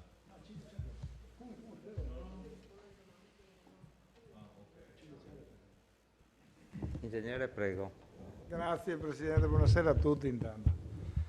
Allora, un po' riassunto Assessore Antiga, ma tutto parte, io sono entrato in questa vicenda nel 2015, quando la Edilvi, che aveva in mano un permesso di costruire, il famoso numero 63 del 2014, non dava più corso ai lavori e il Comune voleva andare avanti per completare la piazza.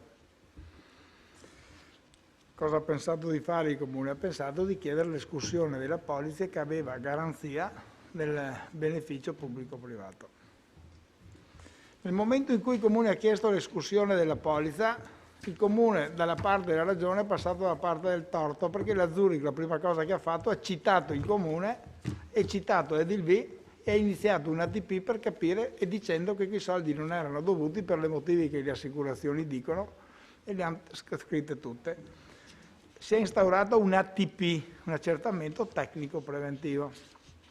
L'accertamento tecnico preventivo, il cui verbale di udienza è stato del 7 luglio 2015, prevedeva tra i vari punti una serie di cose, ma anche il punto 3 e il punto 4. Il punto 3 che diceva: dica il CTU se e quali differenze vi siano tra le opere di Piazza Meschio previste dal progetto originario allegato al PIRUE del 2007, perché la convenzione originaria è del 2007, dai successivi progetti presentati e dal progetto da ultimo approvato con permesso di costruire il numero 63 del 23/4/2014. Il punto 4 dice anche quali siano le opere di Piazza Meschio non ancora realizzate da Edilvi rispetto al predetto progetto da ultimo approvato, 2014, e quali siano i relativi costi di ultimazione, calcolati in base al preziario della Regione Veneto ai sensi della Convenzione del 2008, in particolare descrive il materiale presente sulla piazza e per quanto possibile il materiale di riempimento utilizzato determini lo stato di parcheggi eccetera eccetera relativamente alla parte pubblica. Partita l'ATP, l'ATP si discute, tutti portano le loro ragioni, chiaramente l'Edilvi non c'entra niente, l'assicurazione neanche, la colpa è del Comune, andiamo avanti, finché a un certo momento tutti sono invitati a presentare le proprie memorie. Il CTU fa i propri rilievi, vede, abbiamo fatto un mucchio di cose. Alla fine io per conto del Comune presento la mia memoria e dico e faccio il computo di quali sono le opere non ancora realizzate rispetto al predetto progetto presentato, che era un progetto definitivo, redatto, presentato dall'Edilvi a firma degli architetti Giuseppe Vedova di Conegliano e Sergio Denardi di Vittorio Veneto. Presento il progetto e continua comunque, presento il mio computo meglio, e continua comunque quella che è l'ATP per capire di addivenire una transazione. Io presento il mio computo iniziale che sono di 530.000 euro circa. Durante però l'ATP si arriva anche uno schema di accordo conciliativo del 19/1/2016 dove si dice anche, state attenti, guardate che nel progetto del 2014 non c'è l'impianto di illuminazione e allora ho integrato il computo con il progetto dell'impianto di illuminazione che sono 48.000 euro, ma questo documento qua io ho portato agli atti del Comune perché l'ho consegnato durante l'ATP, quindi questo qua basta andare a trovarlo, lo avete. E quindi integro anche questa parte qua perché la pubblica non c'era e sono altri 48.000 euro a memoria. Continuiamo ad andare avanti e però dobbiamo sottolineare alcune cose, che alla fine il CTU per fortuna concorda su quelle che sono le mie cifre, noi quindi abbiamo un parere del CTU, una relazione che ha fatto il CTU anche nell'accordo casativo, che riconosce che queste cifre saranno quelle che eventualmente, se lui dovesse concludere l'ATP, le espone nell'ATP come cifre mancanti per la realizzazione della piazza. Piazza che aveva comunque ottenuto il parere della soprintendenza, perché questo è fondamentale, perché il permesso di costruire, come ho detto, è del 23 aprile del 2014. Il parere della soprintendenza è del 18 aprile 2014, quindi 5 giorni prima, perché il Comune ha rilasciato il permesso di costruire dopo che aveva ottenuto il parere della soprintendenza, la quale però non aveva aveva dato una serie di prescrizioni. Tutte le prescrizioni sono state oggetto di risposta da parte degli architetti incaricati da Edilvi e all'interno di questo qua io l'ho riportate anche, con un parere del 24 dicembre 2014, quindi 8 mesi dopo. Scusa, sì. Allora, con un parere, scusate, con il parere del 24 dicembre 2014, la soprintendenza ha parere che ha come oggetto trasmissione verbale di sopralluogo e approvazione campionature, quindi ha fatto i sopralluoghi con l'architetto Fiorino della soprintendenza, l'impresa, il mondo, sono arrivati a dire i materiali che si dovevano utilizzare e quindi il progetto era anche compiuto, bastava dar corso. Il perché non l'abbia dato corso Edilvi, non chiedetelo a me, ma insomma forse lei lamentava soprattutto il fatto che la soprintendenza non gli lasciava aprire quelle mezze lunette e quello sembrava la panacea di tutti i mali. Vabbè. Ecco, tutte le campionature e tutti i materiali da utilizzare erano stati depositati e catalogati all'interno di quella loggia che c'è sull'affaccio di Piazza Meschio, dell'edificio della DV sulla piazza, e il Comune dopo insomma a un certo momento si stufa, dice io decido di andare avanti e faccio la piazza. Nel 2017, perché qua gli anni passano, nell'estate del 2017 conferisce l'incarico a me della progettazione esecutiva, che significava ingegnerizzare un po' il progetto, perché la piazza ha il fondo di cemento perché sotto ci sono 2 piani di garage e quindi l'acqua, quando pioveva, il materiale che avevamo portato era inidoneo, l'acqua stagnava, non aveva portata, non aveva nulla, bisognava quindi cominciare a pensare a drenare tutta l'acqua da quel materiale, in modo che il materiale che noi abbiamo messo, reintegrato anche con materiale arido e messi tutti i dreni, sono tutti tubi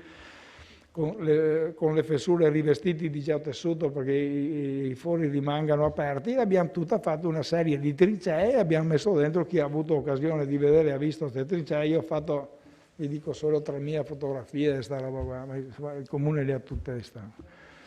Sì, facevo un sopralluogo ogni giorno, 5 giorni a settimana, io mattina, pomeriggio, sera ero in Piazza Meschio per vedere cosa succedeva. Ecco, quindi, ma credo che l'architetto Pugliè, il procuratore Fogliadelli, lo stesso sindaco, vedeva, io passavo tutti i giorni volevo vedere cosa succedeva.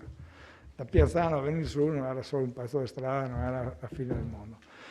Abbiamo messo a posto un po' tutto, abbiamo sviluppato i particolari delle ringhiere che erano particolari perché così li voleva la soprintendenza, perché erano inclinate, abbiamo fatto i modellini per capire come saltavano fuori quelle, le abbiamo fatte ancorate ai cordoli a protezione di spinte di folla, anche perché bisogna tenere presente che può essere una folla che spinge. Abbiamo predisposto tutto quello che era il progetto esecutivo che è stato presentato 4 mesi dopo all'amministrazione comunale, dopodiché è stato fatto il progetto esecutivo che prevedeva una spesa di 536.000 euro per fare i lavori sulla piazza, 536.000 euro, così come oggi, a cui andavano aggiunte l'IVA, andavano aggiunte le spese tecniche, andavano aggiunte quello che si chiama attività di ente, quella che si chiama allacciamento ai pubblici servizi, quello che è l'incentivo, gli imprevisti e arrotondamento, per un totale di 720.000 euro. È stato approvato dalla Giunta con delibera del 27 ottobre 2017. Fanno la gara d'appalto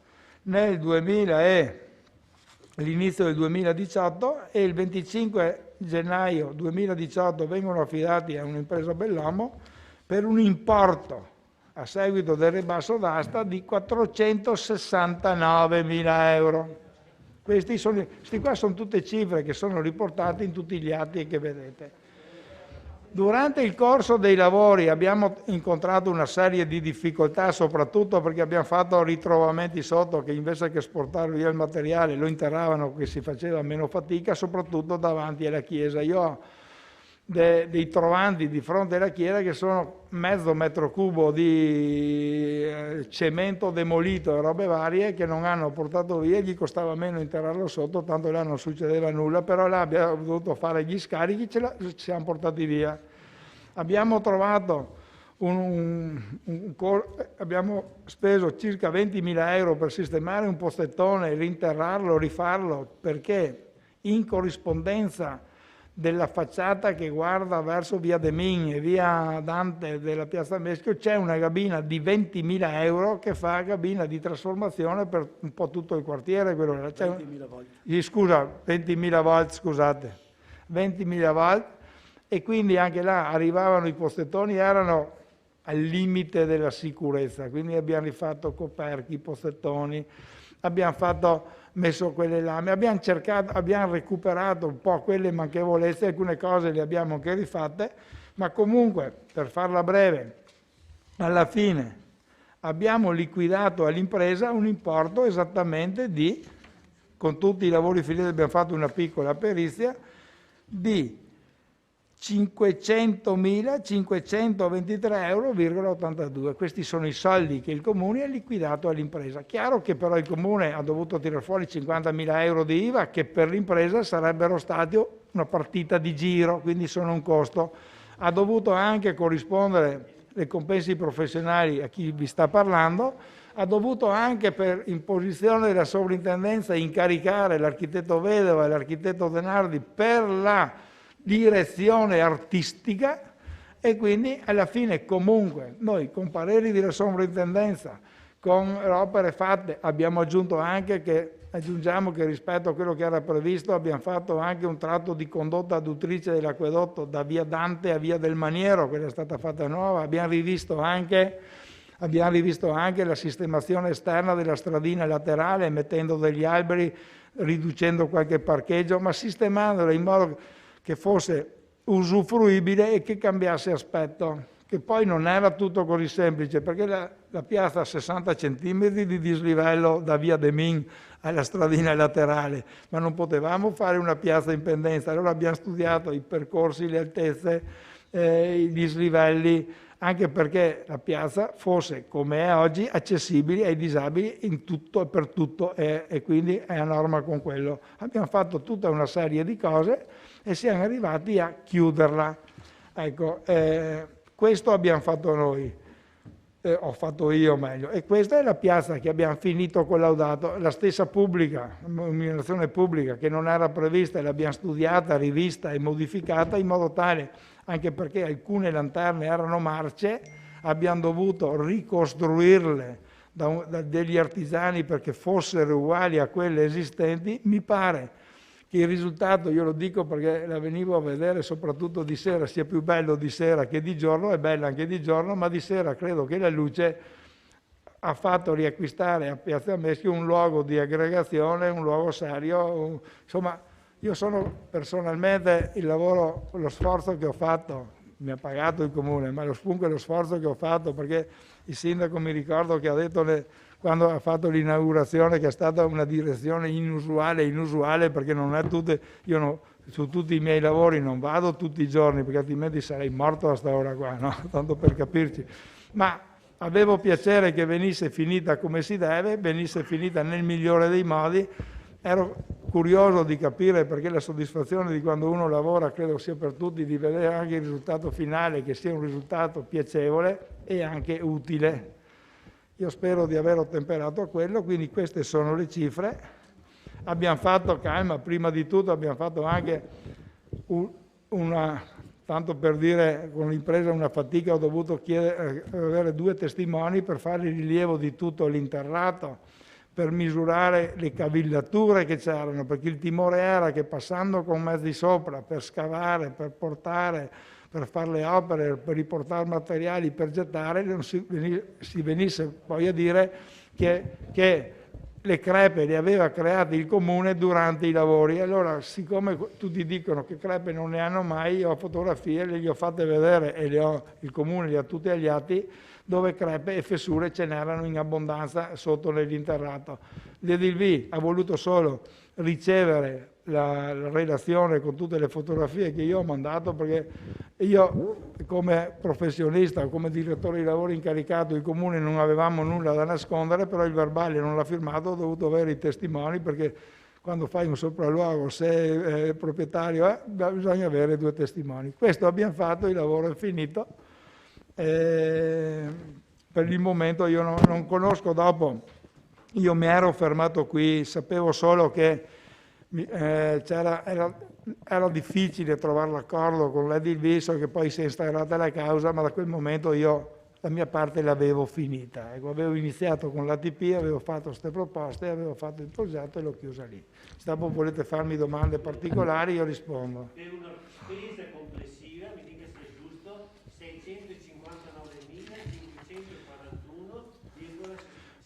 Allora, io non conosco tutte le cifre, può darsi anche che sì, io conosco nel certificato le spese. Io ho pagato all'impresa 500.523,82 € che è scritto qua. C'è 50.000 di IVA perché è il 10%, ci sono le attività di ente attuatore, ci sono le spese tecniche mie e degli enti incaricati. Credo che abbiamo approfittato in quell'occasione, l'abbiamo fatto per fare altri lavori, per completare un po' via del Min, via del Maniero, per riasfaltarla, ordinaria, metterla un po' in ordine, però dei lavori previsti secondo me la piazza non è costata più di 580, 600, tenendo conto di spese tecniche, IVA e robe varie. I lavori sono 500.000 € circa, punto. Grazie ingegnere. Io direi ci fermiamo qua con la spiegazione e se vogliamo iniziare la discussione.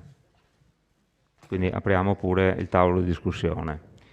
Vedo delle prenotazioni. Consigliere Darè?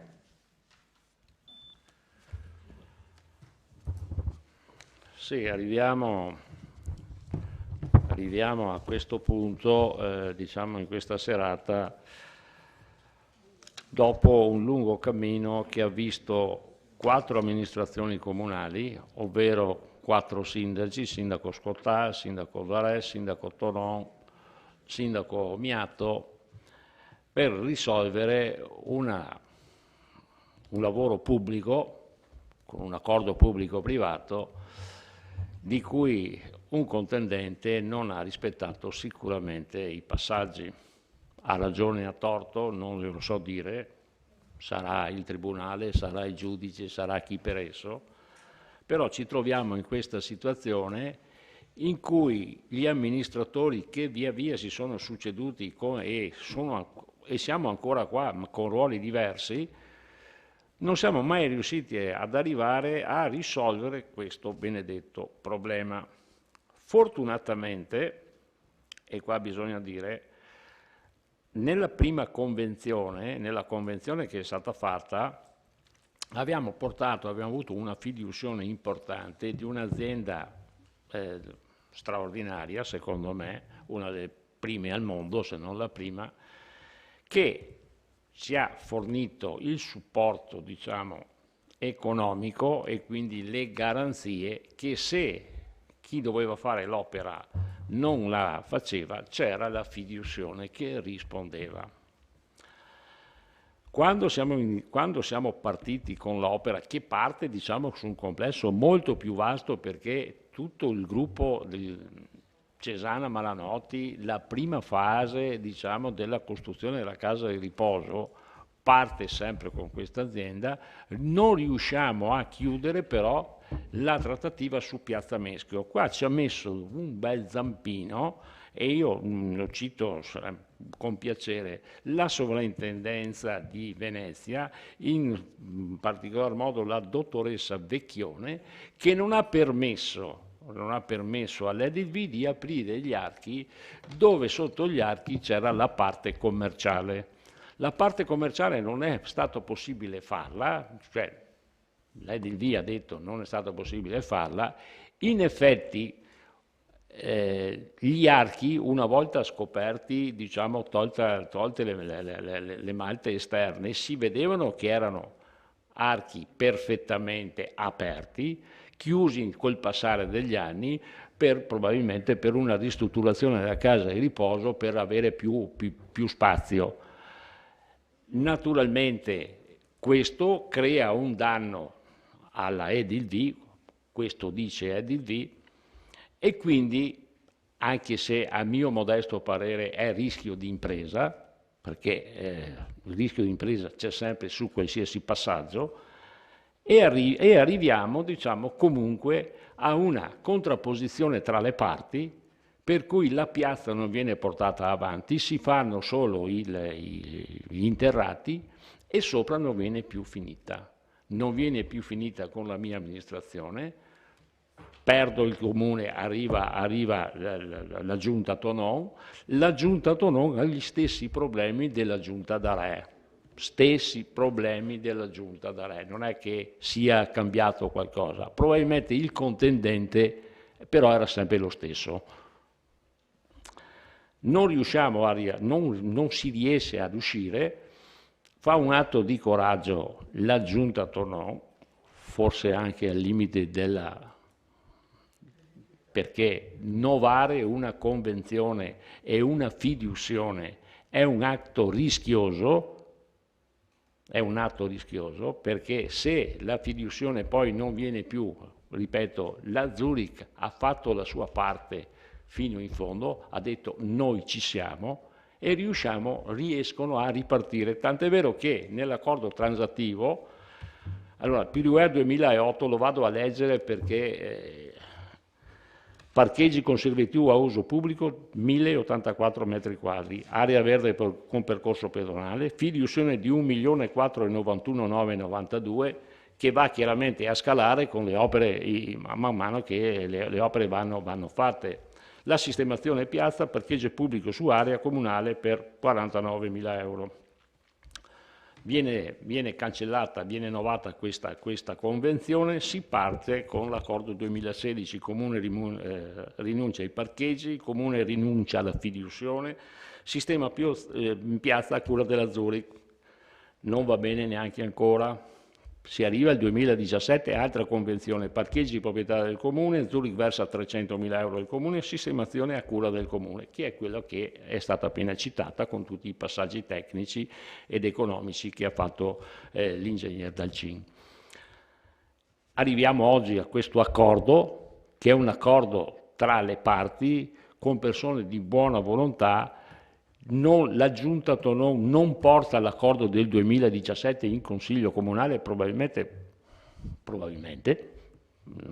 e qui mi fermo perché probabilmente non c'era l'accordo interno, lo portiamo oggi noi con senso di responsabilità nei confronti di un'opera pubblica che comunque è andata a buon fine, nel bene, nel male, con 1000 difficoltà. Oggi ritroviamo ad avere un parcheggio in servitù del Comune, servitù per 20 anni, qua dopo vediamo se si può fare qualcosa, un percorso pedonale, la Zurich versa 400.000 euro al Comune, l'Edilv versa 100.000 più 30.000 di opere pubbliche, per un valore monetario di 30.000. Questo è... E quindi questo è, diciamo, l'accordo transattivo finale che viene proposto questa sera, certamente con le difficoltà che il sindaco, l'ex sindaco Tonon, l'ex sindaco D'Arè e l'ex sindaco Scottà e quant'altro si sono trovati in questo in lungo cammino, sarebbe da citare Dante, ma visto che siamo anche in ricorrenza, la fatica è stata molta, abbiamo faticato anche all'interno della nostra maggioranza per trovare un accordo giustamente di equilibrio, ma credo che questa sia la soluzione finale, viste anche le trattative fatte, visto che c'è un passaggio anche del giudice, il quale dà delle precise indicazioni, che questo ci permette di uscire finalmente da questo impasse. Ho citato la storia, sono stato lungo, scusatemi, ma questo è quello che io vi posso dire, perché ero in Consiglio Comunale con Scottà, con me stesso, con Tonon e con Toni Miato. Spero di continuare. Grazie, consigliere Darè. Consigliere De Antoni. La mia intenzione è di votare a favore di questo provvedimento, proprio per le considerazioni che sono state fatte e anche per risolvere un problema annoso. Non voglio chiamarlo rogna, insomma, come è stato scritto sul giornale, ma voglio contribuire anch'io a rendere disponibile in forma regolamentata la piazza e i garage. Questo è, diciamo, il mio obiettivo. Vi chiedo però che vorrei dare però questo parere in maniera consapevole e quindi vi chiedo alcuni chiarimenti. Io mi sono limitato, ho perso tantissimo tempo, sono stato un sacco di volte dall'avvocato Colla per cercare di vedere le cose e sono partito dalla convenzione, quella del 2008, no? La convenzione del 2008, quella che in qualche modo stabiliva il quadro generale delle cose da fare. Su questo poi le chiedo una cosa perché non mi sono ritrovato. Allora, la prima cosa che abbiamo fatto, siamo andati in commissione e abbiamo cercato di approfondire le cose. Lì purtroppo eravamo solo noi componenti della commissione, c'erano i 2 presidenti, c'erano 3 dipendenti amministrative e legali, non c'era l'ufficio tecnico, non c'era nessun assessore e quindi è stato un po' difficile entrare nel merito. Gli stessi presidenti di commissione dicevano, beh, queste cose a lunedì non le sapevo, non le so, mi hanno detto qualcosa ma non so.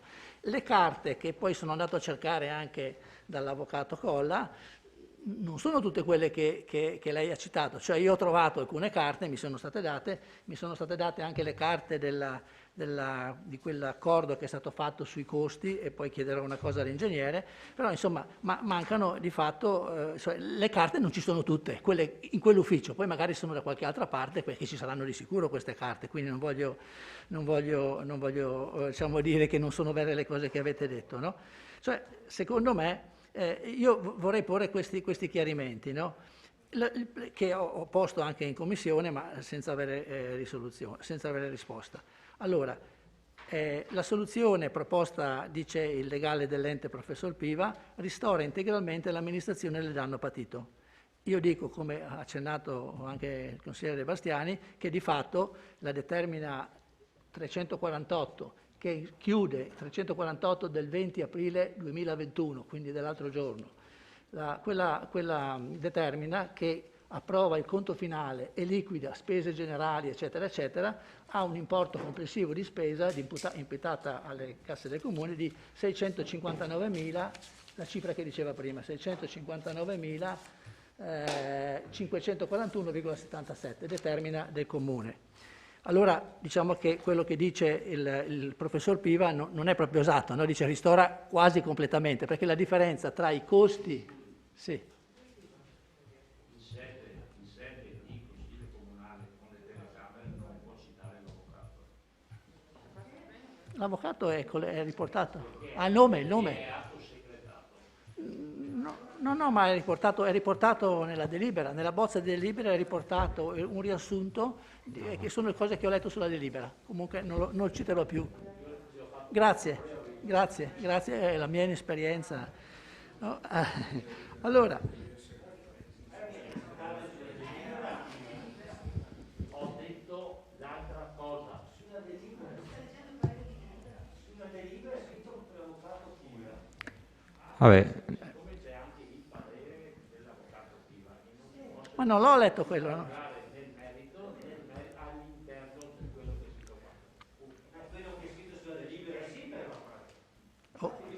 Sì, Continui, consigliere. Continui. Sì, per il professor Piva, se ci sente, ho riportato esattamente quello che c'è scritto sulle premesse della delibera, quindi è una cosa, non ho citato pareri perché non li conosco. Certo. Allora diceva che alla fine è una cosa conveniente, diciamo, e quindi è legittimo, dice sempre il legale, tra virgolette, addivenire, perché è scritto nella delibera, addivenire ad un accordo transattivo assunto sulla base di una motivata analisi di convenienza per l'ente. E io ho cercato di trovare questa convenienza per l'ente, ma non l'ho trovata sulle carte che ho trovato e chiedo a voi che c'eravate alcuni chiarimenti. Allora, c'è un primo problema, no? Sulla Convenzione 2008 c'era scritto che l'impresa si impegnava a fare il 5% della superficie residenziale per opere destinate all'edilizia residenziale pubblica. Non sono riuscito a trovare da nessuna parte se queste cose sono state fatte o meno. Speriamo che siano state fatte. Magari l'ingegnere avrà verificato questa cosa. La seconda domanda che faccio è stato realizzato il tratto di fognatura dall'impresa Edilvi, il tratto di fognatura bianca di Via del Maniero di cui l'articolo 5.2 della Convenzione? Allora, l'altra cosa, è stato realizzato il parcheggio ad uso pubblico del valore di 47.959. Cito gli importi perché sulla Convenzione si prevede che gli importi relativi a queste opere vengano ristorati con i fondi che l'impresa dovrebbe versare come oneri di urbanizzazione primaria e secondaria. Allora, nella Convenzione base c'era scritto che l'impresa doveva realizzare un parcheggio ad uso pubblico del valore di 47.959 in area che il Comune doveva definire. Mi risulta che doveva essere fatto questo parcheggio o in via dei Furlani o in via Sansovino, ma però non ho trovato anche qui carte che mi dicano che questo è. Poi, gli oneri, ho verificato, mi ero posto la domanda, ma oggi ho avuto la risposta dall'ufficio legale che effettivamente gli oneri di costruzione sono stati tutti pagati dall'impresa e questa è già una cosa buona. Poi chiedo se l'impresa ha concorso, come era scritto nella Convenzione, ai lavori di ristrutturazione della canonica, perché c'era un passaggio in cui si diceva che l'impresa si impegna a fare questo. Poi, secondo me, scrivere nella Convenzione che entro 60 giorni verrà concordato tra l'impresa e il Comune il regolamento per la gestione e per l'uso del parcheggio è un po' pericoloso, conoscendo l'impresa e conoscendo che in altri casi sono 20 anni, 30 anni che è stato realizzato un parcheggio sotterraneo e la Convenzione il regolamento non è ancora stato approvato. Un'altra cosa. È previsto che la gestione e la manutenzione ordinaria e straordinaria dell'area di Piazza Meschio sovrastante il parcheggio sia a carico del Comune, mentre nella convenzione originaria era scritto che questa era a carico dell'impresa.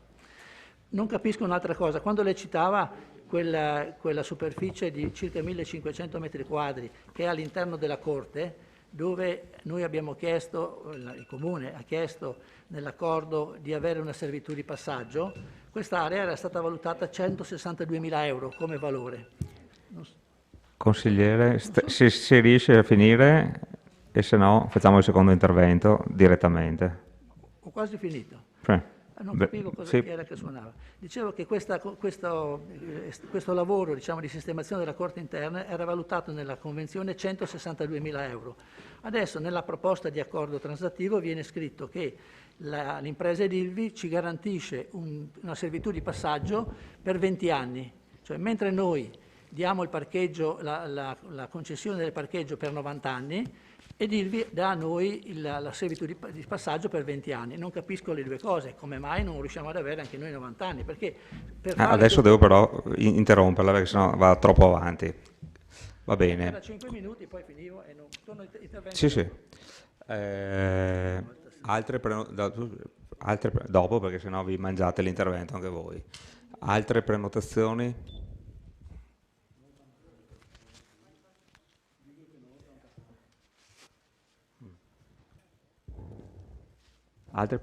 Vedo De Bastiani, consigliere, prego.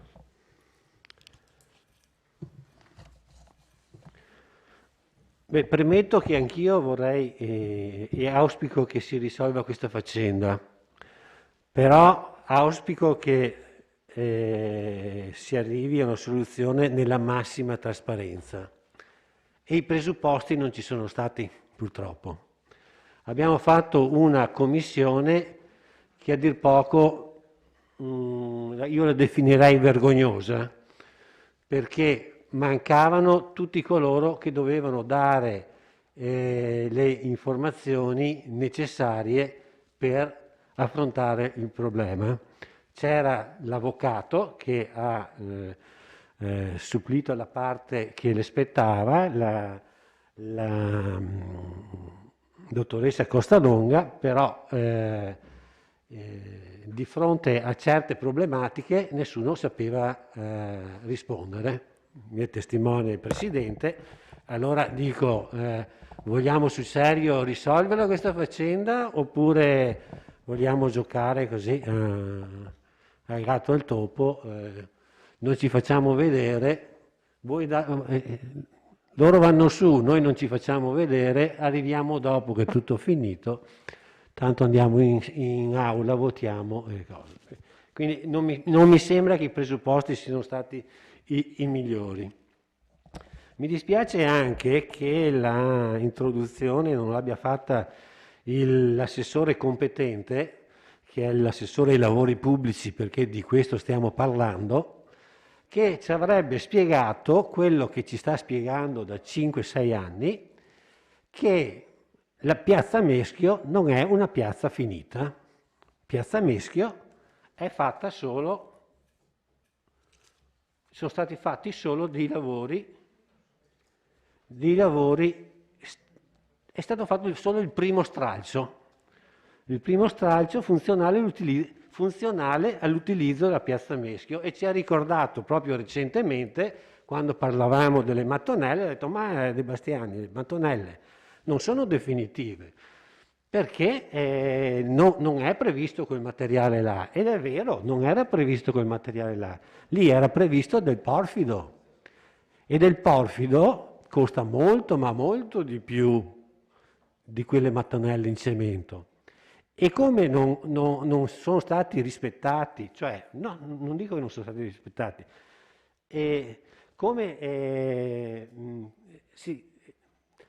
la piazza non è finita in quanto non sono stati utilizzati i materiali che erano previsti dal pirurea iniziale.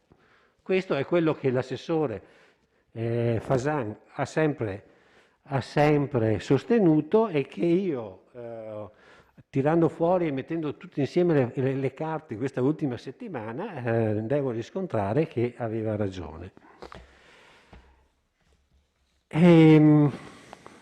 Quindi la commissione è andata così. Cerchiamo di risolverlo, però risolviamolo con la massima trasparenza. La prima cosa che appare lampante che non funziona in questa delibera: gli accordi che si faranno entro 60 giorni, come ha detto prima il collega De Antoni, ma con le esperienze e con tutte le storie che abbiamo a Vittorio, con un parcheggio del condominio Agribella che aspetta dal 91, giusto? Che venga fatta, no, non sta a fare così, Tossati, non sta facendo, che è dal 91 che aspetta che venga fatto l'accordo, il regolamento, no? E lasciamo perdere il parcheggio sotto le farmacie, quello che ogni tanto si tira fuori e che salta sempre fuori. Non parliamo di Tonello, no? Ecco. Voglio dire, con tutte queste fatti successi a Vittorio Veneto andiamo avanti sulla stessa strada. Figuriamoci se noi facciamo l'accordo, figuriamoci se in 60 giorni ci mettiamo d'accordo su cosa va fatto e cosa non va fatto. Anche i 30.000 euro di lavori che Edilvi dovrà fare. Ma voi pensate veramente che una volta firmato l'accordo vi metterete d'accordo sui 30.000 euro di lavori che saranno da fare? Ma lo sapete anche voi che non andrà così, lo sappiamo tutti, ma allora perché non deciderlo prima? Perché non si fa prima, non si mette per iscritto l'accordo che sarà fatto? Ripetiamo l'errore iniziale, qui c'è un errore di base fondamentale, quello che ha viziato tutto. I lavori pubblici vanno fatti prima, inutile che te li faccio fare dopo. Tu impresa vuoi fare un accordo con il comune, un intervento edilizio? Bene, inizi facendo i lavori pubblici e dopo fai il resto. Prima fai quello che spetta al pubblico e dopo ti fai gli affari tuoi, no? Chiamiamoli così, quelli che ti creano profitto a te. Solo così siamo sicuri che vada a buon fine. Siamo in Italia, lo sappiamo tutti, insomma, siamo il paese dei furbi, insomma, no? Questo è stato il vizio iniziale, no? L'errore iniziale, di aver lasciato la realizzazione della piazza alla fine, no? Allora gli appartamenti sono stati fatti, sono stati venduti, adesso non so se tutti, i parcheggi sotto i box sono stati fatti, sono stati venduti, è rimasto il comune col cerino in mano, no? E con tutto il disastro che è venuto fuori. E giustamente Darè diceva il rischio di impresa, cioè tutte le scuse accampate perché non c'erano gli archi, eccetera, cose. Vabbè, ma il rischio di impresa, qualsiasi impresa che si mette a fare un lavoro lo sa che può andare bene o può andare anche male. Quindi mettiamoci d'accordo, però lo facciamo, cioè, non si può votare questa sera questa delibera, anche perché in commissione non ci avete dato l'opportunità di approfondire, e anche perché i documenti che dovevano essere allegati agli atti non c'erano, come io ho fatto mettere a verbale al verbale della commissione. Il regolamento prevede che con la delibera siano depositati agli atti tutti i documenti che riguardano la delibera. Lì mancavano mezzi, a dir poco. Devo stringere, allora sì, perché stasera le parole saranno tante. Vado un attimo sul sodo e dopo ritornerò su queste cifre, perché secondo me sono fondamentali. 659.000 euro è il costo che il Comune ha sostenuto per la realizzazione della piazza, 650.000 euro. Chiediamo un ristoro di 530.000 euro, quindi c'è qui una perdita, un danno, chiamatelo come volete, di 130.000 euro. Cioè, firmando questo accordo, 130.000 euro sono solo tra la differenza di quanto il Comune ha speso complessivamente per Piazza Meschio, per l'impresa e per l'altro, e quanto pensa con questo accordo di incassare. 95.000 euro, anzi 96.000 euro, li avanziamo ancora da Edilvi, perché il Comune ha abbonato il parcheggio in via Sansovino con l'accordo fatto, penso, dal sindaco Darè, che quei 96.000 euro andavano... Ha finito il tempo. Sono altre due cifre, andavano a ristoro di lavori della piazza, quindi venivano migliorati i lavori della piazza. 2 o 3 appartamenti ERP in edilizia residenziale pubblica, spariti. Questi qua non li ha nominati il giudice, non li ha nominati il revisore dei conti, non appaiono nella delibera, però quelli ci sono. Ultima quelli cifra. c'erano. Ultima. E qui c'è un'ulteriore perdita, a mio avviso, di 50.000 euro. Ultima, questa sarebbe la fesseria che non si può votare, la manutenzione ordinaria e straordinaria. L'accordo è nato con manutenzione ordinaria e straordinaria a carico dei privati. Allora, noi calcoliamo anche solo 90 anni, anche 1.000 euro all'anno sono 90.000 euro. Conti della serva, però i conti sono questi. Okay. Arriviamo a 400.000 euro di perdita, 400.000 euro di danno erariale. Consigliere Bastiani ha finito, dopo le tolgo un minutino. Avanti, altre prenotazioni? Dus? No. No. Questo. Consigliere Bagliana, prego. Sì. Allora, dunque, anch'io ho avuto molta difficoltà a ricostruire tutto quello che c'è scritto in questa delibera, molto corposa, molto complicata, e c'è un elenco di tutte le situazioni che si sono succedute e che sono state illustrate man mano negli interventi che mi hanno preceduto. Io vorrei soffermarmi sulla questione del Piruea 2007 che il consigliere De Antoni e anche De Bastiani hanno rimarcato quali fossero le opere che dovevano essere completate in cambio, quindi opere di urbanizzazione previste dal Piruea per un totale di 1.400.000 euro circa. E vorrei ricordare che questo Piruea è stato votato anche, è andato in Regione Veneto, è stato approvato con quell'intento, con quelle caratteristiche, e quindi anche questo pongo un punto di domanda su questo, quindi qualora non fosse più, decadesse la Piruea 2007-2008, chiedo da un punto di vista urbanistico quale sarebbe poi anche la conseguenza. Ho seguito l'intervento del consigliere Darè, però mi trovo un attimo perplessa rispetto a quando lui dice che va bene, nel 2015 inizia il contenzioso con Edilvi e lui ricerca la causa e la trova solo nella testardaggine della sovrintendenza.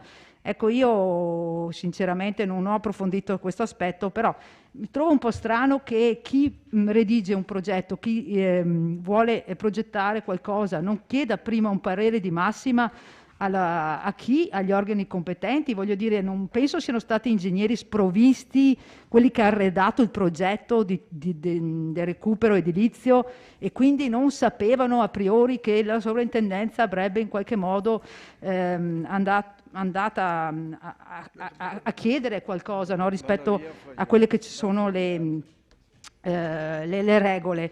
Quindi io ora non voglio ricercare quali siano le cause del primo contenzioso che sono innescate.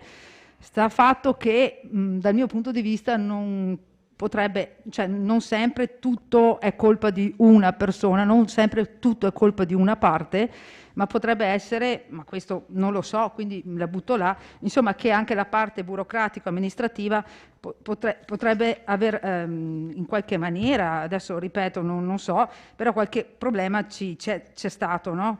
E da quello poi siamo passati appunto al comune che voleva passare all'escussione della fiduciazione, e a quello che abbiamo ripetuto prima, e quindi Zurich che è intervenuta in tribunale.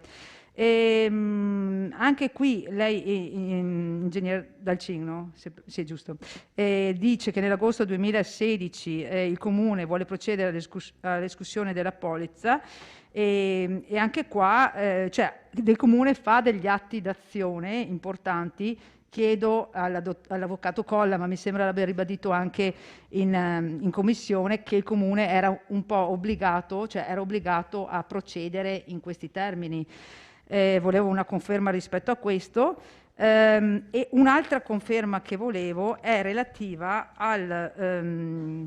quando c'è stato l'accordo del 2016, il 19 gennaio 2016, poi convalidato dalla delibera del Consiglio Comunale del 7 marzo 2016, dopodiché c'è stato il ricorso di un cittadino, Diego Piaia, c'è scritto qua nella delibera, non sto citando niente di segreto, in cui c'è stato questo ricorso al TAR, e chiedo anche qua, il suddetto schema di accordo conciliativo non ha avuto esecuzione. Quindi la mia domanda è, l'accordo 2016 era attivo, era esecutivo o era bloccato dal ricorso al TAR? Anche questa è una questione che volevo evidenziare.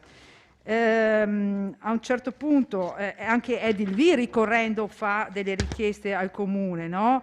Di accertare e dichiarare in particolare la reiterata inadempienza del comune di Vittorio Veneto agli obblighi di tempestivo rilascio delle dichiarazioni di agibilità secondo quanto previsto dall'articolo 3 dell'accordo conciliativo. Allora chiedo, ma allora questo accordo era fermo, era bloccato, e perché Edilvi fa queste richieste al Tribunale?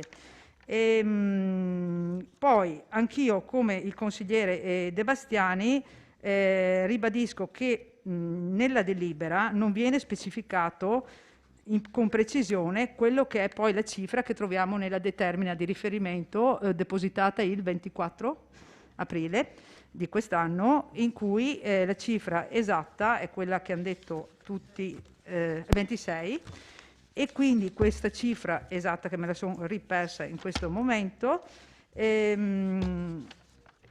sì, di 609, esatto, non viene mai citata in questa delibera, quindi non viene mai riportata in questa delibera questa cifra, questa determina non viene mai citata. Stessa cosa succede nel considerato del verbale del parere dei revisori. Anche qui loro omettono un dato secondo me importante per una valutazione, che è quello del determinato di quella determina. Vado velocemente e ritorno, quindi le differenze le ha fatte il consigliere De Bastiani, quello dei 130.000 euro più una serie di oneri.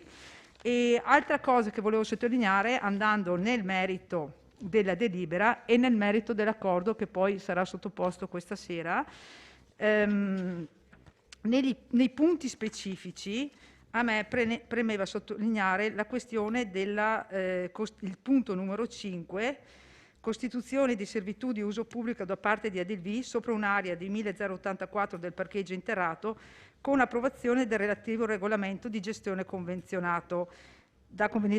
Non ripeto tutto quello che ha detto il consigliere De Bastiani, cioè quando le convenzioni nel comune di Vittorio Veneto molte volte non sono state fatte, non sono state attuate, e quindi anch'io ribadisco che sarebbe necessario prima avere delle indicazioni, o quantomeno avere già un impegno rispetto a questo.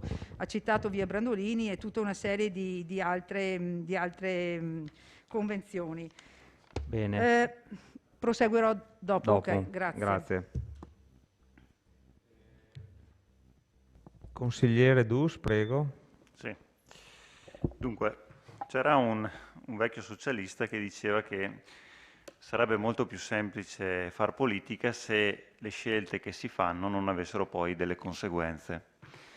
E purtroppo noi sappiamo che invece così non è, e questa sera abbiamo una rappresentazione plastica della cosa, o quantomeno io ce l'ho, questa rappresentazione plastica.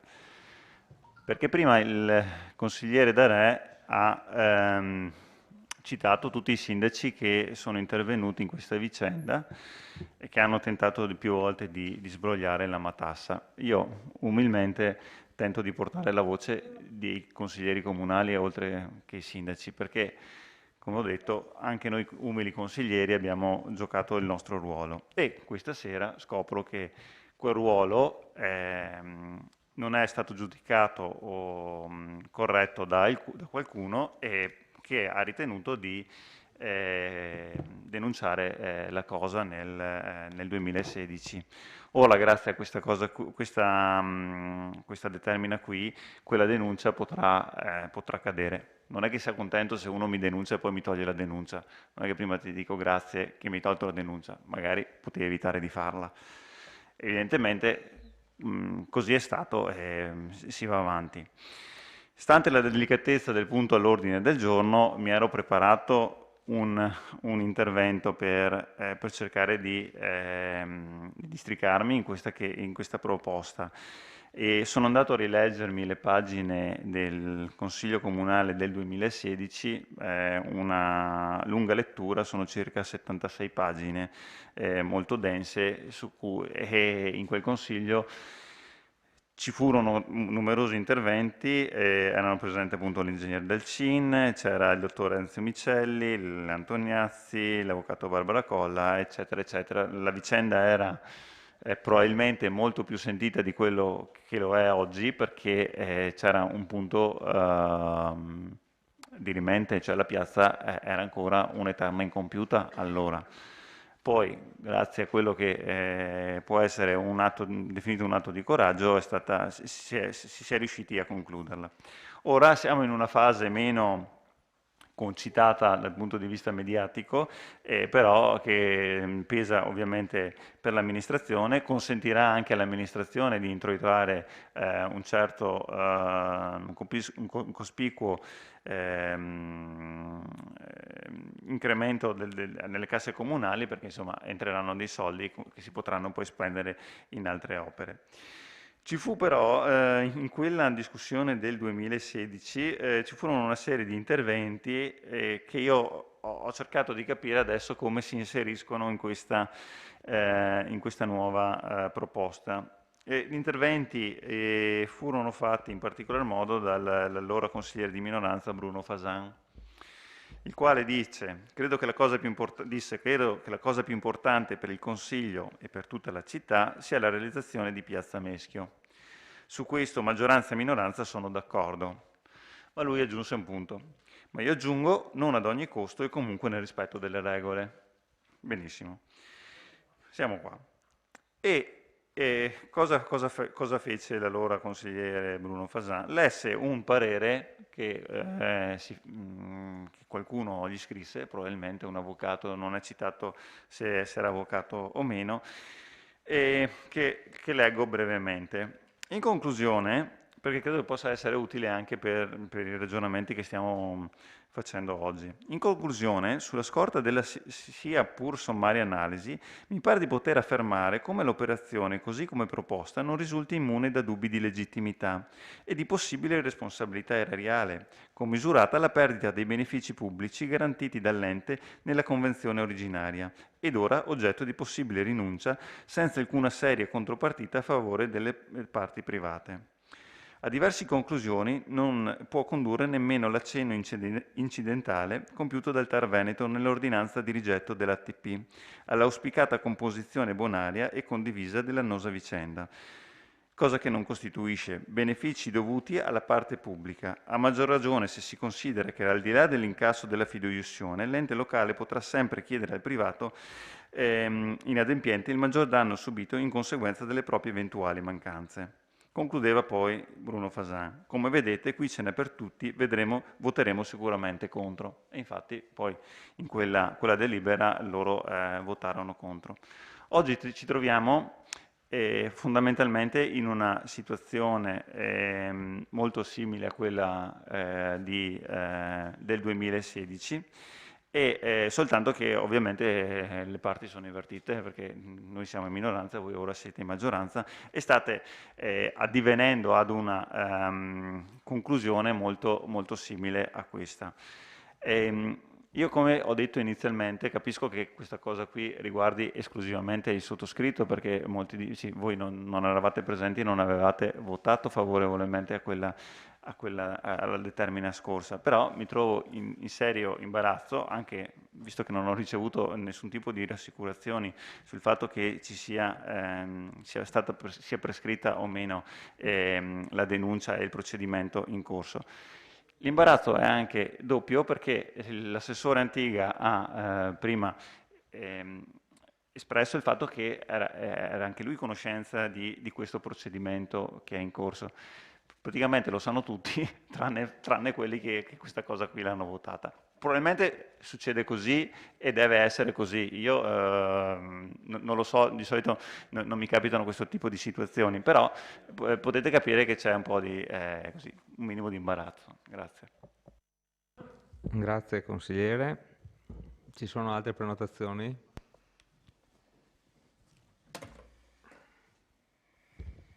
Prego, consigliere Tonon. Grazie. Mi riservo per il secondo intervento una valutazione complessiva. Parto dicendo che ho apprezzato l'intervento di apertura del collega Darè, il quale con pacatezza ma con non so se dire senso di responsabilità o senso della realtà, o entrambe le cose, ha delineato quello che è stato, pur per sommi capi, il percorso accidentato, difficile per tutti, ha fatto soffrire tutti quelli che ci sono passati in mezzo, per quanto riguarda la piazza. Non altrettanto mi è piaciuta l'esposizione che ha fatto l'assessore Antiga, perché si è limitato alla proposta del 2016 e non a quella successiva. Non mi pare molto onesto come modo di fare, sono molto franco. Se si mettono sul tavolo le carte, si mettono tutte, non solo quelle che interessano.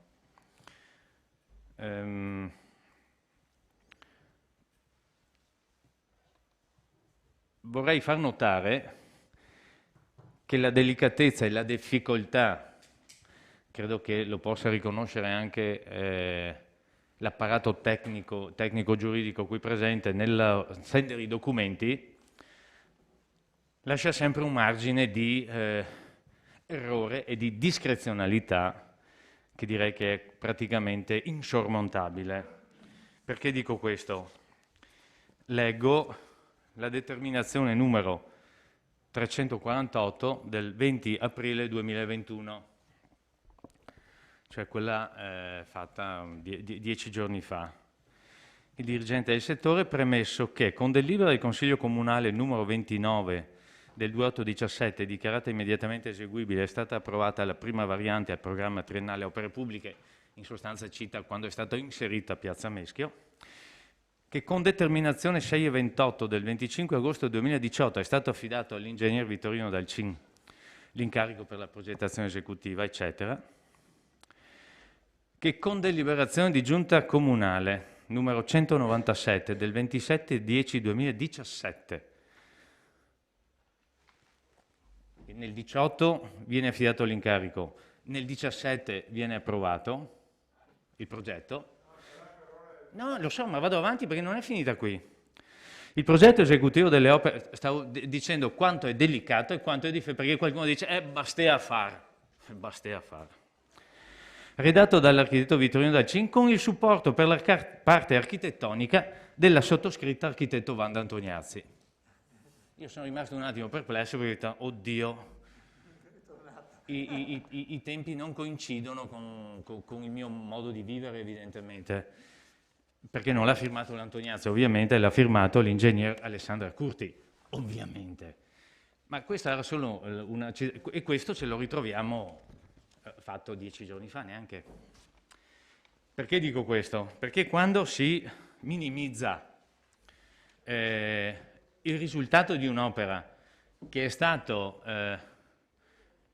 la conseguenza di un percorso non solo accidentato, lo ha detto anche molto faticoso e che ha coinvolto non uno ma vari soggetti, capirete che, come dire, vuol dire, temo, che questo significhi che non si è colto o non si vuole cogliere appieno quello che è la portata del risultato. Bene ha detto il collega Dus, c'è un problema in meno stavolta, la piazza c'è, cioè non serve più farla. Adesso bisogna portare a conclusione quello che è stato un percorso, sì, è stato citato addirittura gli anni '80 con la necessità di fare la casa di riposo nuova, ma la prima proposta era 2005, 2008, eccetera, eccetera. E siamo arrivati al 2021 per portare a casa il risultato, che probabilmente non a tutti piace, ma vabbè. I giudizi soggettivi sono sempre ammessi in questo senso. Problema innovazione. Anche qui molto spesso si è giocato sui termini o si è voluto calcare su qualche termine. Mi spiego. Vado proprio, visto che Gian Antonio Darè citava la Zurich, penso si possa citare, no? Visto che è la compagnia assicurativa che aveva garantito la fideiussione. Se la compagnia avesse avuto la certezza che con la transazione votata in Consiglio Comunale e non perfezionata, lo ricordo, e non perfezionata, e questo l'assessore Antiga non l'ha detto, la fideiussione sarebbe diventata inefficace e quindi priva di effetto, secondo voi una compagnia come la Zurich, che nel 2020 ha raccolto 52 miliardi di premi e ha fatto un utile di 2,57 miliardi, avrebbe avuto qualche timore? Ma, ah sì? Sì, proprio di te magari, figurarsi. Se fosse stata novata e avesse avuto la certezza, non avrebbe tirato scucito un centesimo. Evidentemente non era così. Evidentemente non era così. E questo lo dicono tutte le persone di buon senso che dal punto di vista legale dicono sì, però la certezza assoluta non c'è. Quindi non c'era evidentemente neanche da parte di Zurich. Anche perché, lo ricordiamo, è stato citato dall'ingegner Dalcin, mi pare 23 aprile, forse 2014, comunque aprile 2014, l'approvazione del progetto esecutivo da parte del Comune, e è quello che era stato impugnato, fra virgolette, come modifica dell'oggetto della fideiussione da parte di Zurich, perché la fideiussione era stata prestata su un progetto urbanistico, non su un progetto esecutivo. E questo è uno dei punti 23 aprile 2014, giusto per precisare anche le posizioni e le date. Detto questo, ritengo che sia, come dire, una conclusione, io ritengo logica e auspicata, che è in linea con quanto l'amministrazione precedente, quella che ho avuto l'onore di presiedere, aveva tentato di fare.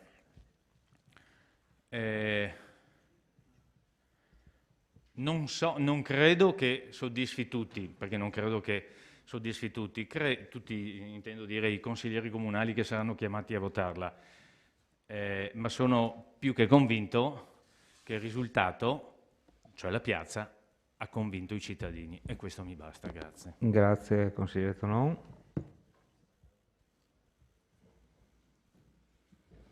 Non vedo altre prenotazioni. Consigliere Gomiero, prego. Buonasera a tutti. Vi ho ascoltato, siamo qua da 5 ore, 4 ore. Mi scuso per la carenza di documenti che c'erano in commissione.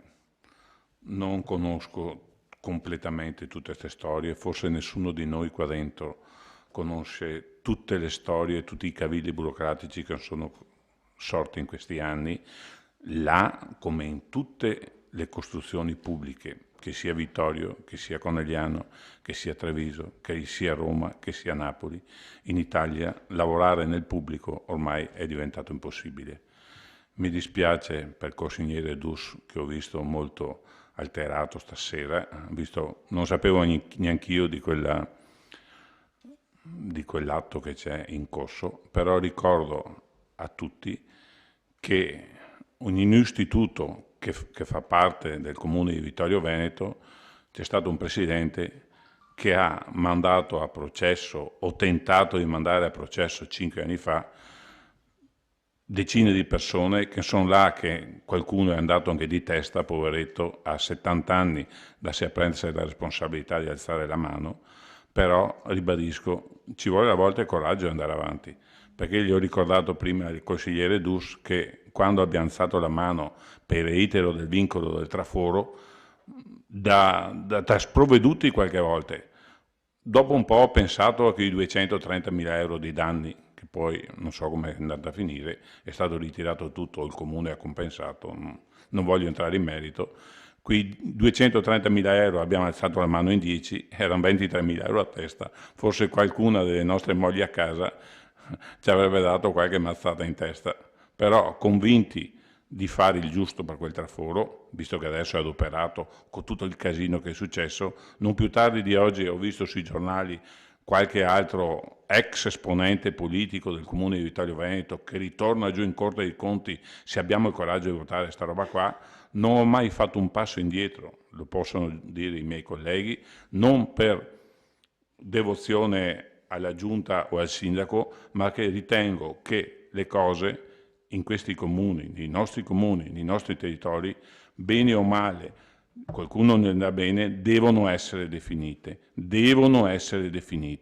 e spero, mi auguro che le persone responsabili che ci sono qua dentro, perché per anni qua dentro si è andati facilmente in procura, lo sa Darè, lo sa Scottà, non so anche voi, adesso capitate anche voi in quella bolgia infernale di persone che di noi non gliene frega assolutamente niente, che stiamo qua a alzare la mano. Però, come dice Tonon, come dice Darè, e come ha il coraggio di continuare Miato, abbiamo risolto dopo 30 anni la ciclabile, da Mulino Galvani, stiamo risolvendo a Piazza del Meschio, bene o male il traforo funziona, c'è un po' di colonna, ma a San Giacomo stasera è raddoppiata, triplicata la colonna e ne sono contento, perché vuol dire che un po' di vita sta riprendendo, perché il Covid, oltre che a far morire la gente, ha distrutto moralmente la voglia di fare. Quindi, convinto di votare stasera sta operazione, rimanerò nelle mie idee e qualche volta, quando ci arrabbiamo uno con gli altri, tu hai fatto così, tu hai fatto colà, ci sono danni dappertutto, perdiamo soldi su e giù, potremmo anche perdere di soldi, ma le amministrazioni pubbliche in tutta Italia ne sperperano tantissime, vogliono contestarsi qui 130.000 euro di differenza. Nel mio intento, quei 130.000 euro sono opere fatte dall'amministrazione che forse non rientravano neanche nei lavori che Edilvi doveva fare. L'ho citato una volta, non lo cito più, perché di quelle persone lì che comunque operano e rischiano del proprio in questi investimenti, adesso avremo da giocare su il Canielli, là è una patata ancora più bollente di questa. Abbiamo a fare con un altro attore, per fortuna, però a una striscia di ingegneri, di avvocati, di cosa, che dopo, quando andremo a definire tutta quell'operazione lì, sarà ancora più complessa di questa, perché col pericolo che c'è sotto, almeno lì ci sono 4 muri vecchi e sono stati risistemati. Quindi ribadisco, l'operazione deve essere fatta, spero che ci diano ragione anche le minoranze, di finire una volta per tutte. La piazza è lì, che piaccia che non piaccia, è sempre più bella del campanile di San Giacomo. Grazie. Grazie consigliere.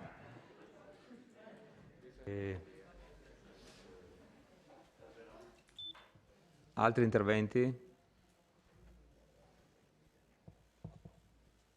Se non ci sono altri interventi, qua passiamo alla votazione. E allora, secondo giro, avanti, prenotate, non stiamo in surplus, prenotate. Prego, Assessore. Grazie Presidente. Alle risposte velocemente, se posso. De Antoni andava a paragonare il 2008 al 2016, corretto? No, il 2008 al 2000, perdoni. Sì, 2008 al 2016 o il 2008 al 2020, c'è qualcosa di sbagliato, nel senso che il 2008 non esiste proprio più. Noi abbiamo in tasca il 2016, che è qui rappresentato, e questa sera valutiamo il passaggio dal 2016 al 2021, perché il 2008, se lei legge, risoluzione della convenzione già votata, quindi non esiste più. Stiamo parlando di sogni meravigliosi e belli, ma che appartengono ad altri. Come il 5% della residenza pubblica che necessariamente è cassato. Quindi il bilanciamento va fatto tra il quadro di sinistra 2016 e il quadro di destra 2021. Tutti gli altri sono cose che si possono fare, ma così lasciano poi il tempo che trovano. Per il discorso dei 60 giorni, poi magari l'Avvocato Colla sarà più preciso, perché penso che i 60 giorni siano perché non ci sia impugnazione all'atto, credo, ma lei sarà sicuramente più esauriente. Tutto il discorso della manutenzione, la piazza che c'era e non c'era, è vero, però ragioniamo sempre tra il 2016 e il 2021. Nel 2016 già la manutenzione della piazza non c'era perché così era concordato. Nel 2021 poi io dico a maggior ragione perché avendo il sindaco Tonon deciso con la sua giunta di fare in proprio e in danno il lavoro, ovviamente ci si porta a casa anche la manutenzione ordinaria e straordinaria. Dico di più al sindaco Tonon che se fossi stato nella sua giunta, gli avrei votato anch'io di fare quella piazza perché c'era necessario. Assolutamente non avrebbe visto il mio nome nel novare quella convenzione prima degli atti successivi, perché quando è stato fatto il 2016 la Fortaia è fatta.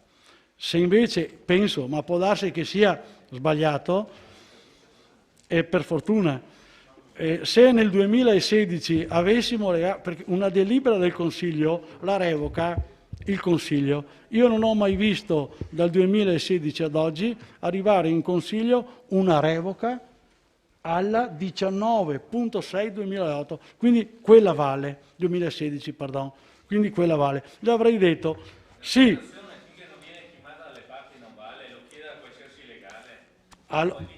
Ma allora, perdoni, avremmo già vinto la causa? Sì, avremmo già vinto la causa, per fortuna. Però lei, perdoni, Sindaco, ha avuto mandato dal Consiglio di fare. Quindi lei è andato contro le indicazioni del Consiglio. Lei era stato autorizzato a fare e doveva fare quanto gli ha detto il Consiglio. Quindi lei mi sta dicendo che non l'ha fatto. No, io non sto dicendo questo. Io sto dicendo che una transazione già se uno non la firma, evitiamo il botta e risposta. Se non conosce la storia, si astenga almeno. No, Comunque le ho detto che avrei anch'io fatto la piazza in altri modi magari, però la piazza è là, anche se non è.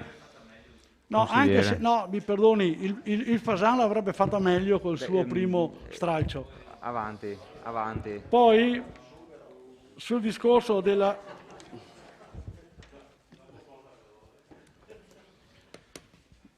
previsione urbanistica, la polizza. La polizza, allora, no, c'era il De Bastiani, se non ricordo male, sì, che diceva perché le opere pubbliche o cedute al comune non si fanno prima delle opere, perché magari c'è qualche difficoltà a fare e normalmente gli si attacca una polizza fideiussoria nell'eventualità che non venga fatta, si faccia quella la protezione.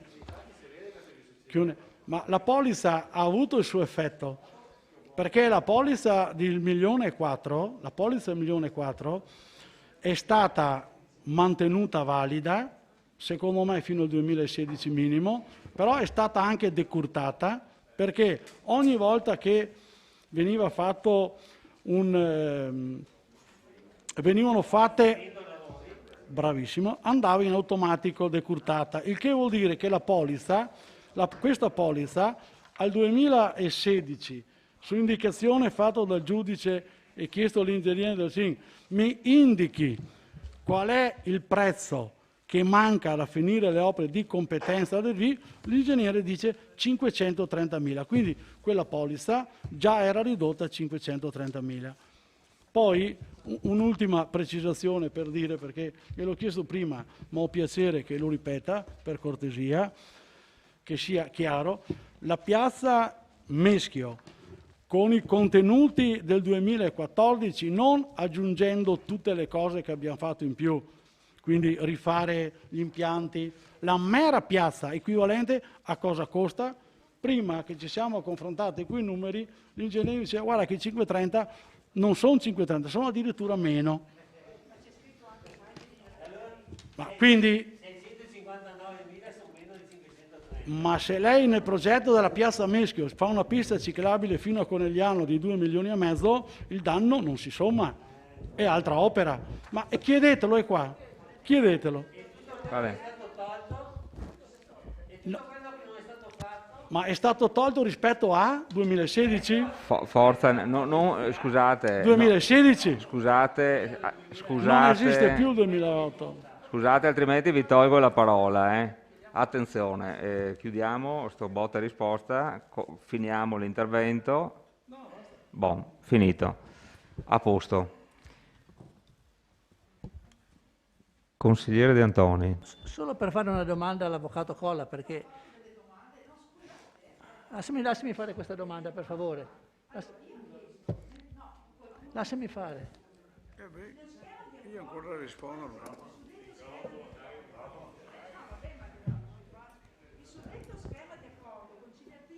Esecuzione. Quindi mi spiegate come fate, cioè c'è scritto qua, chiedo se qualcuno mi dà cortesemente una risposta rispetto a questo, era esecutivo o no questo schema di accordo nel 2016? Uno alla volta, una domanda.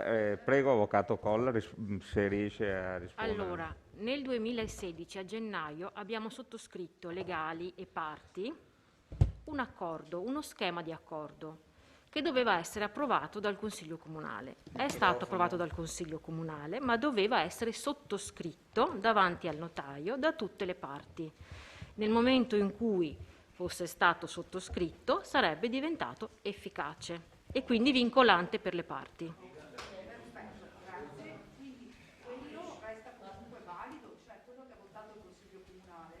Resta valido come delibera di Consiglio Comunale. Quindi come obbligatorietà da parte di Zuri di sottostare a questo accordo votato in Consiglio Comunale? Ma adesso siamo in questa fase, abbiamo superato, abbiamo un procedimento giudiziario nuovo e quindi dobbiamo prendere posizione anche rispetto a una delibera precedente che adesso non ha più ragione di esistere.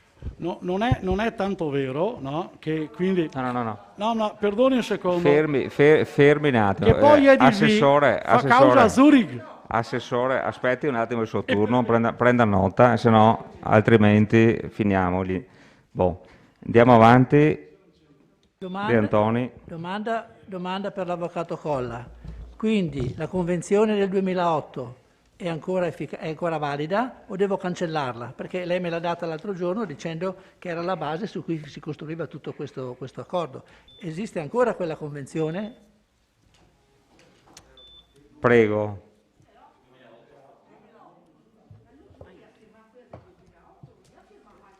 Non abbiamo firmato altre convenzioni per ora oltre a quella del 2008.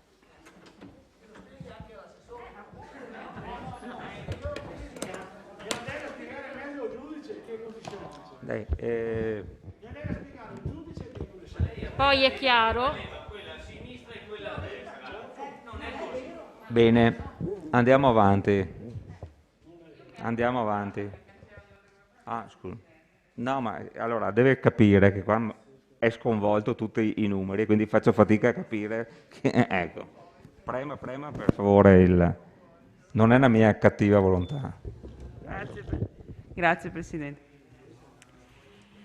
È sempre affascinante ascoltare le teorie giuridiche dell'assessore Antiga.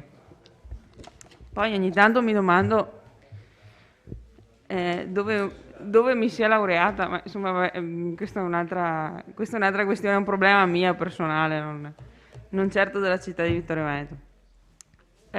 Credo, Assessore, che lei confonda quelle che sono le attuali contrapposte ovviamente posizioni delle varie parti in causa con una sorta di verità assoluta che lei si è autoformato. Allora, la collega Colla ha appena detto una cosa che è, non dico diametralmente opposta a quella che ha detto lei, ma diciamo che se ne discosta parecchio.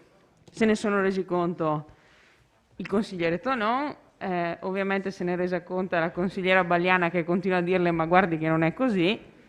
Io sono stata zitta fino adesso perché voglio evitare, però a questo punto diventa necessario. Il fatto che le parti stiano da ormai 4 anni, 4 anni circa, litigando nuovamente su quelli che sono gli esiti del contenzioso precedente, fa sì che forse un assessore che tra l'altro non ha neanche competenze professionali in materia dovrebbe porsi un punto di domanda e utilizzare affermazioni lievemente meno apodittiche. Io stessa mi dico, pare c'è un contenzioso tra le parti su quale sia l'esito. Non è che vado in giro a dire la convenzione del 2008 sicuramente è risolta o la convenzione del 2008 sicuramente è in piedi. Mi pongo il dubbio. Lei invece no. La convenzione del 2008 è sicuramente risolta. Sì. Come l'hanno tutti quanti, come tutti quanti l'avranno, come tutti quanti l'avranno, fino a che non ci sarà una sentenza del giudice che dice sì, è così, no, non è così. E proprio per evitare questa alea, l'alea del processo, che avete deciso di fare una transazione. Perché se non ci fosse alea e non ci fosse rischio, nessuno farebbe una transazione. Se no non avrebbe neanche senso farla la transazione. Perché né controparte, né noi, né l'altra controparte, quindi Zurich e Edilv, avrebbe nessun interesse a fare nessun tipo di transazione. Se no, che senso ha? Se sappiamo già come è andata a finire, nessuno fa una transazione. No, Assessore, no, dopo. Quando ho finito io, parla lei. Altrimenti, demmo al bar e femu sì. Ma i bar a quest'ora sono chiusi. Ok? Allora, cerchiamo di rientrare nella normalità giuridica. C'è un contenzioso, c'è qualcuno che dice A, qualcuno che dice B, qualcuno che dice C. Per evitare il rischio di tutti quanti, si decide di fare una transazione e si parte da un dato, che è quello del 2008, attraverso un altro dato, che è quello del 2016, e si arriva a un altro dato ancora, che è quello del 21. Anche perché le ricordo che l'ipotesi di transazione del 2016 e la conseguente, o meglio, e la delibera del Consiglio Comunale del 2016 furono vagliate non solo dall'attuale minoranza, da chi era in giunta e da chi era in Consiglio Comunale, ma furono vagliati anche dall'ufficio legale del Comune, dei revisori dei conti, dal dottor Micelli, che è uno dei più grandi esperti italiani di estimo, e non è che tutti quanti abbiano detto ah, è sicuro così. Neanche il collega Piva, del quale lei ha giustamente, direi, tessuto le lodi stasera, ha mai detto è sicuramente così. O meglio, lui sostiene quella tesi perché è il nostro difensore, giustamente.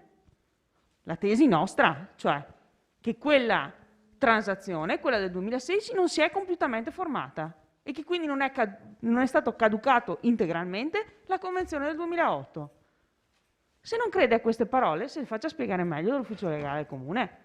E poi non mi pare tanto furbo andare a dire pubblicamente, sostenere pubblicamente le tesi esattamente contrarie di quelle che noi in sede processuale come Comune stiamo sostenendo. Non mi pare tanto furbo, Comunque. Grazie consigliere. Altre prenotazioni? Non vedo altre prenotazioni. Prego, consigliere Dus. Sì, tra i vari documenti che ci sono arrivati questa sera, uno riguarda anche la copia che ci è stata data del verbale di deliberazione della Giunta Comunale.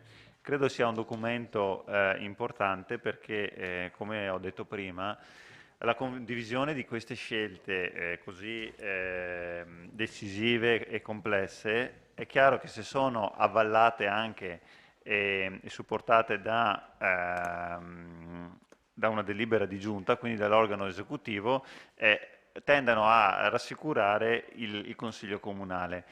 E dico questo perché era successa la stessa cosa nel 2016 e come allora, e allora chiedemmo all'allora sindaco Tonon, come consiglieri di maggioranza, di passare prima in giunta e votare prima come giunta questo provvedimento e poi chiedere al Consiglio di fare altrettanto. Io ho scorso molto velocemente la delibera appunto che mi è arrivata questa sera e ho trovato alcune analogie con quella che avevamo presentato noi, che aveva votato la Giunta, e in alcune cose differisce. Non farei tanto la disamina di questo perché ovviamente i provvedimenti sono diversi, quindi alcune cose può essere che siano diverse e quindi ci sta tutto. Quello che chiedo, secondo me, se io fossi il consigliere che poi deve votare la delibera che avete proposto, è che questa presa d'atto della Giunta rientri nella delibera. Se è possibile, potrebbe essere una cosa che magari... Sì, non ha nessuna rilevanza contabile, non so se il segretario in questo caso ha... Però è una proposta che faccio io, quindi non ha nessun... Sì. Non dico che non abbia nessun senso, però io non ho l'interesse a fare questa proposta. Sto solo dicendo che fossi nei panni di chi deve votare questa delibera, preferirei che ci fosse anche nel deliberato. Anche perché sennò appunto rimane così una presa d'atto, però se viene citata all'interno della delibera questa presa d'atto mi pare un po' un rafforzativo e anche un coinvolgimento più corale sia dell'organo esecutivo che dell'organo consigliare. Grazie. Grazie consigliere. Consigliere Balliana. Vado a venire prima? Okay. Sì, no, volevo concludere il discorso che avevo iniziato prima sui vari punti in dettaglio che sono riportati. Per quanto riguarda i parcheggi, quindi ricordiamo che sono di proprietà di Edelvie e che sarà istituito appunto una servitù ad uso pubblico, però mi chiedo, siccome sono della proprietà, quindi l'incasso eventualmente dei parcheggi, se ci fosse una convenzione o parcheggi a pagamento, andrebbero ad Edelvie? Sì, mi sembra di capire sì, ecco, mi conferma. Quindi anche i soldi dei parcheggi, come non è così?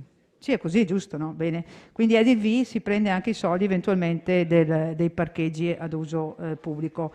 Poi, per quanto riguarda il punto 8, dove c'è scritto che Edelvie sarà responsabile di eventuali vizi e difetti da quanto esso è realizzato, e qui mi corre l'obbligo, magari l'ingegnere del CIM mi aiuta anche su questo, innanzitutto di dire, io so che le ditte esecutrici dei lavori hanno l'obbligo di 10 anni, 12 anni per la garanzia dei lavori eseguiti, comunque qui in qualità penso di proprietario dei parcheggi sottostanti, ed Edelvie sarà responsabile dei eventuali vizi. Però mi viene da fare anche una valutazione: quante volte abbiamo visto anche soprattutto anche a Vittorio Veneto delle ditte che purtroppo per cause diverse sono anche fallite, no? Quindi io auguro ogni bene a Edelvie naturalmente di continuare, però volevo anche evidenziare questo aspetto che potrebbe rientrare in tutte le cose che abbiamo poi citato anche questa sera. Quindi nel qual caso l'impresa Edelvie subisse dei problemi e quindi chiudesse la propria attività, non voglio immaginare cosa potrebbe succedere dopo. Abbiamo visto tante imprese qua nel Vittoriese fallire e tutto quello che poi è successo, che il Comune ha dovuto accollarsi tutta una serie di importanti spese di manutenzione di immobili lasciati a metà e quant'altro. Una risoluzione aspetto questo la vedo un po' dura, comunque quando c'è un condominio di solito le spese vengono suddivise in parti uguali, quindi mi viene da pensare che dovrebbero un po' essere preso come esempio i contratti condominiali a questo punto. Per quanto riguarda, qua c'è scritto al punto 10, la gestione del parcheggio interrato saranno definiti secondo il regolamento di gestione convenuto, e vorrei capire quando, perché quindi il punto 10 lo avete staccato rispetto al punto 5, e non entro nel merito della servitù di passaggio per 20 anni, perché dal mio punto di vista è anche irrilevante rispetto a quel tipo di percorso. E io volevo finire il mio intervento, se ho ancora un attimo, facendo una riflessione di carattere puramente politico. Secondo me, ancora una volta, siamo di fronte ad una partita dove il vincitore, dal mio punto di vista, in questo caso, è la componente privata a discapito della parte pubblica. Allora, io sono d'accordo che i lavori eseguiti sono stati fatti in modo a regola d'arte, la piazza è una bella piazza, il risultato finale è stato portato a casa e qua siamo d'accordo tutti. La domanda che mi faccio è come si portano a casa questi risultati, no? Mesi fa, l'abbiamo ricordato, questo Consiglio ha di nuovo votato una proposta conciliativa. Un po' di silenzio in aula perché c'è una persona che sta parlando. Una proposta conciliativa con esborso di 300.000 euro a favore di un privato, più l'approvazione di una variante urbanistica su proposta del privato stesso, senza nulla ricevere o poco in cambio. Anche in quel caso si imputava la causa alle varie controversie e a varie lacune. Da parecchi anni, l'ha sottolineato il consigliere De Bastiani, tiene banco la questione dell'ex Tonello e quindi ora vorrei fare una valutazione e dire, cioè chiediamoci su questi tipi di urbanizzazione, su questi tipi di strumenti urbanistici qual è il beneficio pubblico e quello privato e soprattutto quanti PUE o strumenti urbanistici similari sono arrivati alla fine con esito positivo e con la realizzazione dell'opera speciale prevista, ovvero il bene pubblico che il privato si era impegnato a realizzare in cambio di investimenti e costruzioni private. E sarebbe pure utile, secondo me, che il Consiglio indagasse quali sono le motivazioni che poi conducono a alle volte alle perdite per la collettività. Io sono d'accordo con lei, Gomiero, che è sempre così, ogni volta è così, però non è giusto che noi amministratori pubblici accettiamo a cuor leggero queste cose. No, andiamo a Roma, noi dobbiamo essere capaci in qualche maniera, trovare le soluzioni, ma questo serve da esempio, perché come ha detto lei, e condivido, la prossima sarà l'ex Carnielli. Allora, riusciremo una volta tutti a far tesoro, proviamoci, voglio dire, e anche da un punto di vista urbanistico proviamo a vedere se con altre modalità, con altri strumenti riusciamo in caso mai a blindare questi accordi. Mi fermo, grazie. Sì, grazie, è finito il tempo.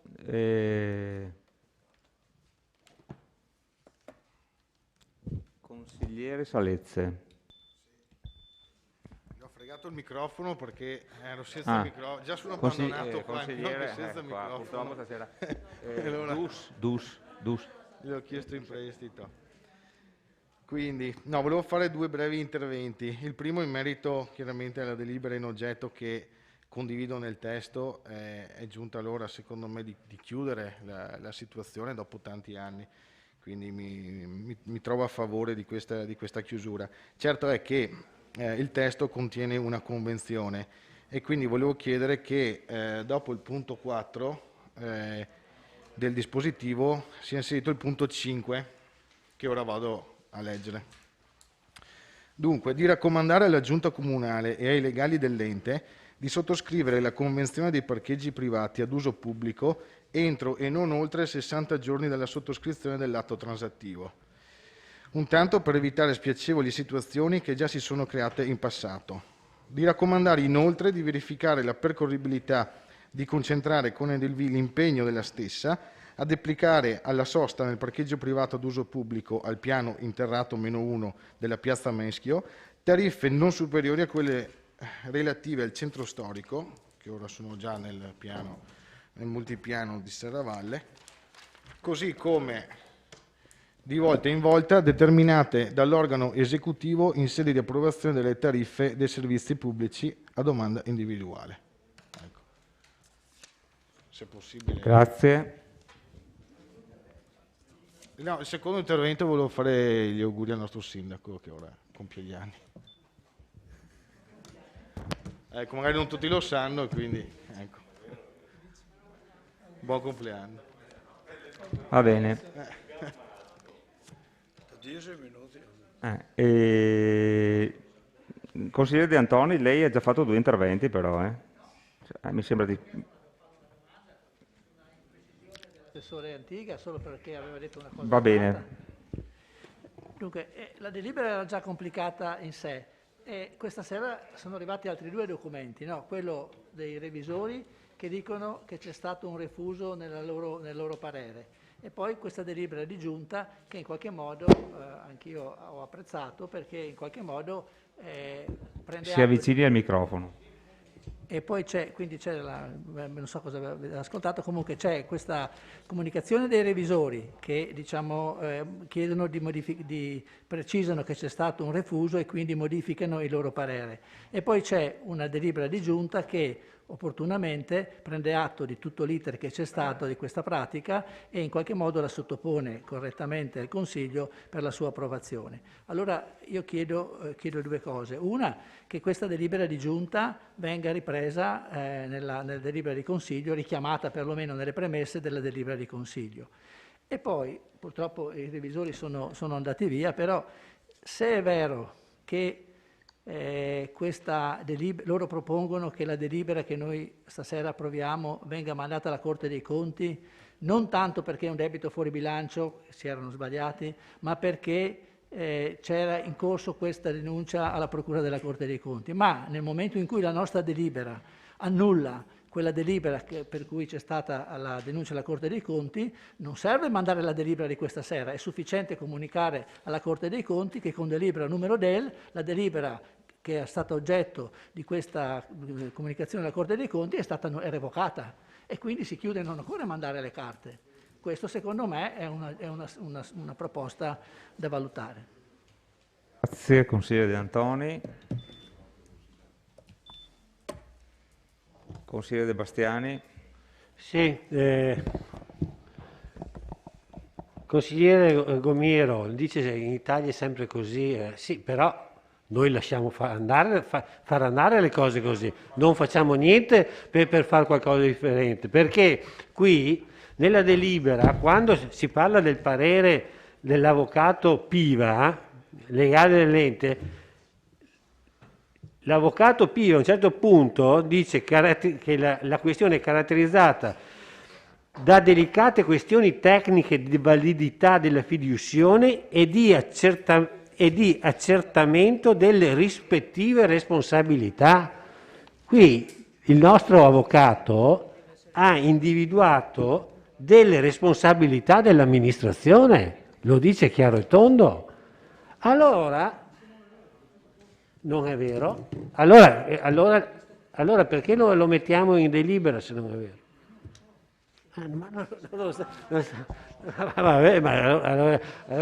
Continui ad andare avanti. È tutto a posto, però l'avvocato che cura i nostri interessi dice che non è vero, che è tutto a posto.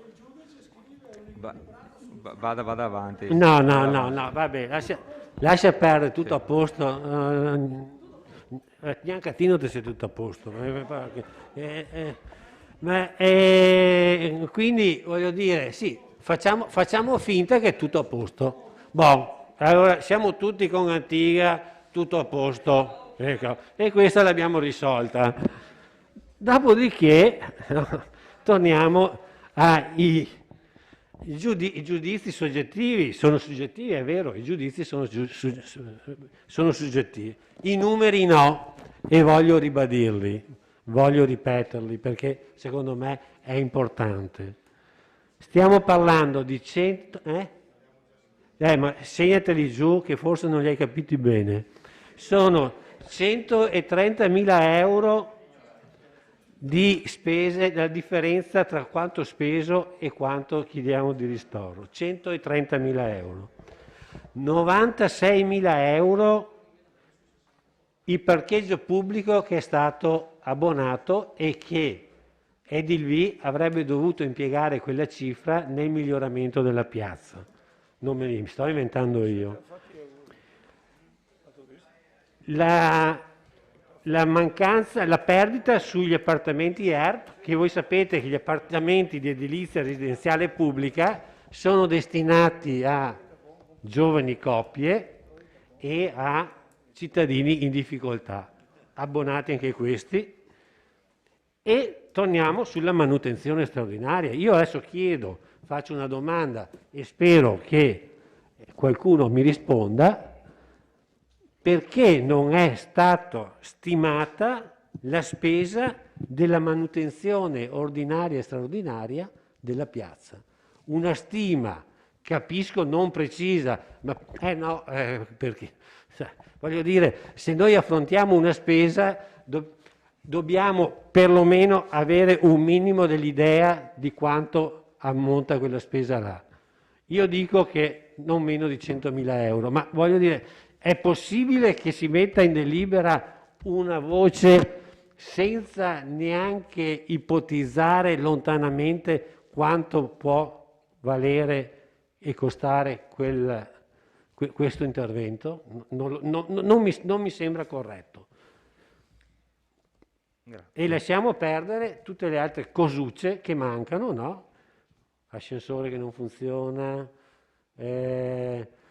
pavimentazione fatta a ribasso in economia, porfido che doveva esserci, non c'è, tutta una serie di cose che a mio avviso porta il costo, la perdita da parte dell'amministrazione almeno 400.000 euro, è quello che voterete voi adesso. Bene, grazie consigliere. Consigliere Tonon. Presidente, Piazza Meschio non si può certo definire una incompiuta. Infatti, dopo 10 anni nei quali la piazza è stata sottratta ai mescolini e ai vittoriesi, dal dicembre del 2018 è a disposizione di tutti. Non avendo la raffinatezza linguistica dell'assessore Antiga, che questa sera scopro dopo averlo inimmaginabilmente scoperto ingegnere, misurava le rotonde, questa sera si scopre anche raffinato giurista, nessuno allora, quando finirono la piazza, usò il linguaggio che adottò lei per quanto riguarda il brolo di San Giacomo. Nessuno disse «Andiamo a baigar la nostra piazza». Mi compiaccio con il sindaco che con i suoi collaboratori è riuscito a portare a casa quello che ritengo un buon risultato, migliore, e sottolineo migliore, di quello che ero riuscito a raggiungere io. La strada era individuata e personalmente ritengo che abbia fatto bene l'amministrazione a proseguire nel solco già tracciato, portando a compimento la risoluzione del problema. Ma vorrei anche ricordare al sindaco e a tutti i cittadini che il problema di Piazza Meschio è nato nel 2005, durante un'amministrazione leghista di cui peraltro l'attuale sindaco faceva parte come consigliere. Il problema si è poi impantanato, letteralmente impantanato, durante un'altra amministrazione leghista nella quale l'attuale sindaco era assessore. La scorsa amministrazione, quella che ho avuto l'onore di presiedere, ha cercato di risolvere il problema e non avendo trovato altre soluzioni praticabili, ha ritenuto, d'accordo con il Consiglio Comunale, di avvocare a sé l'opera e metterla nel piano delle opere pubbliche, perché era un problema da risolvere, non una rogna. Il sindaco ha affermato, non una ma ben 2 volte su un quotidiano locale, che, virgolettato, il prossimo sindaco si troverà una rogna in meno rispetto a tutte quelle che mi sono trovato io. Nemmeno questo stile di linguaggio mi appartiene. Faccio solo una brevissima analisi, signor Sindaco, dei problemi che mi sono trovato a gestire, alcuni risolvendoli totalmente, altri contribuendo a risolverli durante il mio mandato da sindaco. Traforo. Che ne dica il nostro comune amico Gian Antonio D'Arè, sentenze di tribunali italiani avevano bloccato l'opera.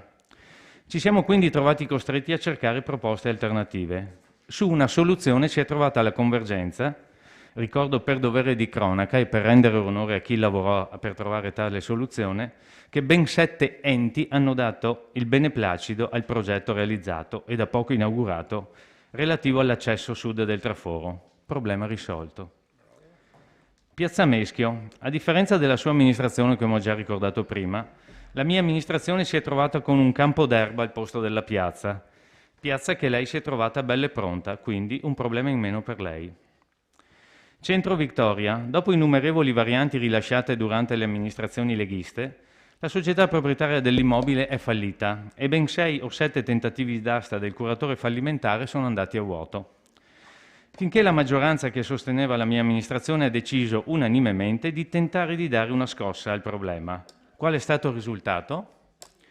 Che a fronte di una concessione che prevedeva un ampliamento consistente dell'area commerciale già precedentemente concessionata, Il Comune ha avuto gratuitamente 8.000 metri quadri di terreno su cui si era pensato di collocare il campo da rugby, scelta non condivisa dall'amministrazione in carica, 1.000 metri quadri nel piano seminterrato per poter allocare spogliatoi, servizi e quant'altro, e oltre 400 metri quadri di negozio in cui oggi è collocata la farmacia comunale di Costa, e mi pare con ampia soddisfazione sia per gli operatori che per gli utenti. Il tutto, ribadisco, senza che il Comune scucisse un euro.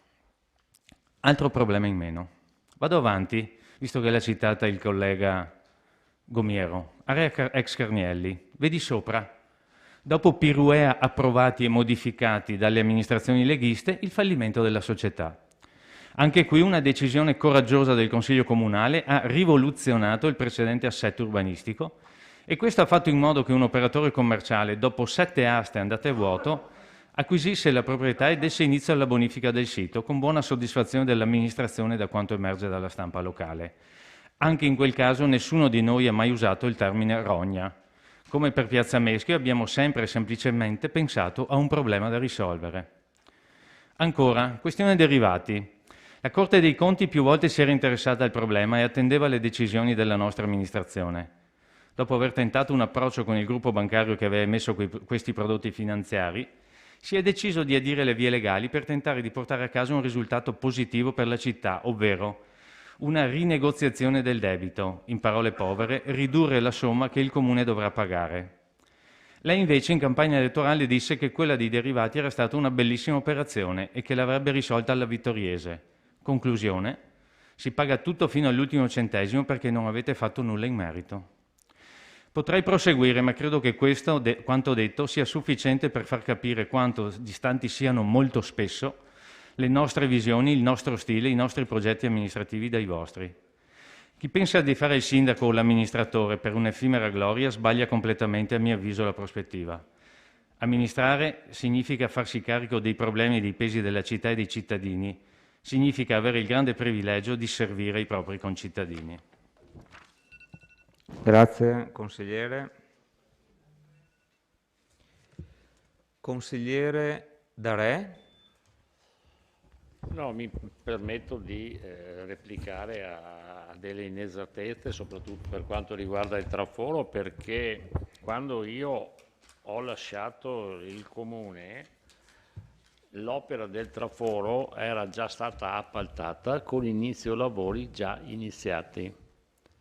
Poi la sua amministrazione ha voluto cambiare l'uscita, ma l'opera era già stata appaltata, le gare d'appalto e i ricorsi erano stati cassati perché e l'inizio lavori era già stato iniziato.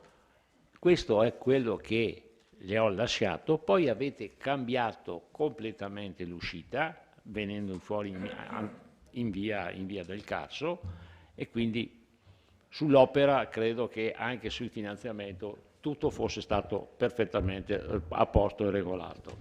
Per quanto riguarda Piazza Meschio, ricordo che non è stato certamente il sottoscritto a non volere la piazza, ma la volevamo tutti. Purtroppo il contraente e la parte privata che doveva realizzarla si è arroccato su alcune posizioni, ci ha messo del suo, come le ho detto prima nel mio intervento, la sovrintendenza, che è intervenuta bloccando, diciamo, un'opera che sinceramente non abbiamo capito quale, anche perché forse un edificio non è del periodo romano o pre-romano, era un qualcosa del periodo, mi pare, asburgico, forse o giù di lì. Allora, però hanno voluto intervenire proprio per ostacolare, ma l'ostacolo della sovrintendenza lo abbiamo visto nella mia amministrazione e in quelle precedenti. Non parliamo poi dell'ex ospedale di Serravalle, quante volte la sovrintendenza è intervenuta a rallentare i lavori e a far crescere i costi dei lavori. Allora, che a lei abbia risolto qualche problema? Certamente sì, ma ne abbiamo risolti anche noi, come tutte le amministrazioni che si propongono, trovano il problema e cercano la risoluzione, altrimenti non saremo qua ad amministrare, perché è una logica normale. Il Carnielli era un'azienda fallita, assieme a quel comparto, assieme all'ex diciamo ex Fiat, perché per chi si ricorda, è un comparto insieme con la criticità del cromo esavalente. Cerchiamo di risolvere, che non si può risolvere, lo sappiamo che purtroppo ha delle difficoltà, non è facile perché il cromo messo in falda non si può più risolvere. Non l'abbiamo visto a Vittorio Veneto, lo abbiamo visto anche in quel di Padova, dove c'è un'area molto più inquinata, ma non ci consoliamo con il peggio, ci vogliamo consolare con il meglio.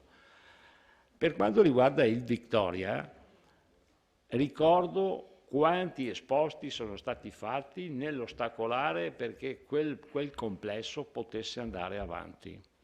Le dirò anche che quando è venuto a mancare, a un certo punto c'è stata quest'asta, perché la farmacia comunale era già ubicata nell'ospedale di Vittorio Veneto, su un terreno di proprietà del comune, che è ancora del comune, poi non si è voluto farla, ma non è che l'avete fatto perché avevate quella prospettiva, perché quella prospettiva non c'era, perché non c'era ancora all'asta niente. È stato fatto benissimo, io onore il merito, però voglio ricordare che con 2.800 euro con un leasing alla francese si poteva portare a casa tutto il complesso, tant'è vero che in questa sala comunale al vostro assessore al bilancio avevo chiaramente detto: prendetela, ve la votiamo anche noi, perché tutto quel complesso sarebbe servito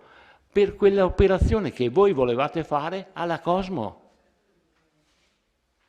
E si poteva fare benissimo, ed era il costo dell'affitto della farmacia di Costa.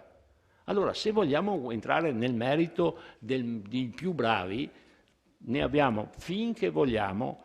Stiamo risolvendo un problema, non mi pare il caso di tirar fuori i problemi prima e i problemi dopo, perché abbiamo ancora la cava dei forcali in eredità e non riusciamo a venirne fuori.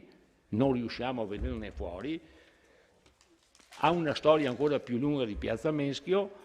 Questo è quello che risolviamo, questo problema, e andiamo avanti, perché credo che questa sia la soluzione di un problema dei tanti che abbiamo e avremo.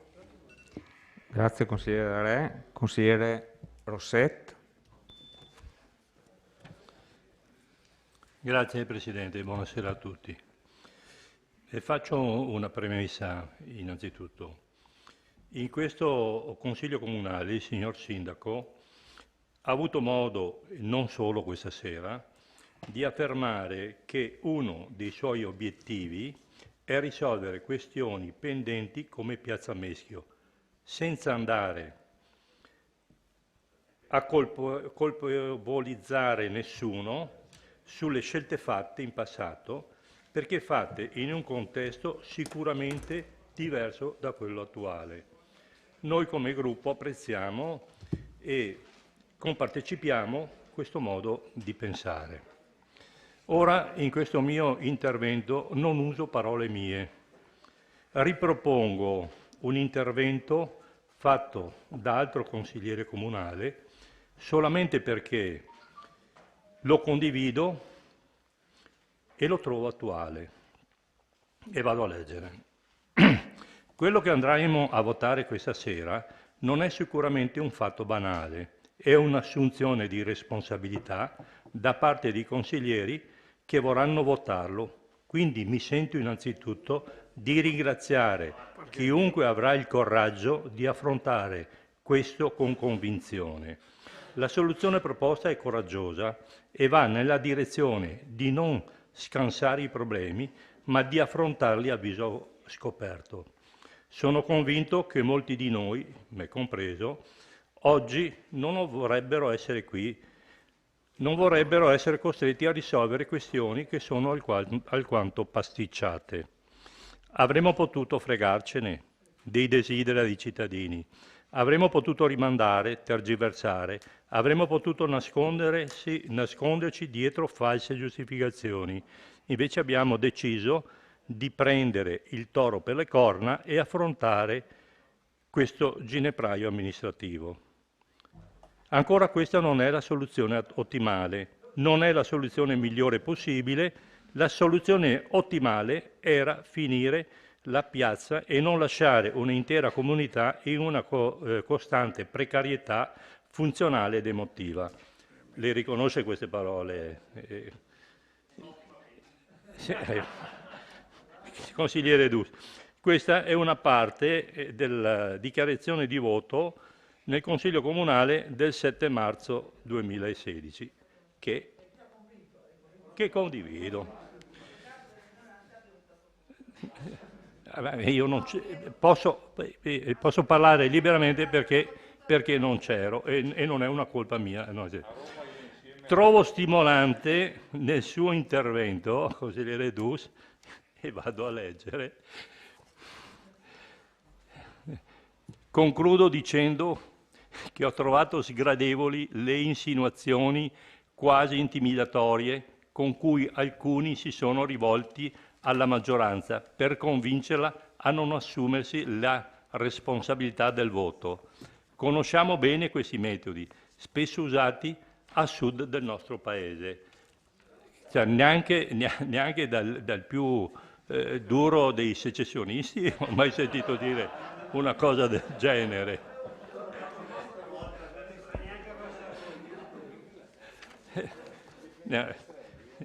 Vi ringrazio. Grazie, consigliere Rossetto. Le daremo una tessera onoraria. Grazie, consigliere Rossetto. No, mi scusi una cosa, sì. Solo stia tranquillo, io ho ancora 2 pendenze per danno erariale. Non le sembro preoccupato? Allora, la sua viene risolta questa sera, le mie sono ancora là. Va bene, non c'è 2 senza 3. Grazie, scusate. Grazie, consigliere Rossetto.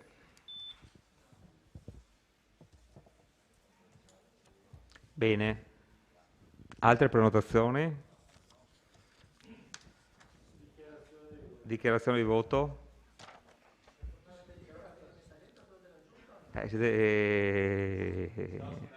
Bisogna scrivere. Sì. Ha dato in appalto. Se vi presentate velocemente. Sì.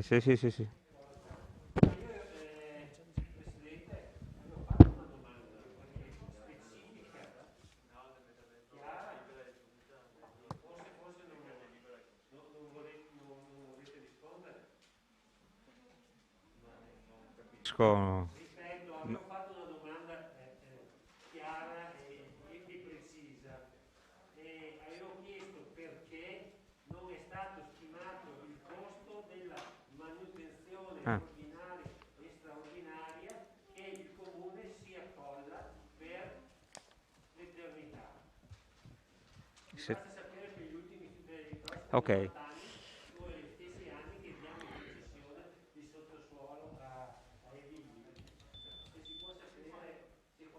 Se qualcuno ha la risposta può anche rispondere mentre aspettiamo l'emendamento. Se qualcuno però non ha la risposta, boh.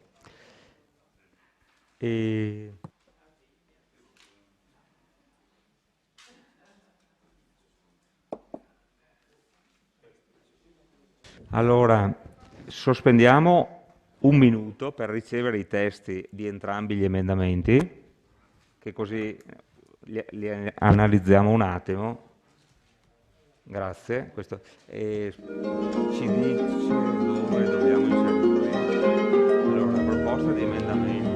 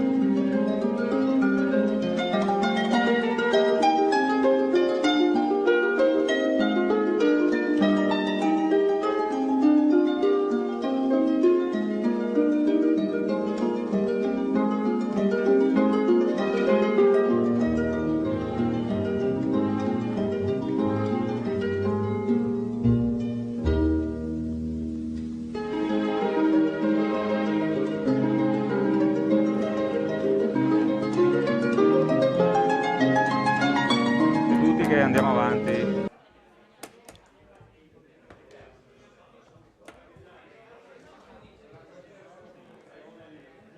Forza. Forza. Forza, seduti, seduti. Allora, procediamo con la votazione degli emendamenti. Sì. Allora,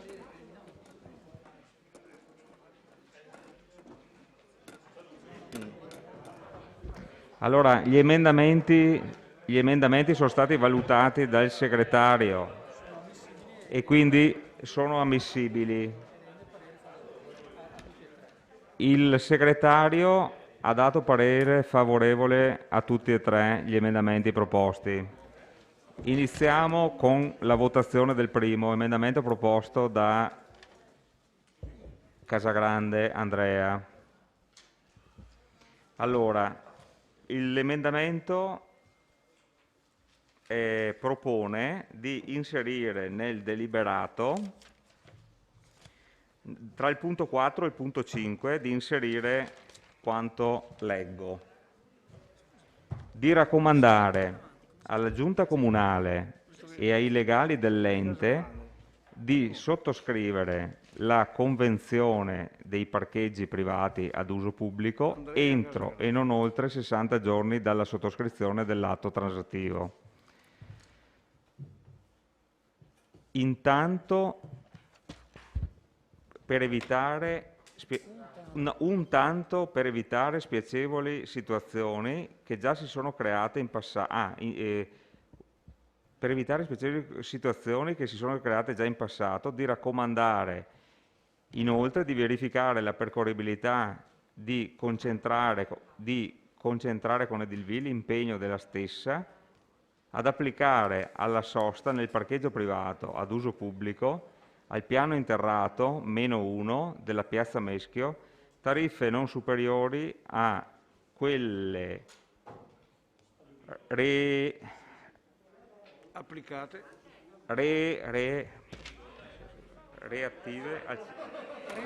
relative al centro storico, così come di volta in volta determinate dall'organo esecutivo in sede di approvazione delle tariffe dei servizi pubblici a domanda individuale.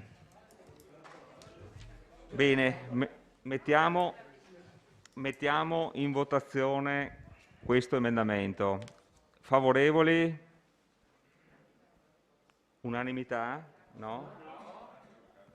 15? 14? Rialzate le mani, dai, forza, perché... Quanti se ne? Quanti siamo? 3, 3 sì, 7, 8, 9, 10. 15? Almeno 2. 14. Contrari? Astenuti? 2. Allora, l'emendamento è recepito, accolto, con 15 favorevoli, 2 astenuti e 0 contrari. Perfetto. Passiamo a enunciare il secondo emendamento proposto dal consigliere De Antoni.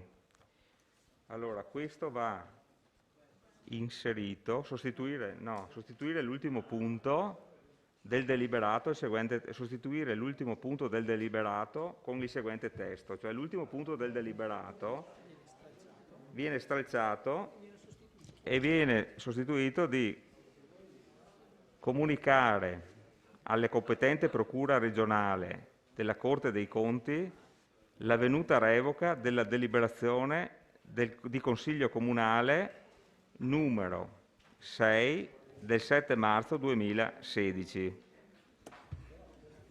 Favorevoli?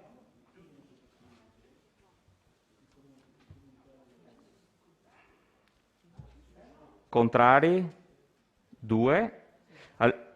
E astenuti?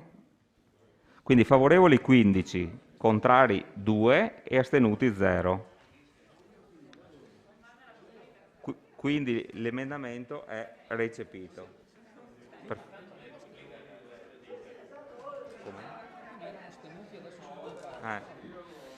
Allora, terzo ed ultimo emendamento proposto dal consigliere Marco Dus.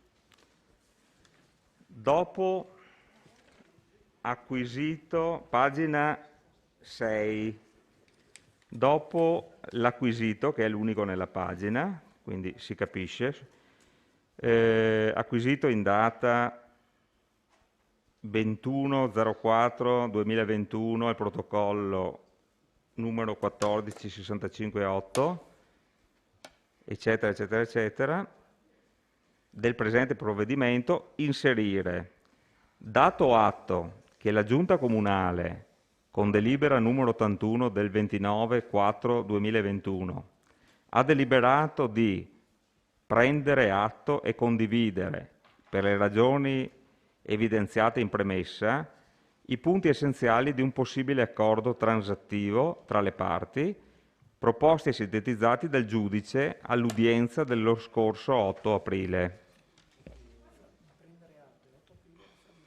Ecco, prendere atto, dal prendere atto all'8 aprile è tra virgolette. Allora, passiamo alla votazione. Favorevoli? Contrari? Astenuti? 2. Allora, favorevoli 15, contrari 0, astenuti 2. E l'emendamento è stato recepito. Bene. A questo punto c'è l'assessore Fasan che chiede di... sia breve però, assessore. È un'ora che aspetto il mio turno. Sì, ecco, sia breve. Vi faccio la cortesia. Sarò veloce, 2 battute ma meritevoli della vostra attenzione. Intervengo per essere stato chiamato in causa. Domando ad Alessandro De Bastiani, dove eri nel 2016? A casa. Stavi male? Dai, se questo è il tono dell'intervento, allora è meglio non farlo, per cortesia. Andiamo. Questo è il tono che io uso. Dai, perché è l'una ormai. Ma lei era nel gruppo di maggioranza o no? Se non sapeva niente... no, sei andato a casa nel 2018 tu. Il dubbio che... Ma se lei non sapeva di quello che succedeva a Piazza Mesco, probabilmente mi viene il dubbio che lei fosse un consigliere di poco peso. Lei ha votato e dato mandato alla Giunta di agire nel modo migliore, esautorando di fatto il Consiglio o no? Bravo. Lei ha visto l'accordo sottoscritto dall'amministrazione del VI fatto a gennaio 2016? No, nessuno l'ha visto, perché era segretato. Consigliere? Io no, perché era segretato. Mi domando ora se mai è stata inserita negli atti del Consiglio a proposito del proverbiale castello di cristallo. Poi l'assessore Dus e De Bastiani, un attimo di attenzione per favore. L'assessore ai lavori pubblici non è stato nemmeno convocato per la commissione, visto che mi ha citato. I lavori sono finiti da qualche anno ed ora sono in mano gli affari legali che seguono la vicenda. Quindi era evidente che non era compito mio partecipare. Comunque, se vuol sapere quello che penso io, basta che vada a leggersi tutti gli interventi che ho fatto in Consiglio. Io difficilmente cambio idea perché prima di esprimermi leggo le carte, cosa che rende difficile il compito del consigliere, sa. Ringrazio quindi Dus e De Bastiani che hanno citato il mio lavoro dandomi anche ragione, mi ha dato ragione anche. Abbiamo anche un altro punto. Addirittura Dus ha detto che ho espresso un parere legale. Assessore, le chiedo la cortesia, se può concludere perché abbiamo un altro punto importante da fare. Due righette perché devo dire qualcosa anche a Roberto Tonon, consigliere Tonon. Certo che se qualche anno fa avessero ascoltato con attenzione le mie proposte, forse questa sera saremmo già a casa. Alla fine non ho particolarmente apprezzato l'intervento del consigliere Tonon. credo che noi siamo i consiglieri con più anni di anzianità, diciamo così, in consiglio, e poche volte ho visto tante inesattezze con un colpo solo. Va bene. Ma la domanda è, ma se avete fatto tutte queste cose, perché siete andati perché avete perso? Allora, adesso... no, l'elenco. Scusate, allora... Basta, non parli più in Scusate, consiglio. andiamo in votazione, perché sennò viene tardi, è già tardi. Cazzo, allora, caserme, campo aviazione, via Martelli, Traforo, Vito con no, Traforo. allora, portiamo in votazione la delibera con i 3 emendamenti, va bene? Volete fare la dichiarazione di voto? Dichiarazione di voto.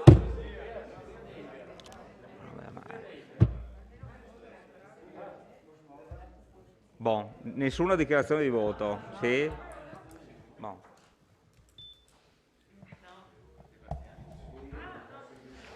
De Bastiani, forza. Sì, allora io dichiaro la nostra contrarietà, noi voteremo contrario e lo motivo utilizzando le affermazioni del sindaco Miatto rilasciate nel 2019, quando diceva no, non me la sento di firmare, io traduco no, non me la sento di votare l'accordo, perché mi chiedo se è giusto che sia il contribuente vittoriese a doversi far carico delle spese della piazza e non invece i diretti interessati. Questo è Antonio Miatto nel 2019 e noi sottoscriviamo e per questo non votiamo contrario. Grazie. Consigliere Dus. Sì, prima un breve inciso al consigliere Rosset, al quale ricordo che lei ha dalla sua il vantaggio dell'esperienza e il coraggio dei vincitori, tutte qualità che a me, ahimè, mancano. In ogni caso la ringrazio per aver citato il mio accorato appello del 2016 e faccio presente che si è dimenticato solo di un piccolissimo dettaglio. A quell'appello è seguito un voto contrario dell'allora minoranza e ho scoperto questa sera è stata anche fatta una denuncia alla procura, alle allora consiglieri di maggioranza. Quindi molto lentamente, ma anch'io qualcosa la sto imparando. Detto questo, tenuto conto che solamente durante la conferenza dei capigruppo sono venuto a conoscenza in modo informale e poi tramite la nota dei revisori dei conti che attualmente è pendente un procedimento collegato all'adozione della delibera consigliare numero 6 del 7/3/2016, considerato che la delibera sopra citata è stata votata dall'allora maggioranza di cui io facevo parte, tenuto altresì conto che alla mia domanda il provvedimento citato è prescritto o meno, non ho ottenuto alcuna risposta. Non sapendo in questo, non sapendo quindi se, no, scusate, non sapendo in quanto se non posseggo le competenze come si intersichino questi due provvedimenti, non trovandomi quindi nelle condizioni di poter esprimere alcun voto in merito alla delibera, mi vedo costretto a non partecipare a questa votazione. Questa qui è la dichiarazione di voto mia personale. Grazie, consigliere. Bene. Allora a questo punto, consigliere Tonon, prego. Grazie. Faccio la dichiarazione di voto a nome del collega Denardi e del sottoscritto. Lo dico senza infingimenti, ma l'ho già detto prima, che il voto è favorevole perché è anche migliorativo dell'accordo che eravamo riusciti a spuntare noi, e di questo ne ho dato atto al sindaco. Al medesimo sindaco e ai colleghi consiglieri dico che le uscite improvvide, false fra l'altro, e incoerenti dell'assessore Antiga e dell'assessore Fasan mi hanno fatto temere di non arrivare a votare favorevole, cosa che invece faccio. Grazie. Consigliere Rosset, prego. Grazie Presidente. Scusatemi.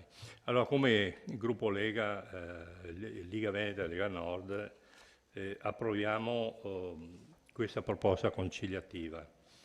Non abbiamo paura di denunce perché innanzitutto abbiamo un parere che il giudice ordinario del Tribunale di Treviso nell'udienza dell'8 aprile 2021, dopo un'approfondita disamina, il giudice propone i punti della transazione che secondo lui rappresentano una equilibrata soluzione della controversia.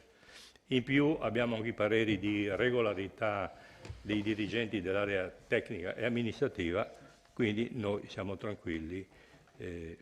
Consigliere Dus, io mi sono letto tutti gli interventi di quel Consiglio Comunale e ho letto anche tutte le dichiarazioni di voto sia della maggioranza allora che della minoranza.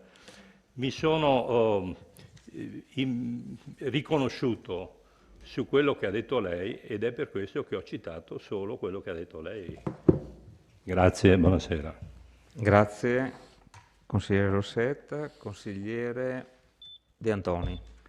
Sì, io annuncio il mio voto di astensione prendendo atto che sono stati approvati gli emendamenti che abbiamo presentato e che hanno migliorato il testo della delibera, ma lamento che le richieste di chiarimento che avevo fatto all'inizio del mio intervento a queste richieste non è stata data una risposta esauriente, per cui a causa di queste mancate risposte esprimo il mio voto di astensione.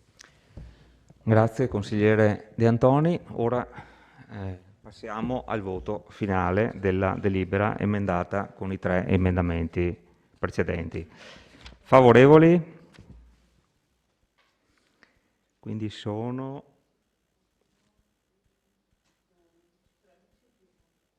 13. Contrari? 2. E astenuti? Manca uno. Perfetto. Allora, deve uscire? Esca per cortesia. No? Sì, ma adesso quando lo mettete sopra gli estenuti, non partecipa alla votazione, era meglio se usciva. No, 13. Allora, la delibera è approvata con 13 favorevoli, 2 contrari, mi sembra. Contrari e un astenuto. 13, 2, quindi e un astenuto. Allora, votiamo l'immediata eseguibilità. Favorevoli? 13. Contrari? 2. E astenuto?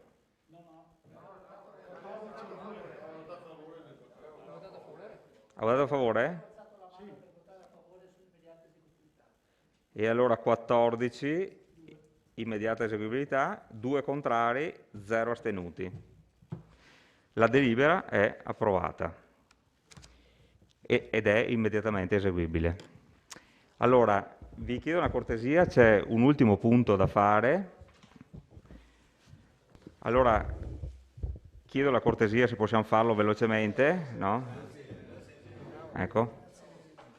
Perché, buonasera a tutti. Buonasera ingegnere, grazie. Se possiamo farlo velocemente, in quanto ci sono dei problemi logistici per domani sera per il segretario che reggendo due comuni ha un altro consiglio comunale, per cui vi chiedo la cortesia se riusciamo a farlo velocemente. Capigruppo, ecco, capogruppo, bon. Allora andiamo avanti. Se tutti sono d'accordo, la facciamo. Perfetto. Punto numero 7. Convenzione per la gestione dei servizi di protezione civile, approvazione schema di convenzione con la Unione Montana delle Prealpi Trevigiane. Lascio a...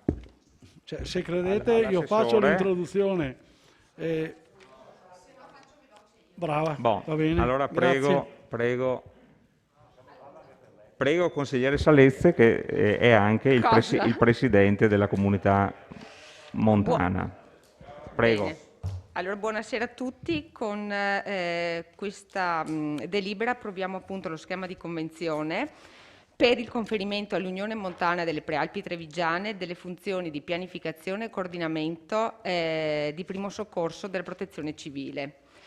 Questo perché? Perché con una modifica della legge regionale è stato previsto appunto dalla Regione l'obbligo da parte delle unioni montane di esercitare almeno una delle funzioni fondamentali previste. Quindi, dopo diversi incontri avuti con i sindaci dei 10 comuni che fanno parte dell'Unione Montana, ci siamo confrontati per definire un percorso condiviso e abbiamo appunto deciso per questa funzione. In questi incontri c'è stata anche la partecipazione da parte di volontari ed esperti delle varie associazioni di protezione civile di diversi comuni, Sarmede, Cappella, Vittorio, Miane, Revine, e quindi abbiamo deciso di dare praticamente continuità all'Unione Montana, che quindi questa funzione gli permette anche di operare in futuro, magari con la prospettiva, speriamo, di implementare altre funzioni e altri servizi. Tutto ciò senza togliere le competenze e le attribuzioni del sindaco previste dalla normativa, come per esempio l'attivazione del COC. Io con i sindaci presenti e con i vari rappresentanti della protezione civile abbiamo tenuto importante questa funzione rispetto ad altre, perché è una messa in rete delle varie strutture appunto dei vari comuni e quindi attrezzature, strumenti e soprattutto delle risorse umane, che sono i volontari sono il fulcro e il cuore della protezione civile. Poi, secondo, perché è funzionale anche per l'elezione del nostro territorio a distretto di protezione civile, essendo un ambito territoriale omogeneo e i comuni essendo geograficamente contigui. Terzo, importante perché ci permette di organizzare dei corsi di formazione e delle esercitazioni periodiche, e ci dà inoltre la possibilità, perché senza questa funzione non si può, partecipare a bandi regionali e avere finanziamenti da parte della Regione. Ultimo, però non meno importante, l'assenza di oneri aggiuntivi a carico dei comuni. Questo è... Bene. Grazie, consigliere Salezze. Consigliere De Antoni. Io esprimo il mio voto favorevole, che deve essere uno stimolo per la Presidente di darsi da fare in modo tale che questa Unione Montana possa assumere una serie di altre competenze. In qualche modo, io che ho avuto esperienza lavorativa nell'ambito di una comunità montana e anche di una Unione Montana in Carnia, ho visto che soprattutto per i piccoli comuni un ente che raccolga più piccoli comuni per svolgere attività istituzionali e collegate all'attività dei comuni è molto importante. Quindi al di là della votazione di oggi, spero che la Presidente riesca con il suo entusiasmo a raccogliere ulteriori competenze, soprattutto nei piccoli comuni, e svolgere un ruolo importante come per esempio ce l'ha ancora l'Unione Montana della Carnia, che ha mi sembra 50 o 60 dipendenti, 10 centraline idroelettriche, 20 capannoni e tutta una serie di competenze che sta svolgendo per conto dei comuni. Bene. Grazie. Consigliere Dus, prego. Sì, è un mix tra dichiarazione di voto e intervento, naturalmente. Prego, continua. Sì, durante gli incontri dell'Unione Montana si è più volte prospettata l'idea di chiudere l'Unione Montana, perché in questo momento aveva poco senso di esistere, in quanto le competenze erano state svuotate, dal punto di vista economico non c'erano risorse, e quindi più volte si è sentito parlare di chiudiamo l'Unione Montana. E francamente era un'idea che anch'io condividevo, perché così com'era non aveva alcun senso di esistere. In questo momento si è trovata una strada che si sta iniziando a percorrere, come ha detto il consigliere D'Antoni, speriamo che questo sia il primo mattoncino per poi dare un senso a questa struttura, perché altrimenti è meglio che ci ritroviamo qui a fare il tagliando fra un anno e se la cosa ha funzionato va bene, altrimenti chiudiamola perché così com'è, ripeto, non ha alcun senso. Nel passato le unioni montane hanno svolto un ruolo fondamentale nel nostro territorio, appunto mettendo in rete anche i piccoli comuni, soprattutto dal punto di vista di servizi. Il consigliere D'Antoni parlava del caso della Carnia, io posso citare tranquillamente innumerevoli casi nel Bellunese. Spero che quei modelli lì vengano riprodotti anche qui, altrimenti, ripeto, è meglio che chiudiamo le chiavi di quella sede là. Grazie. Grazie consigliere Dus. Vedo che non ci sono altre prenotazioni, mi sembra. Possiamo passare, se qualcuno ha una dichiarazione di voto, se no passiamo subito in votazione. Scusa. Consigliere Pagotto. Grazie Presidente. Vista la possibilità di creare una messa in rete tra le strutture dei vari comuni, la possibilità di ottenere finanziamenti, partecipare a bandi regionali ed essendo un percorso condiviso dai sindaci dei vari comuni e inoltre l'assenza degli oneri aggiunti per i comuni che vi parteciperanno, per questo come gruppo Lega Veneta Salvini il nostro voto sarà favorevole. Grazie consigliere Pagotto. Qua Salezze, ma no. No, volevo... Sì, consigliere Salezze, Sì, prego. no, volevo solo dire che essendo il Presidente dell'Unione Montana ritengo corretto non partecipare adesso alla votazione. Grazie, e quindi... Bene. Passiamo alla votazione, quindi la delibera in oggetto, favorevoli? Penso unanimità. Contrari? 0, astenuti 0. Fermi tutti. Sì. Quindi la delibera è approvata con favorevoli all'unanimità, contrari 0, astenuti 0. C'è l'immediata eseguibilità, prima di andare via. Favorevoli, unanimità. Contrari 0, astenuti 0. La delibera è immediatamente eseguibile. Buonanotte a tutti.